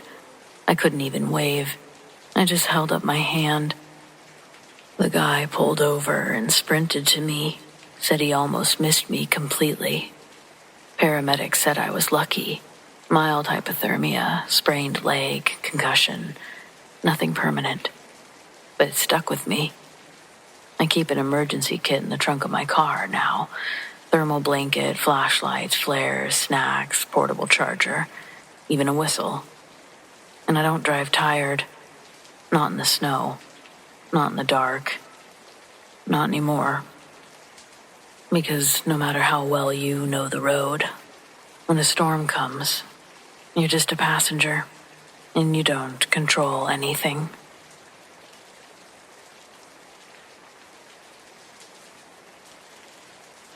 I've always loved the quiet of the off-season. Most people visit Vail in the dead of winter or during the spring slush. But the shoulder season, right after the first serious snow hits, but before the resorts officially open, that's when you can breathe. And that's when my friend Ethan and I, the mountain's two most reluctant maintenance techs, earned our hazard pay. We were bunkered down in the main lodge at the top of the glacier's edge lift, the highest point on the mountain. Outside, a blizzard had blown up the valley floor and swallowed the peaks whole. Visibility was maybe 10 feet. If something went wrong up here, you were waiting for morning. No one was coming for you. Ethan had already cracked a beer and was engrossed in a terrible movie on his laptop. I was supposed to be doing a final check on the primary lift terminals, but honestly, the wind was rattling the windows so hard, I just wanted to verify everything was secure and call it a night. I stepped onto the observation deck overlooking the loading area. The wind was roaring like a freight train, and snow was flying horizontally. I flipped on the powerful spotlight that illuminated the first 100 yards of the lift, and that's when I saw a figure sitting on chair 14. I remember rubbing the sleep out of my eyes and asking Ethan if they sent up a test dummy. What? Ethan grunted but didn't look up. No, everything got hauled down last week. Why? There's something on chair 14, I said, pointing. Ethan finally hauled himself over. He squinted into the light, which struggled against the sheer volume of the storm. You're right. Looks like a person. The figure was slumped forward, motionless, its back to us. It wore bulky old-school gear, a faded blue jacket and a thick knit hat, the type that you saw in pictures from the 70s. The whole thing was dusted white, crusted over like an ice sculpture. If it's a person, they're not okay. It must be snow. A drift formed. The wind packed it into the chair. Yeah, packed snow, Ethan agreed. But why just chair 14? Why does it have legs? It was a good point. I tried to rationalize it. The wind was swirling strangely. Maybe some debris had landed just right, or maybe it was the storm causing us to see things that weren't there. All right. I better just check. I went inside to grab my travel light. When I turned to go back, there was nothing in chair 14. It was empty. Well, I'll just go check around then. And so I did. There was nothing there. Only my footsteps around. The snow underneath was untouched, and there was nobody in that chair. By the next morning, the blizzard had passed, leaving behind a sky of impossible blue and blinding, pristine snow. The mountain was majestic, silent. My first task was to verify the status of the lift line. I headed back to the deck, flicked the spotlights on, and looked out. Chair 14 was still empty. See? Just stuff. Ethan and I agreed. But then my gaze drifted further down the line past the first tower. Chair 31. Same figure. Slumped, silent, wearing that same faded blue jacket and knit hat. It was exactly the same, only 17 chairs further up the line. "Ethan," I yelled. He joined me, swearing under his breath. That's impossible. If it was snow, it couldn't have moved. If it was a person, they'd be dead. I grabbed the heavy maintenance binoculars. The image snapped into focus. The figure was undeniably a human shape. It seemed to be looking down at the empty slopes. I couldn't see its face. It was facing the other way. But I could see the low slouch of its hat and the thick powder clinging to the hood. I tried to tell myself that there were 2 snow formations, or maybe Ethan's crew hadn't cleared the chairs properly, and a mannequin had been left out. But a different chair, same clothes, same posture. That's just strange. We decided to take a look. What else could we do? We couldn't climb the cables in the ice to investigate. We had procedures and we had jobs, so we just checked. And as we got closer to chair 31, it just disappeared. Whatever was there that we could both see, that we were both walking towards, it wasn't there anymore. We never found anyone on that mountain, and we never saw that figure again.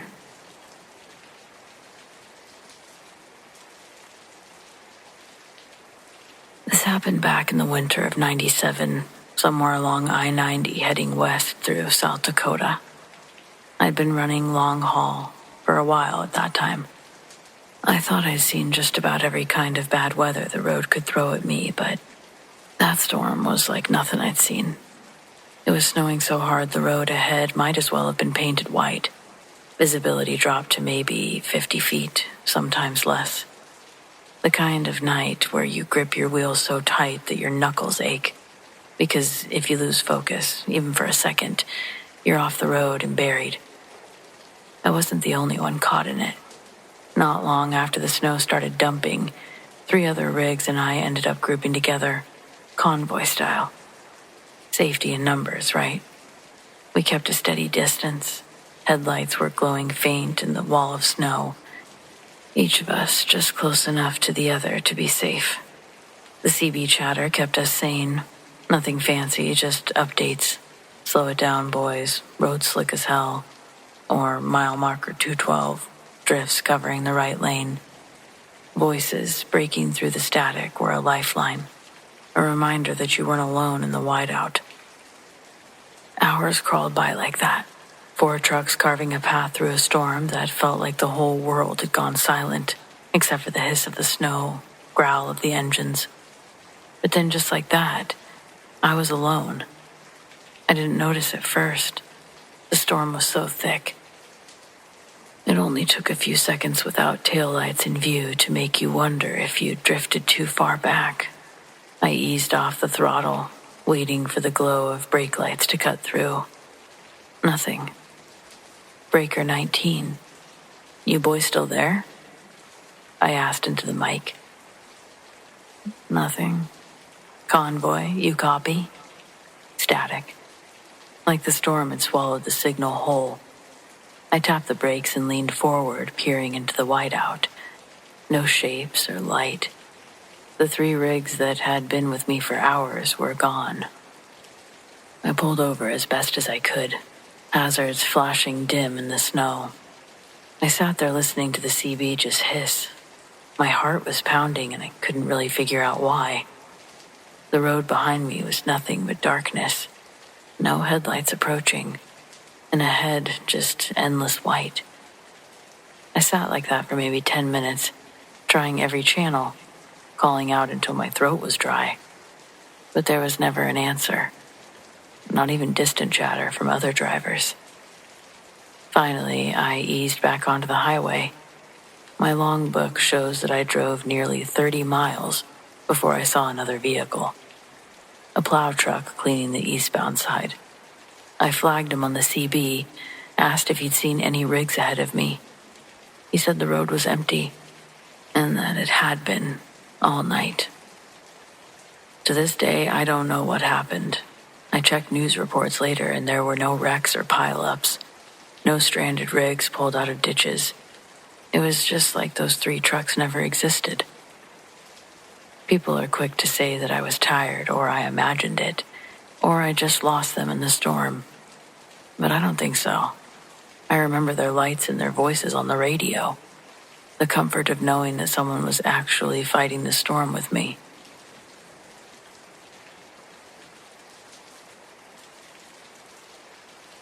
I just saw the strangest thing happen. Thankfully, my husband was driving, so he saw it too. Clear as day. He and I were driving home from the store. We live at a pretty high elevation, and it's been snowing off and on. It's coming down as I'm writing this, but it was only sprinkling lightly while we were driving home. Some accumulation on the grass, things like that. There's a small gravel road behind the grocery store that wraps around to the main street. I was sitting in the passenger seat. We're both looking straight out the window. The winds had been consistently moving the small flakes around, but in front of us, it looks like a focused breeze is swirling a pile of snow. It begins to gather and take the shape of a person walking towards the car. I quietly stared at it in complete disbelief. I thought my eyes had possibly deceived me by mixing the snow on the windshield with the background. But then my husband points to exactly where I'm staring and says, "What's going on over there?" We're about 20 yards away and already driving extra slow. I hate using this as a reference, but I literally can't think of another way to describe what we were watching, other than it looked like when Thanos does that snap thing and turns everyone to dust. It was like that, but reversed, and pure white snow. It was a fully formed, thin, human-shaped figure by the time we approached it. Then, all the snow separated again and fell straight down just before it reached my passenger window. We were both dumbstruck. My husband never lost pace with the 10 miles per hour speed limit on the road. A little further down, we saw another person forming. This one was walking at an angle in a different direction, further down the road. We watched again as gusts of wind blew the snowflakes around to create another human shape, but unique to the first one we saw. This one was taller, had broad shoulders. Then, like the first one, after a few seconds of exiting, becoming whole and walking a short distance, the wind scattered the flakes around, back to the grass. We didn't feel threatened or any impending doom. Uneasy, yes, and maybe if more started collecting around us, my account would be different, but mostly I was like, what the hell is happening over here? I'm a bit angry I had to witness something my mind couldn't process. Does snow stick to ghosts? Could this be paranormal? Because me and my husband, both hands down without a doubt, saw 2 different figures form and disappear in the snow. I can't wait for summer. Last winter, I took a solo job hauling feed up near the Canadian border, cutting through some backcountry roads in northern Montana. A blizzard came in hard and fast. Visibility dropped to next to nothing. I slowed to a crawl and kept my eyes glued to the shoulder markers, what few I could see. About 10 miles from the drop point, my dash camera flickered. Then the cab lights dimmed just for a second, and I noticed a shadow. Something was walking alongside the truck. At first, I thought it was an elk, but this thing was taller than the cab and kept perfect pace, even as I slowed. I couldn't see it fully, just its outline in the snowstorm, long arms that dragged near the ground, and a strange rhythm to its steps, almost like it limped. When I hit a patch of cleared road and picked up speed, it stopped, just stood there in the snow. I swear I saw its head turn and just watch me go, like it wasn't bothered by the cold at all or being left out there.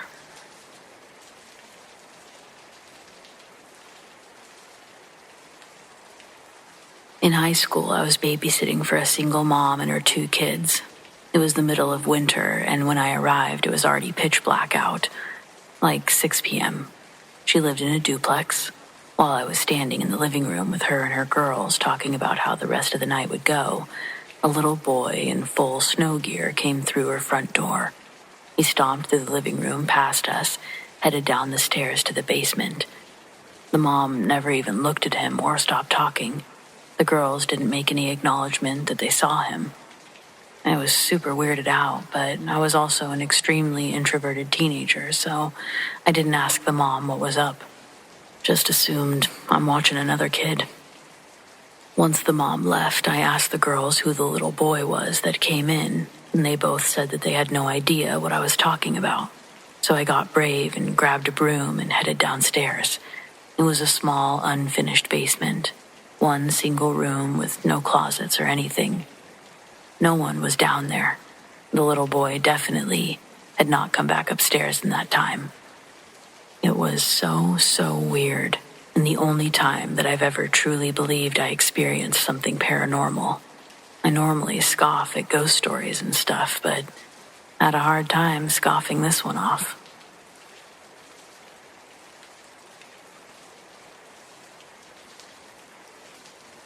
I've heard all the stories about sleep paralysis just being a trick of the mind, the body waking up before the brain, hypnagogic hallucinations, etc. I was always skeptical. Then I moved into my current apartment, a 5th-floor unit in a relatively modern building, and I met the Sentinel. It happened around 3 a.m. I woke up totally alert, but I was completely locked down. I couldn't move my fingers, my toes, or even twitch my mouth to make a sound. Immediately, I felt that deep, primal coldness that doesn't come from temperature, but from pure, unadulterated fear. My bedroom is small, and the door is always left slightly ajar. I strained my eyes against the darkness, and that's when I saw a figure, standing perfectly framed in the doorway. It wasn't a wispy ghost or a sheet. This was a full-blown shadow person. But unlike the typical hooded figure that people describe, this one was massive.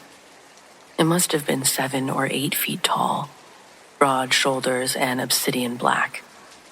It was solid black, absorbing every stray photon in the hallway. It didn't have eyes, but I felt with absolute certainty it was scrutinizing me. It was a presence heavy, ancient, radiating a sort of passive malice. It wasn't angry. It was just watching, guarding. I tried to scream, but the sound was trapped in my chest. I tried to lift my head, but it felt like it was bolted to the mattress. The dread of all of it was crushing. I wasn't afraid of dying. I was afraid of being seen by this thing, or being stuck forever. It stayed there utterly still for what felt like an hour, just a silent black sentinel. Then a car passed outside, and its headlights swept across the wall. In that brief flash of light, the figure didn't vanish. It seemed to retract. It stepped backwards, slowly, deliberately, as if melting into the hallway's natural shadow, until the space where it stood was just a normal dark doorway again. The paralysis instantly broke. I shot up, dripping sweat, and I switched on every light in the apartment. The hallway was, of course, empty. Every time I wake up now, my heart leaps, and I look straight at that doorway, half expecting to see my giant dark watcher waiting again. It hasn't returned in full, but sometimes, late at night, I feel the temperature drop precisely in that doorway, even with the AC off.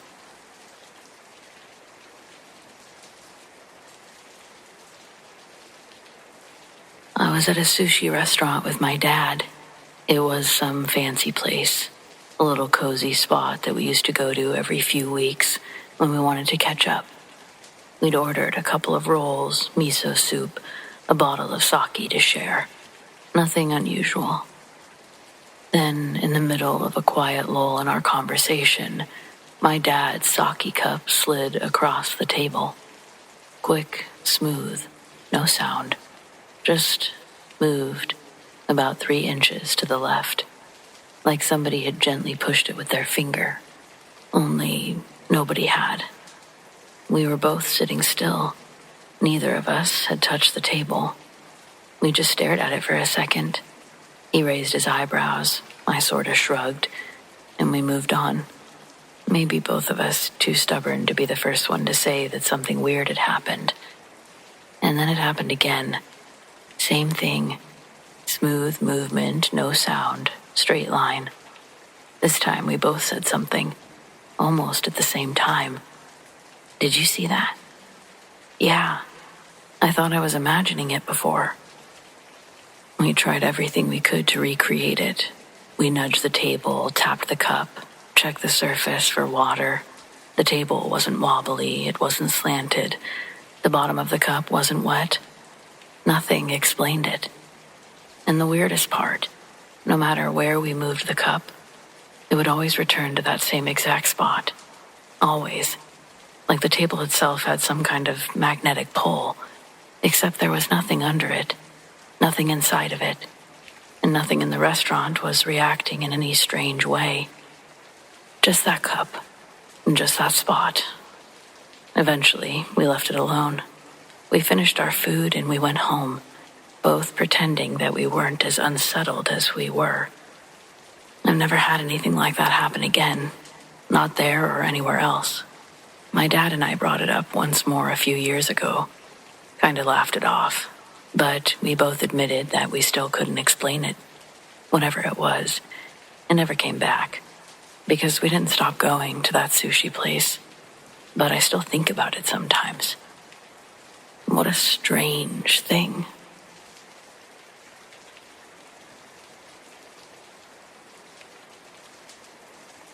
In 2017, my sister, Candace, was murdered during one of her husband's drunken rages. Let's call him Earl. For years, we begged her to leave him, but he was always sorry, and he always convinced her to stay. Then the inevitable happened. It happened on a Thursday night. Oh, he didn't mean to kill her. We knew that he would never do it on purpose. After all, who would cook his dinners, wash his clothes, if not Candace? But then he finally hit her one too many times, and my sister was the one who paid the price. We pay for it too. I'll always feel like we should have done more, but she's the one who will never get to see London or write a book. That's all she really wanted from life. She called me the night it happened. Earl was mad because she cooked a casserole instead of a roast. The dumbest thing. But the fight was supposed to be over by then. When we spoke, he was nodding off in his recliner, and he didn't usually get up again after that. We talked for about 20 minutes before Candace said that she was going to bed, and everything seemed fine when we said goodbye. At 1:42 a.m., I woke up to my mom calling. I thought my dad must have had a heart attack, but no. My sister was dead. A neighbor heard their fight and called the police, but they arrived too late. Earl had fractured her skull, causing her brain to bleed, and she passed away en route to the hospital. I did not handle it well. We were only 2 years apart, so we grew up as best friends. We told each other everything, did everything together, and then she was just gone. It's not much consolation given the price, but for what it's worth, Earl got life in prison. I spiraled into a deep depression. If not for my partner, I don't think I would have survived the first week. The funeral was particularly difficult. I couldn't stop crying, and I didn't want to live anymore. I couldn't eat or sleep. That night, I laid in bed trying to sob quietly so as to not wake my partner. And I thought, this sounds crazy, but I tried to summon my sister. As kids, we would say that we were as close as twins and try to summon each other with our minds. We actually convinced ourselves that it worked a few times, but we hadn't done it since we were little. I don't really know how to describe exactly what I did. I've never been so desperate for something in my life. I reached out with my very soul, and I begged the universe to let me know Candace was okay, that somewhere, somehow, in some form, she still existed. And it was that exact moment that a glowing white orb came through the wall and hovered above the foot of my bed. I thought I must have been dreaming and woke my partner, but once they saw it too, I started bawling in earnest. It was really her. She only stayed with us for a minute before floating back through the wall, and we never saw her again. But that's what allowed me to finally begin some semblance of healing. I was worried that a shared dream theory would bother me later, so I used my fingernail to scratch a small C into the nightstand before going to sleep. Now, every time I feel overwhelmed with grief, I look at it and feel comforted, knowing I'll see her again one day. There's nothing worse than losing someone you love. Life is so short. Please don't take each other for granted. You truly never know when you might be sharing your final conversation.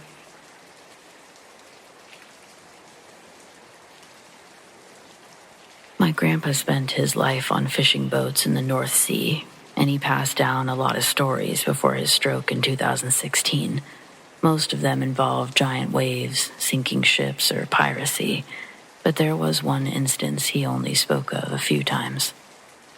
If you aren't familiar with the North Sea, it's among the most dangerous bodies of water in the world.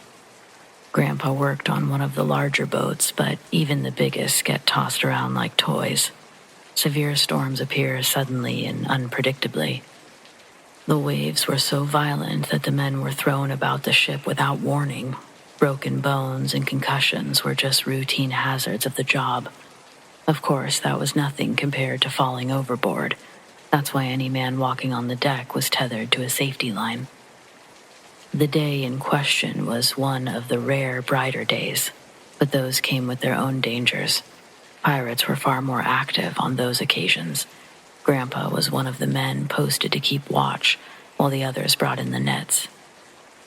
These giant nets were lifted with a crane and capable of supporting more than 1,000 pounds, so we're talking durable stuff here. But this time, it only rose a few feet before coming to a grinding halt. Grandpa had a better view from his position, but even he could only see the line disappearing beneath the surface. The crane was under too much strain and quickly switched off, but the awful grinding noise didn't stop. Next, the line suddenly went slack. The net was rising again, but only for a second. It then went tight with great force and seemed to be pulled out to sea. The ship was dragged behind it for a short distance before the line fell slack again. While most of the crew were distracted with bringing in the net, my grandpa and 2 others were still watching the water. They saw a giant ripple appear. It was more than 3 times the length of the boat as something began rising to the surface. Grandpa thought that he was about to see some kind of military submarine, but instead, it was a fishtail, half the size of a blue whale. Not that you typically see blue whales in the North Sea, but it's supposed to be the largest creature in the world. Yet here was something that had an equally as large of a tail, possibly bigger. Only the finned part emerged, and it quickly disappeared again with a hard slap that sent a dangerous wave crashing into the side of the ship. You never want a wave to hit you from the side. They're lucky it didn't take them down, but it did knock Grandpa from his post. If not for the safety line, I would have probably never been born. When order was finally restored, the empty net was pulled back onto the boat. Something had ripped it apart. The ends hadn't been cut or chewed through. They had been pulled apart by brute force. Men who spend their lives at sea tend to be a superstitious bunch, and these guys were no different. By the time they learned what Grandpa and the other two witnessed, they were all ready to sail back to port, even though they had 3 weeks left on the hitch. I guess a lot of people would find a new profession, but there weren't a lot of job opportunities in my family's area, so my grandfather spent another 30 years at sea before finally retiring. It was a common lifestyle where they were from. My dad moved to the U.S. for college, where he met my mother, and we've been in Illinois ever since. I don't put much stock into ghosts or monsters, but we don't know what the hell might be out there in the oceans. I don't play when it comes to that stuff.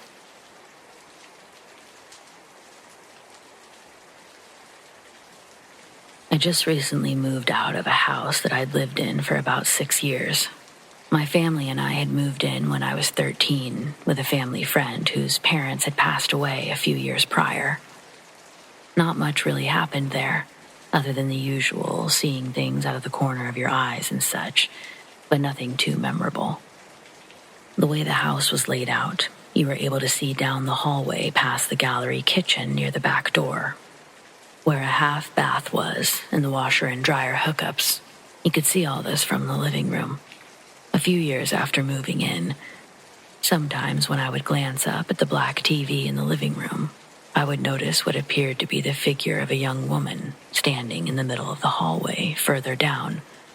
It was just the outline of a woman standing there still, and what looked to be long black hair falling down her shoulders. Most of her was black, so you couldn't make out facial details or anything. At first, I'd find myself staring at it, and then turning around to look down the hallway, only to find nothing. Every time I'd look back at the TV, it was still there. Countless times I'd search the area, trying to find a reasonable explanation as to what I was seeing. Maybe coats or clothes, or maybe just the way the shadow would be casted. But nothing. I would look back up, and she was still there. After some time, I became desensitized to it. She never moved, never made noise. She just stood there. So knowing that there was no danger that came from her, I simply ignored any time I saw her. My parents never mentioned seeing anything, so I thought once we'd all moved out that maybe my mind was just playing tricks on me back then. I started dating my now boyfriend a few months before we moved, so he'd come around the house plenty of times and even spent the night once before. Today, me and him were sharing some of our ghost stories from our childhood. I started to mention this story, but I didn't even get to the part of the TV yet when he cut me off. He started to get really freaked out, saying that one night he'd gotten up to go get his soda from the kitchen to bring back to my room. He further explained that once he went to grab the soda, he immediately felt like he was being watched. When he glanced up, he noticed something in the TV. I started shaking. I almost got emotional, knowing that I wasn't the only one to have seen it. He described everything about her that I could make out, but he said he was closer to her than I ever was, that he could only make out the figure from over his shoulder. He'd only seen her that one time, but it was baffling to me to realize that I wasn't the only one. I called my dad, asked if he'd ever seen it, and he said no. But he did say that he would sometimes see someone walking around the house occasionally, but never anyone back there. As of right now, we're the only two who have ever seen it, which makes this encounter even weirder to me. No explanation to this day. It really makes me wonder what it may have been. A coworker trauma dumped pretty hard on me today. It came out of nowhere and I navigated it well. I pride myself on holding a good poker face.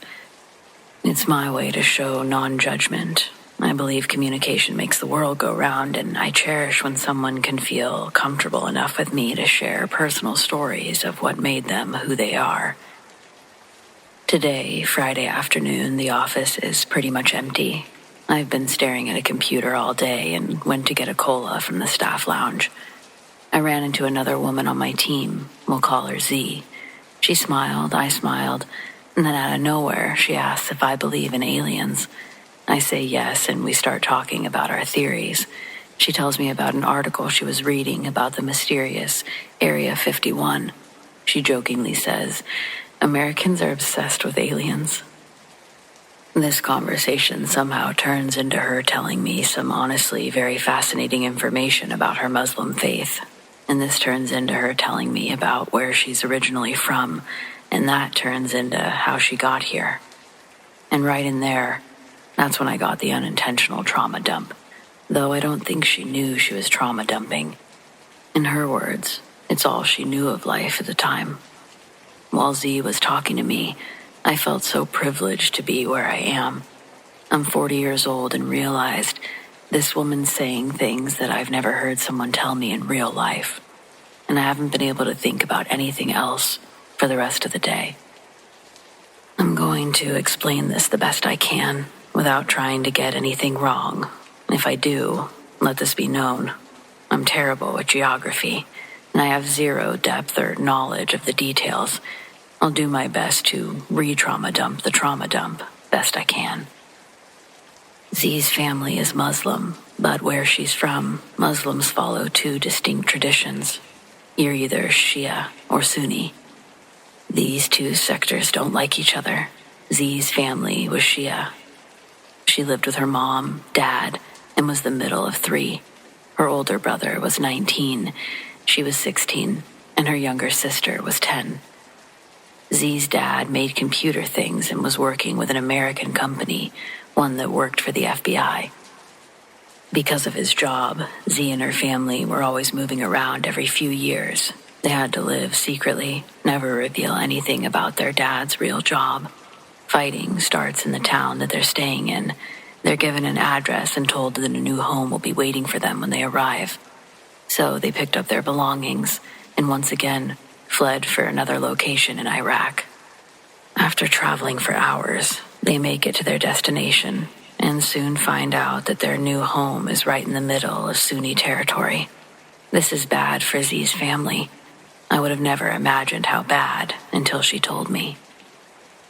So this next part, it's important if you believe in the paranormal, supernatural stuff. I do. But if you don't, this part might not be significant for you. Personally, I was unable to control my jaw almost touching the floor. Z's at the part about her family moving into rival territory, and she asks me if I believe in ghosts. I do, I guess. Never seen one, but I have enough friends with random stories here and there that it would almost be disrespectful to them if I flat out said no. She says they're called jinn there. Her family's house had several, and they primarily tormented the children. Z thinks that they fed off of their fear, that they grew stronger during the months that they had to stay while the Americans tried to find them another location. Most of the days the family spent their time indoors and rarely interacted with the neighbors. There was a constant looming unease that their identities would be discovered. The jinn made themselves known to Z's younger sister Nala first. She was woken up in the middle of the night to the sound of a dog's whimpering. But the family didn't own any animals, and only she heard it. Alone, Nala would go searching for the source. Leaving her room, she walked into the hall believing the dog noises were coming from somewhere down on the first floor. She walks down a long stone hallway towards the stairs, all while the dog's high-pitched yelps are echoing around her.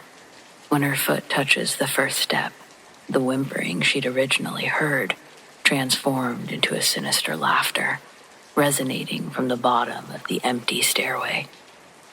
Then the laughter abruptly stopped, and Nala stood silent, frozen, at the top of the stairs, trying to make sense of it.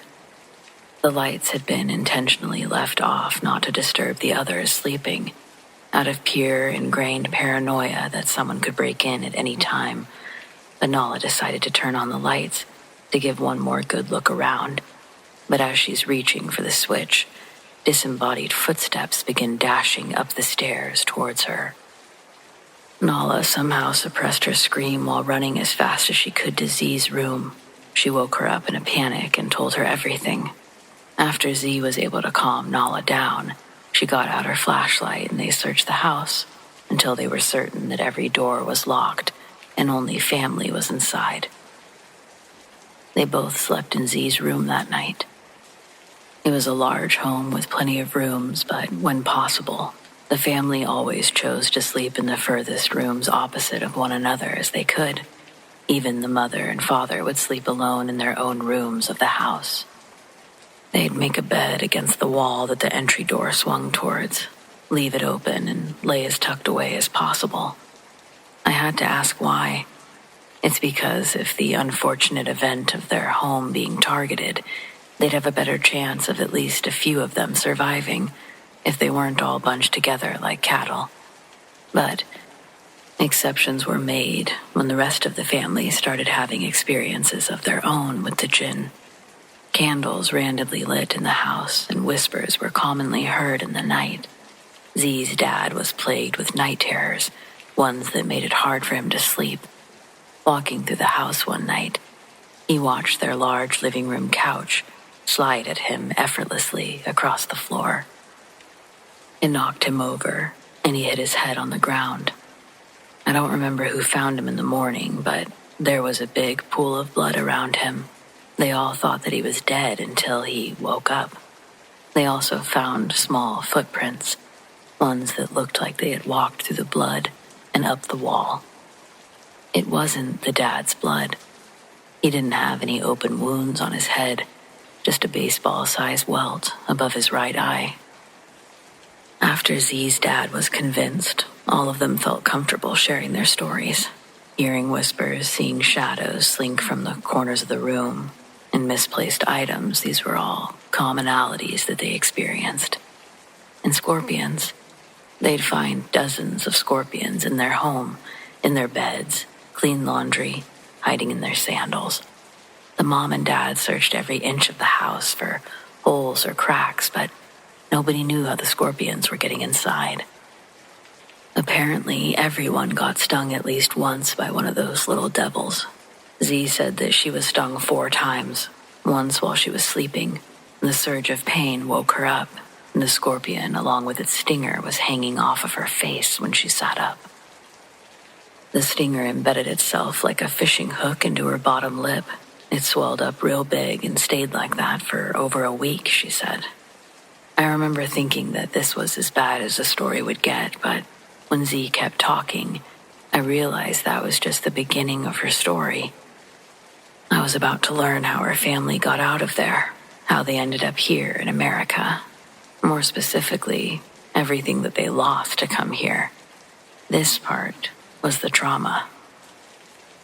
Z told me about the night that her family's location was compromised by their rival, the Sunnis. They had no choice but to flee.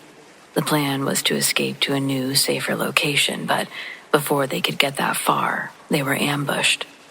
She described the scene vividly, how she was sitting in the back seat of the van with her 10-year-old sister and her father. Her mother was up front in the passenger seat, and her older brother was driving. They'd packed whatever they could and left in a hurry, but it wasn't long before chaos surrounded them. Enemy vehicles had them boxed in, leaving no room to turn, no way to escape. Z said that everyone was panicked, talking over each other, yelling, trying to figure out what to do. And then, the first round of gunfire erupted. Bullets rained down on the van, shattering windows, tearing through the metal. She was sure that one of the bullets had hit someone inside the van, but as she looked around frantically, she didn't see any blood. She told me that she barely had time to check if everyone was okay when another round of gunfire ripped through the van. This time, the damage was unmistakable. Z's voice hardly trembled when she described it. She said that she looked over just in time to see her brother's head lose its shape. And that's how she would put it. 1 second it was there, the next it wasn't. She said that she couldn't believe what she was seeing. She looked ahead, and there were his hands, still gripping the steering wheel, as if he were still driving. The van was bumping along the uneven road, and for a moment, she said it almost looked like he was still in control. Of course, she knew better. Her brother was gone, and if they didn't do something fast, they all would be. Z's mother screamed from the front seat, a guttural, heart-wrenching sound as she described it. But there wasn't time to process or to grieve, not for Z. The van swerved violently as the lifeless weight of her brother slumped against the wheel, his foot still pressing the accelerator. The vehicle jolted to the right, narrowly missing a ditch. And Z's father, he lunged forward, reaching for the steering wheel from the back seat. Z remembers him shouting for everyone to hold on, his voice breaking under the strain of the noise. Nala, her sister, clung on to Z, her small hands gripping her arms tightly. Her eyes were wide with terror, her mouth opening and closing like she wanted to scream, but she couldn't find the air to do it. Z said that was one of the hardest parts. She barked for everyone to stay down, yanking her sister towards the floor as another hail of bullets shattered the windows. Shards of glass rained down on them, cutting into their arms and neck. Z barely felt it through the adrenaline. Her father managed to grab the wheel just in time to stop the van from careening into the trees. Z glanced up. She saw her mother, frozen in the passenger seat still, tears streaming down her face as she stared at her son's lifeless body. Z claims that she shouted for her mother to help her father, hoping to snap her out of it, telling her they needed to keep moving. But her mother didn't respond. She just sat there, her hands trembling, gripping the dashboard, staring ahead as if she couldn't bear to look back again. The van jerked violently again as her father struggled to maneuver from the back seat. Z said her father was shouting for help, stating he couldn't do it alone. Before he could finish his sentence, a sharp bang echoed through the van, louder than the gunfire outside. Z turned just in time to see her father clutch his chest and collapse backwards. His body pinned Nala and Z to the floor. She screamed for her father, shoving at his weight. Her voice was breaking as she tried to free her and her sister. She described the van beginning to slow, its once erratic jerk settling into an eerie glide as it lost momentum. Z's eyes darted to the open windshield. Through the haze of dust and shattered glass, the enemy vehicles were closing in. They were out of time. Z knew that she had to act. Her brother was gone. Her father was gone or close to it. Her mother was catatonic. And Nala was too young to understand what was happening, so that just left her. Gritting her teeth, Z wiggled free from under her father's weight and scrambled forward, slipping into the driver's seat. She shoved her brother's body aside as gently as she could, trying not to look at him, or what was left of him. Her hands gripped the blood-slicked steering wheel and she pressed her foot down on the gas pedal. The van roared to life again and lurched forward. Through the shattered rear-view mirror, she could see the enemy vehicles gaining on them. The road ahead was a narrow, winding path. But Z's mind was racing faster than the van. She had no plans, no way out, only the will to survive. And she wasn't going to let her family die here, not like this. She recalls white-knuckling the steering wheel, desperately pushing forward with the battered vehicle, faster than it was meant to go. Behind her, the enemy vehicles were still closing in, their headlights slicing through the dust and the darkness that began to fall. Gunfire rang out again, bullets peppering the van's frame, but Z kept her focus on the road, shouting for her sister Nala to stay down. Glancing back, she could see Nala closed into the tightest ball possible, clutching their father's shirt, like a lifeline. Z's mother was still in the passenger seat, still frozen, tears streaming silently down her face. Z's mind was racing, and she had no idea where she was driving to. There was no clear landmarks, no signs of safety ahead, just endless, desolate road, and the sound of death creeping closer. And then, over the chaos, a new sound emerged. At first it was faint, barely audible over the rumble of the van's engine and the sharp crack of gunfire. But as it grew louder, Z recognized it, the low, unmistakable thrum of helicopter blades.